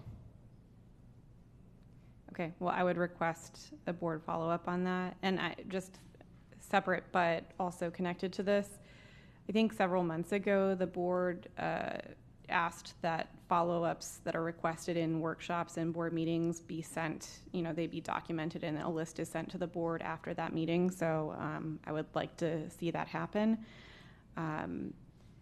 Don't we have a legal obligation to teach a sexual health curriculum? Dr. Hepburn. Yes, we do. I know a lot of information is embedded in some of the science courses and health education courses. So if we are not delivering a sexual health curriculum, although I'm hearing that it's embedded in some of the science standards, I guess I'm wondering where we are legally. If I'm a parent in the school district and my child does not get this curriculum by the end of the school year, what recourse do I have? What recourse does the district have? If we've been, in good faith trying to do something that has been in limbo for quite some time, out of our hands, I have a lot of questions about the legalities around this situation right now. Yeah, we can provide a follow-up on that part also. Can we use another school district's curriculum that's been approved by the state this year? Ms. Sullivan. That's a question we would have to add. We would have to ask the state. But even if we did get that approval, and I'll lean on my colleagues to opine on this, just given where we are at this time of year, I think there would be concerns and challenges to present that curriculum to students. So I'm a little frustrated by that because this board has been told over and over again that the curriculum is delivered in May at the end of the school year. I am also frustrated by the fact that we have been going in good faith to the state to ask for feedback and get approval for months and months and months. I would ask what we can do to prevent this from happening next year, but I'm kind of at a loss. And meanwhile, this is life-saving health information that students have an obligation or have a right to learn, that we have an obligation to deliver, and we have been prevented from doing so for 2 years now. And that is unconscionable. So, I would ask the question, what can we do to prevent this from happening next year? I don't know that anyone's going to have an answer. No, we do have an answer. As Mr. Sullivan stated before, we will continue to make adjustments based on the feedback.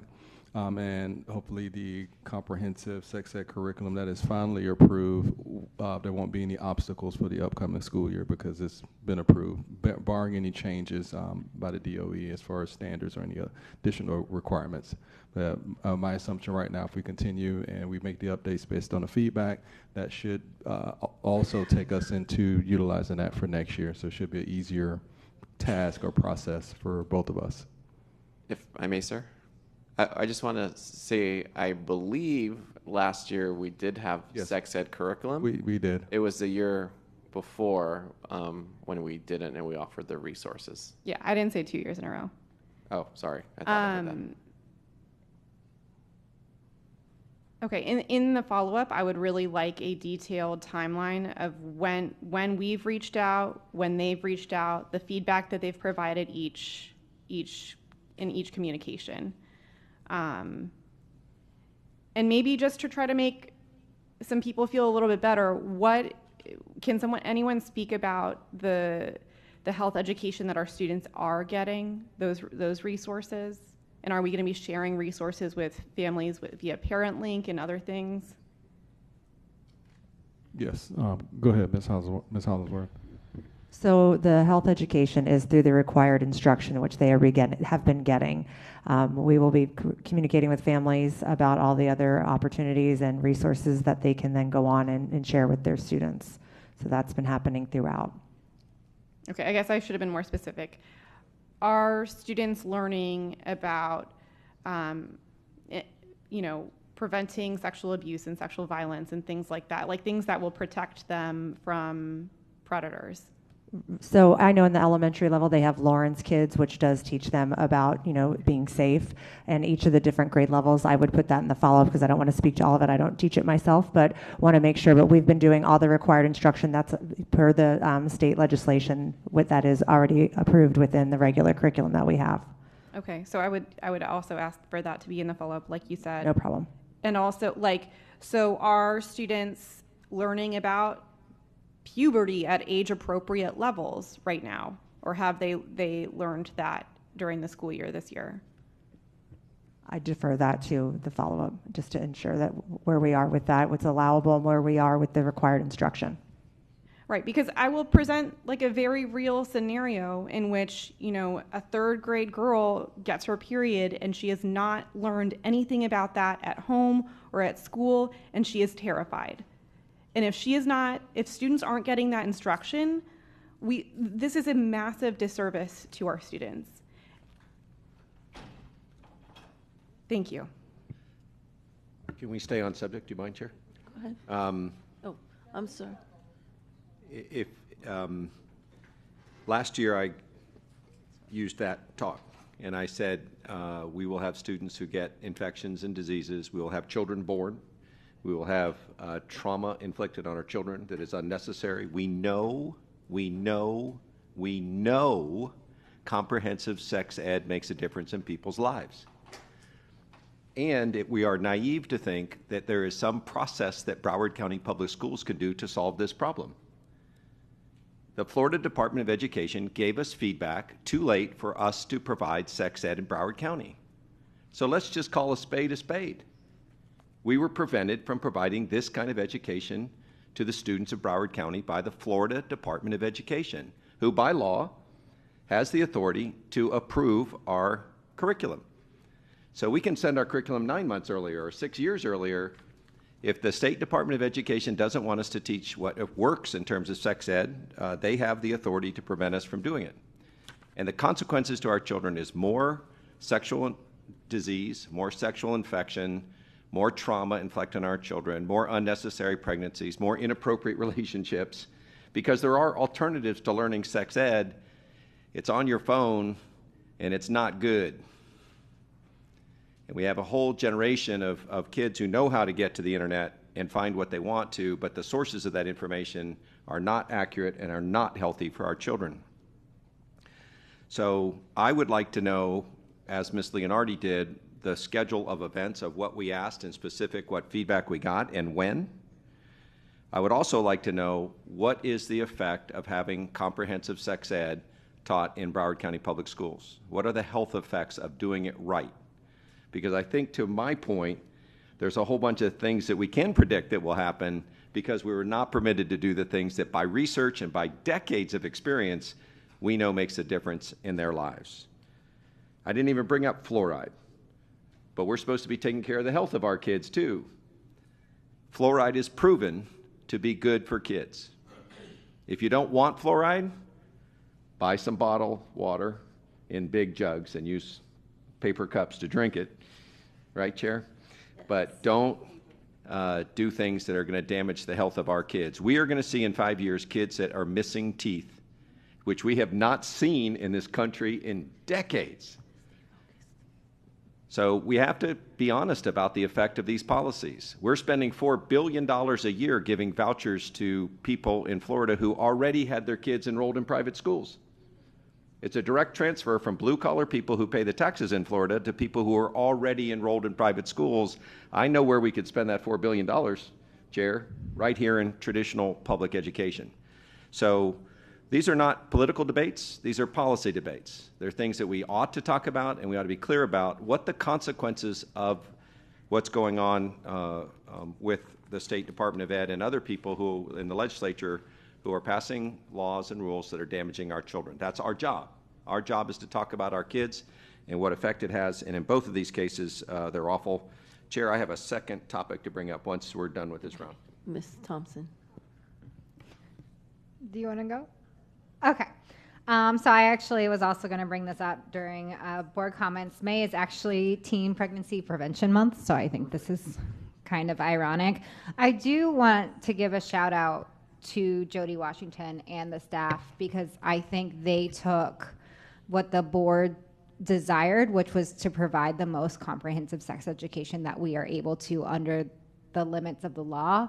And unfortunately, the state intervened, and that's how it is. But I think I truly believe our staff tried to do everything they could. So I just want to shout them out for that. I don't think this is the outcome any of us really wanted. And we're kind of preaching to the choir. Again, I think we need to have a better legislative plan to advocate to Tallahassee, both about raising our base student allocation, which I brought up earlier, but I also think comprehensive sex education saves lives. We all know that. Will it pass in the current political climate? Probably not, but this is a value that Broward County, that our constituents value, that we want to keep our kids safe. And I think it's worth it to consider that as part of our legislative agenda, so that we're not just shouting at people that agree with us. We're shouting at people that don't agree with us, but we're trying. Thank you. Thank you. Mrs. Bowman. Thank you. I agree with my colleagues. I want to thank Dr. Trudy Germanovich for coming, repeat every week after week, and bringing this message, because it is so important, and it's so great to see someone that's so devoted to the cause. So thank you. And I guess we get caught up in this idea of sex ed, but this is public health. And it transcends anything that has to do with sex itself, I suppose. I mean, to Ms. Leonardi's point, there's people that just don't even understand what's happening to their bodies. And as a mother of 3 teenagers, I am honestly horrified by what is reported back to me right now. I think there's a huge difference from when I was a teenager and the level of education that we were getting, the campaigns against HIV, against other sexually transmitted diseases. People were afraid and taking notice and acting accordingly, and that is not what I'm hearing now. I think that, to your point about the internet and the things, I mean, it's absurd to think that we're protecting our children by stepping around these topics in a educational way, because they are learning things that I can't even come up with in my brain by just opening up their phone. So it's our job to educate our kids to be good citizens and be out there in the world to protect themselves and to protect their health.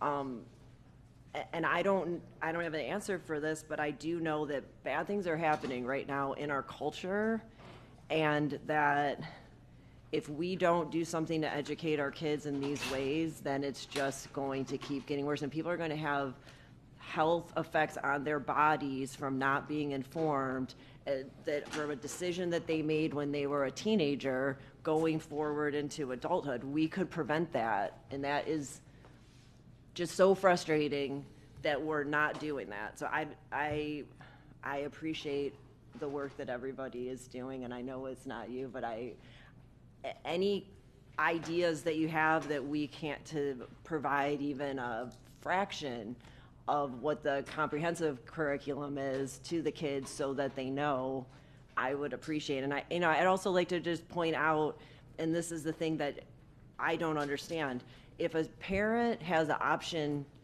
to not have their child participate in this curriculum, then why are we being kneecapped as an education system for the people that want their kids to be educated? I want my children to have comprehensive education in very many different things. I could opt out if I don't want them to have that education. So legally, I don't know how that all goes together, but we really need to be focusing on, and to Ms. Thompson's point, legislatively too. It's like, if you have an option if you don't have to have your child participate, let everybody else have their children be educated. Thank you. Thank you. Dr. Holness. Madam Chair, so we're making comments, not necessarily to this topic, right? Just on what? No, we're still on the sex ed. I haven't gotten to that part of the meeting. No problem. I'm good. Okay. Mrs. Al-Haddad. Thank you. So I too share the frustration of my colleagues. I think it's really important that we ask the question to the state, what can we teach? Right? There has to be a curriculum that was approved. So why don't we, at least for this year, try to get that approved curriculum? There's still time left. And as we're always told, it's taught in this month, and then work to get our curriculum approved for next year. That's Dr. my Hepburn. question. Yeah, we can explore other school districts' approved curriculum and see what we can do to leverage that for the rest of the school year. We can certainly take a look. We have, I know Ms. Washington has a list of who's been approved and who has not, and who is deciding not to teach it. So we have all the districts that are exercising either 3 of those options. Do you have anything? Okay, thank you. I appreciate that, and there's a sense of urgency I truly believe that this board has to expedite that for this school year. So I appreciate that. Thank you. Thank you, Mr. Severa. Thank you, Madam Chair. Point of information, with the Florida DOE, has the district already submitted its proposed curriculum for the upcoming school year, and we have not gotten any feedback and or comments and or approval from the DOE at all, and we're just waiting on them to... Mr. Sullivan. Yep, Mr. Sullivan. I think I heard the question. So staff has been working months submitting different iterations of the sex ed curriculum. We modify every time we get feedback from them.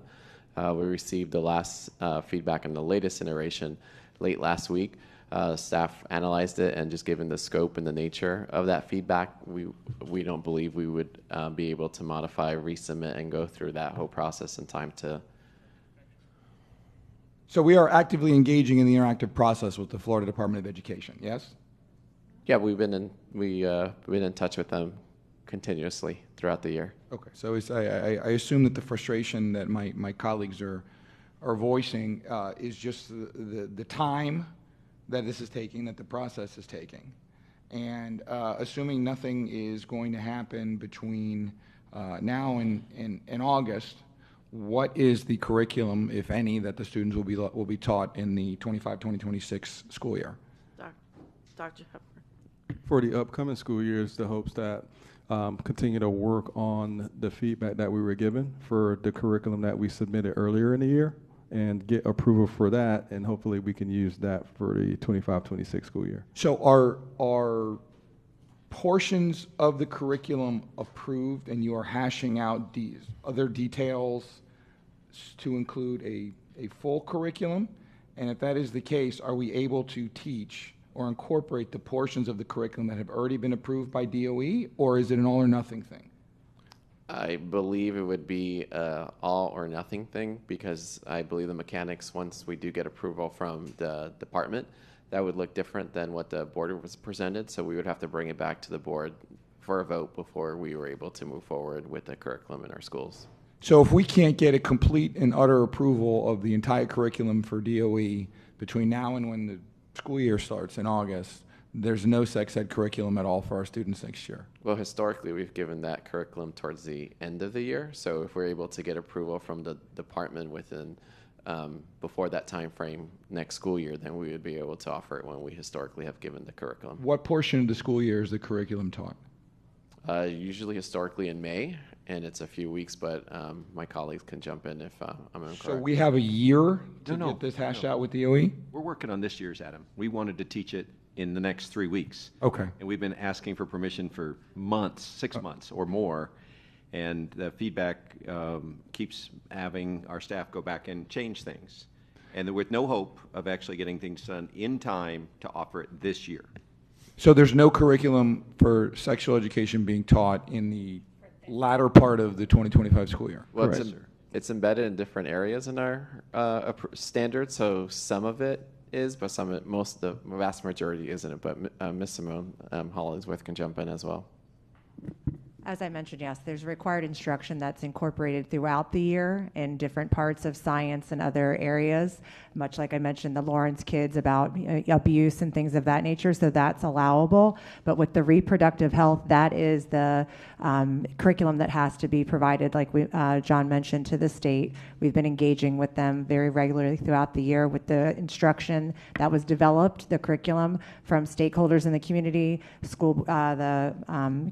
teachers and about what they wanted to see in that curriculum, and that's where we can continue to go back and forth with. That has to be approved by the state and then brought back to the school board for their review and approval as well. So that's where that timeline and feedback keeps coming back and forth with the information that's already in the curriculum, and then obviously where it needs to be approved. So just so I fully understand, portions of the curriculum have already been taught throughout the school year, but there are other portions, reproductive health, for instance, I think you just mentioned, that have not been taught because we're still engaging in the interactive process with the Florida DOE for their full approval. So we haven't given any instruction on the curriculum that we've been going back and forth with the DOE, but outside of that, there's other required instruction that would be related that we have given.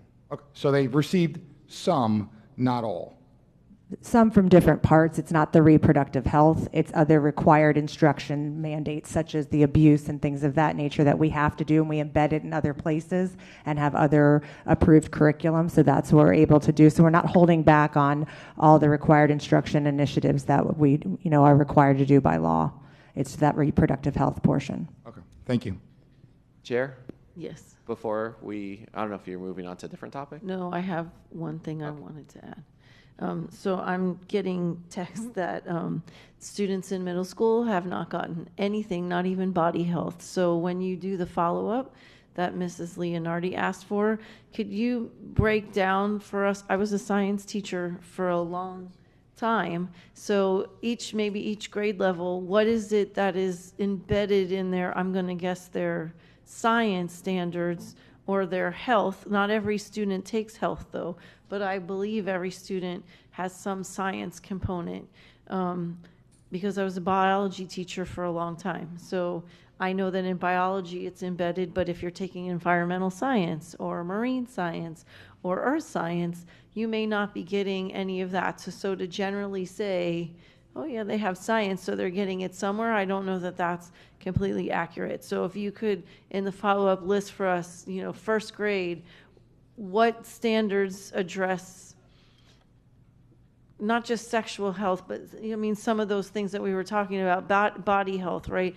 We have a preventative programs department now. So, what is it where does that curriculum fall into it so that we get a better picture of what's outside of the curriculum that's not being approved and, what they really are getting so that we have a better understanding of what's happening. And we'll land this plane with Ms. Thompson. I'm landing. If we get the curriculum, is there anything that prohibits us from providing it in the start of the year so that students don't have to wait all the way till May? Go ahead. If I may. That was always the plan. We don't want to wait till May. We want to really truly build that out throughout the year, because even before it had to be approved many eons ago when I was in a classroom, waiting to the end because of all the testing and things is hard. So that's always been the plan, is to really just have a better game plan for that. Awesome. Plane is landed. Thank you. Oh, now, hold on. At this time, do any of my colleagues have any update or student successes to bring forth to the superintendent for consideration? Dr. Zeman. Thank you very much. As we're still in a school board meeting, I want to ask something from my audit committee rep.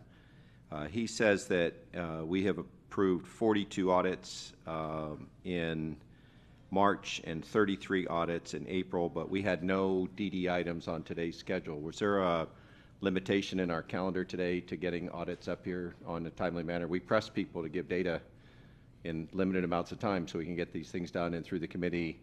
But was there any pressing reason why these 75 audits did not come to the school board today? Dr. Hepburn.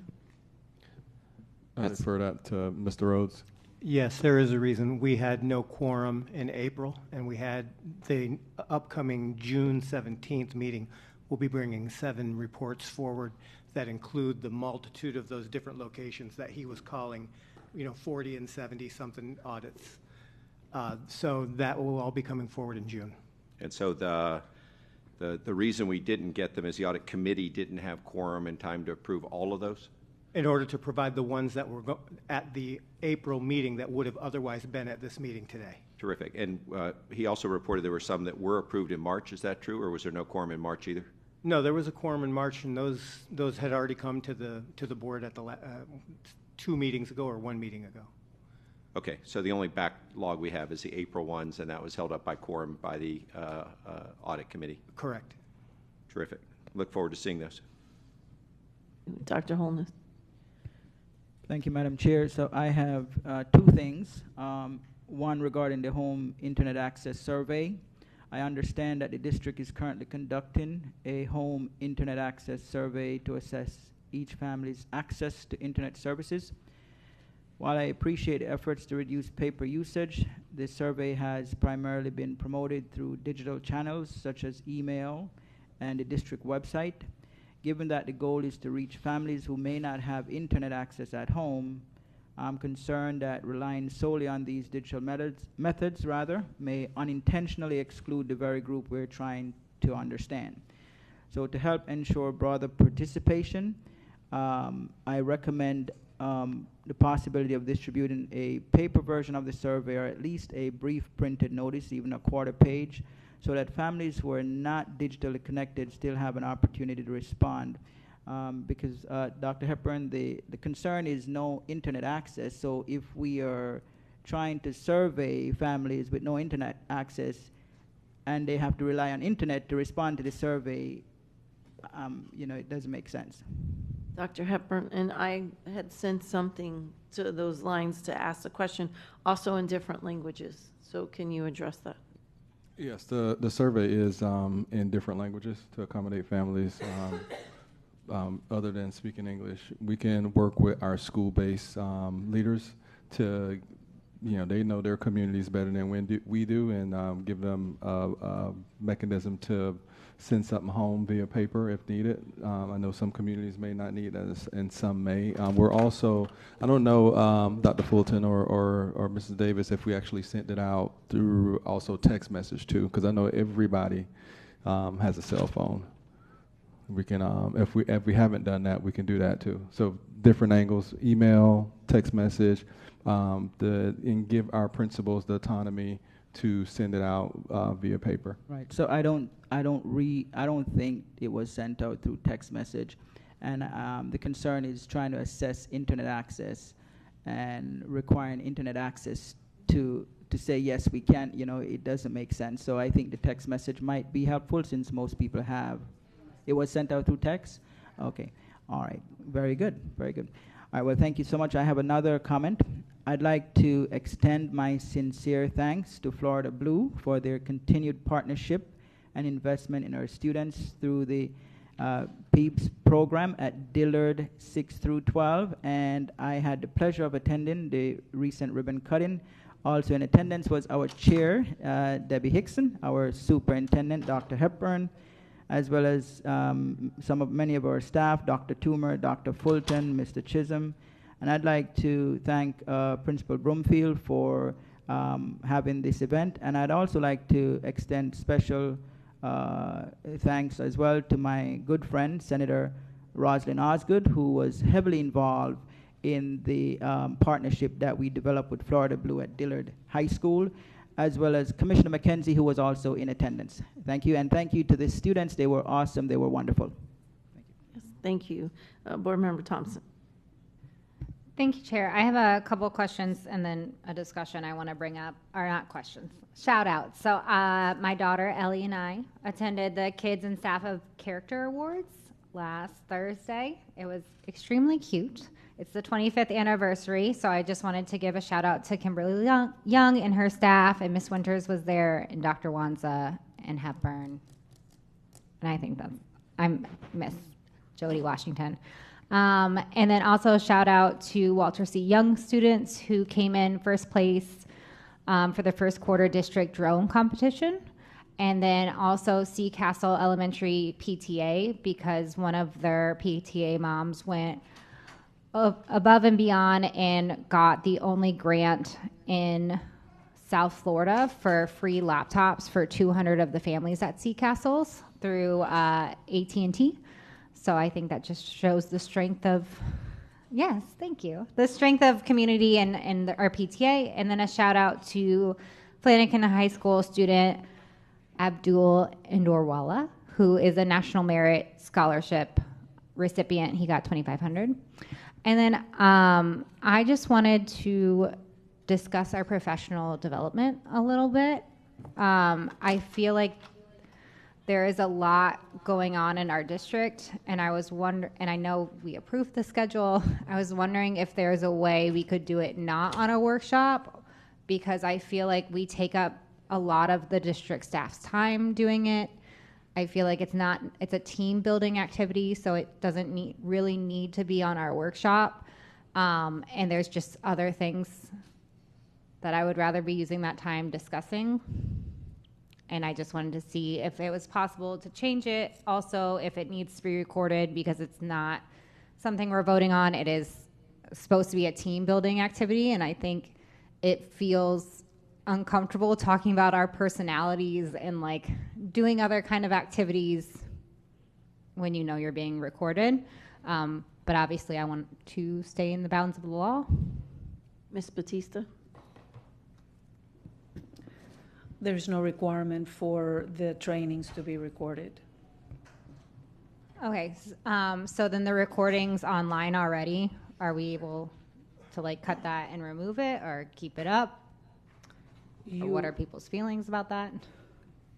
You're able to remove it. Obviously the record is still there, and if anybody were to ask for it. The public records they could request, but Correct. they don't have to watch our analysis of each other. Correct? Yes, that's allowed. Okay, and then as far as the schedule, do we have flexibility so that it's no longer on our workshop days, so we can use workshop time to actually discuss school board activities? That would require us to do it on a separate I understand. day, as long as everybody I like that idea a lot. was okay with that. Yeah. Is that, because I know we talked to the We would have to coach lady. We'd have to check with the presenters, the trainers' schedule. But we purposely picked Tuesdays because that's when board members have allocated their calendars for school board business in this rooms. But it's at the will of the board. If you want to do a different day, we can present that option to the trainer and get back to you. You have to also remember, some people have other jobs, so some of us might not, but. Well, I understand that, but I think there's just so much in the district to be working on. Anybody have But will of the board. comments on that? Yeah, I think her ideas were spot on and in line with mine. You know, the idea of having it separate so that we can just be in a training environment and not be recorded and go through, I think we'd learn more. I think we might be willing to talk more too. If it's not recorded, we'd have to notice the meetings, right, General Counsel, which is okay to do. But we've gone to trainings before. We've gone to conferences together before. We just have to find a good scheduled block of time where we can get together. We have 2 more 4-hour sessions, I think. Is that correct? We have 3, I believe. So 3 more. I have a question on that, though. Could we possibly do the workshop first and then do the training Like 1 to 5? afterwards? We can change the order, so it's a workshop, it's concluded, and then we do the training, or vice versa. I love that. Yeah, we that's could kind do of it a on Tuesday. compromise, and then people wouldn't have to give up another day, since Yeah. some people have real. I think I'm fine with that. I also feel bad that the presenter like sometimes that. is sitting around for hours while we finish, so. But if we scheduled her from 1 to 5 or some Yes. block of time, No, right? I She could think that just come works. back. Mhm. And that would mean we'd need less things on the workshop. We're happy to present list items. We just have to read the briefs ahead of time and come prepared to ask questions. A novel concept. I think someone online wanted to, well, no, on this particular topic, I'm in, I like that idea. okay, perfect. All right. Anybody disagree? So it would still be on the same day, but we would, do you have a preference in the, well, I guess it would depend on the. October? No, it would depend on the presenter and her schedule. We'll check with the presenter, then we'll present both options, evening or morning, and then the next workshop, we can update the board. Okay, perfect. Thank you. Was that it for you, Ms.? Yep. Okay, Board Member Severa.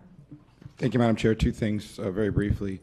Number 1, I would note if we take the suggestion about removing the team building exercise off of line from last week. We're going to be destroying the record of that award-winning beanstalk that we built, which would be a shame to deprive anybody of having the right to see that. So just maybe keep that in the back of everybody's mind.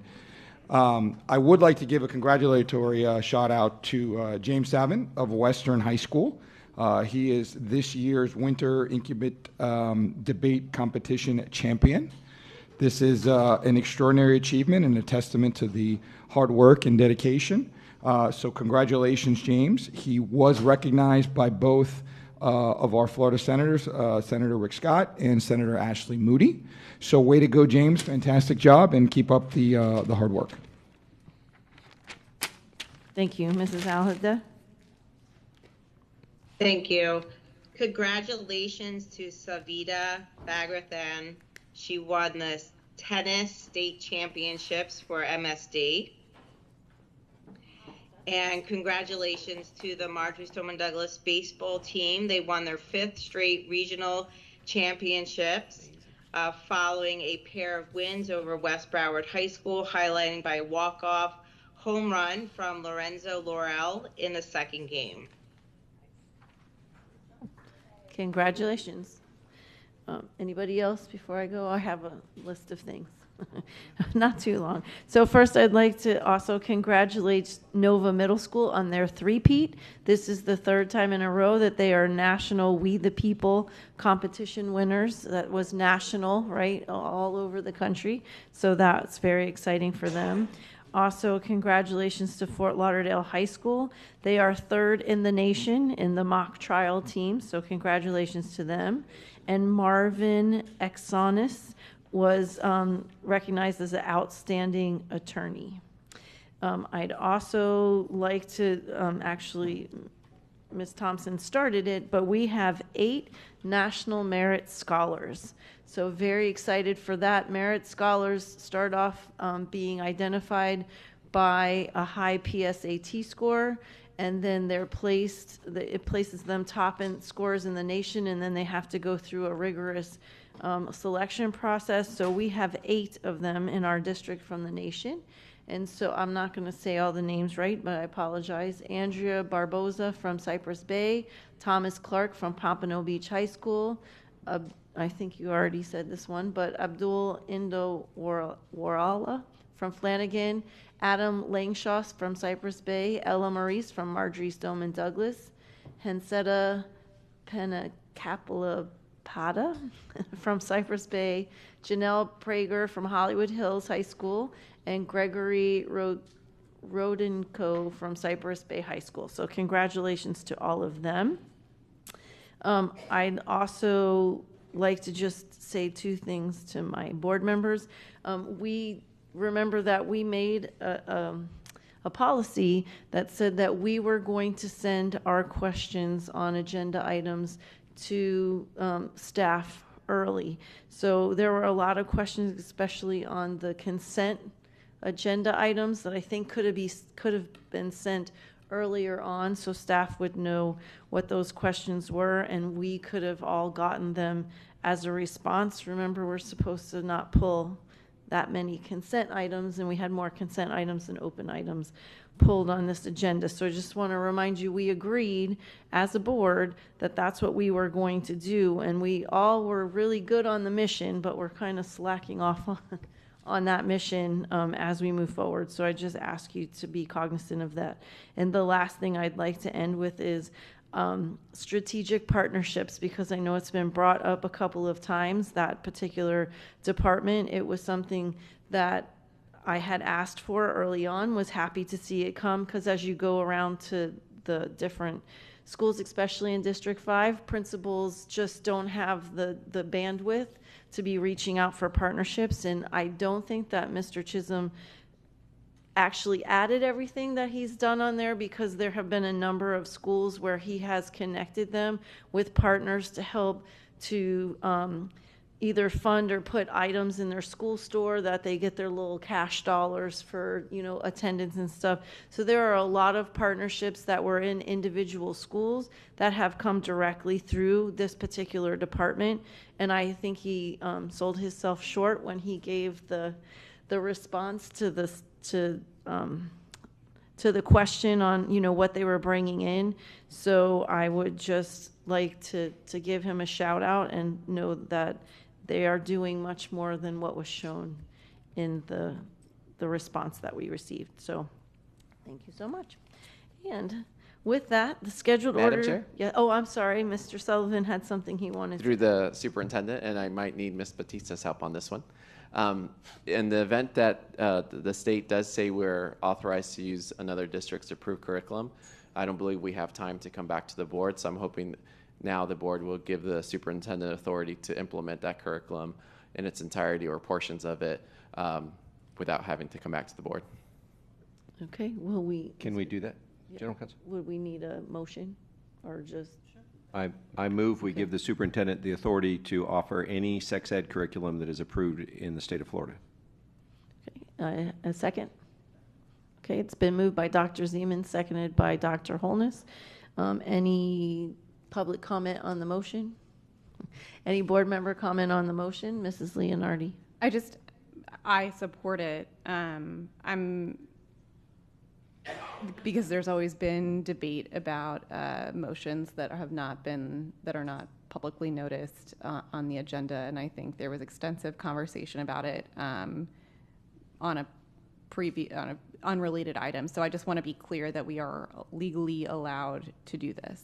Ms. Batista? Yes, you're legally allowed to do this. Okay. Board Member Severa, did Point of order, Madam Chair. Ms. Salhada? I just want Ms. Batista to weigh in that this is being added to the agenda for good cause by the chair. Sure. I can, I find good cause to add this to the agenda. Point of But we'd order. have to open. Yeah. We would have to open the agenda. If I may, maybe it's more helpful to direct the superintendent to give this curriculum if we receive approval from the state. Don't we still have to? Yes. I don't think if we direct him, we don't have to. If it's not a motion, we don't have to open the agenda. I believe for a direction you don't need. Can I suggest another alternative? Since it's probably going to take at least 48 hours, 72 hours to do this, why don't you set a special board meeting before the workshop and then have that direction be given at that time? Or even the approval if that's appropriate, we already have a.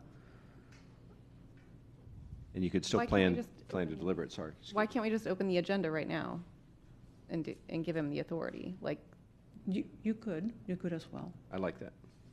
Okay. motion to open the agenda? Second? It's been moved and seconded to open the agenda. Any public comment? Any board member discussion? Okay, all those in favor say aye. Aye. Aye. Any opposed say no. Motion carries. Okay, Make the motion. okay. So Dr. Zeman, would you like to make that motion again? Sure. I'd like to give the superintendent of Broward County Public Schools the authority to offer a sex ed curriculum approved by the Department of Ed at his discretion this year in Broward County. Second. Okay, it's been moved and seconded. Any public comment? Board member discussion? Board member Point of Severa. order, Madam Chair. Is this added for good cause to the agenda? Okay, yes. Madam Chair. Yes, so I find good cause to allow this motion to move forward and be added to the agenda. Thank you. Board member Severa. Thank you, Madam Chair. I believe our neighbors to the south in Monroe County have already had their curriculum approved, so maybe we can make a phone call and get a copy of that. It's on their website. Okay, so we're directing the superintendent to check with the state to make, is that what I just want to be clear on what we're doing. Check with the state. If the state says that, yes, we can use an already approved curriculum, we will implement that immediately. He has the authority to do it. He will not, we're not directing him, we're giving him the authority to make that decision on behalf of the board. Okay. With DOE approval. Right. Yes. Right, that's the point. I always DOE wanted to make approved sure sex ed curriculum. we're going to check with DOE before we move forward. That was the motion. Okay. Any other discussion on the motion? All those in favor say aye. Aye. Any opposed, Aye. say no. Motion carries unanimously. Okay, motion to close. So Well, I'm moved. doing, I haven't closed the agenda yet. Yeah, I didn't get to that part yet. You mean the agenda was already open? It was, yeah. Yeah. Right. Oh. Oh, okay. Can I have a motion and a second to close the agenda? Second. Second. It's been moved and seconded to close the agenda. Is there any board discussion? All those in favor say aye. Aye. Any opposed, say no. Motion carries unanimously. Now, the scheduled order of business for this regular school board meeting of the School Board of Broward County, Florida has been completed. Seeing no obligation, I now adjourn the meeting. Have a great evening, everybody.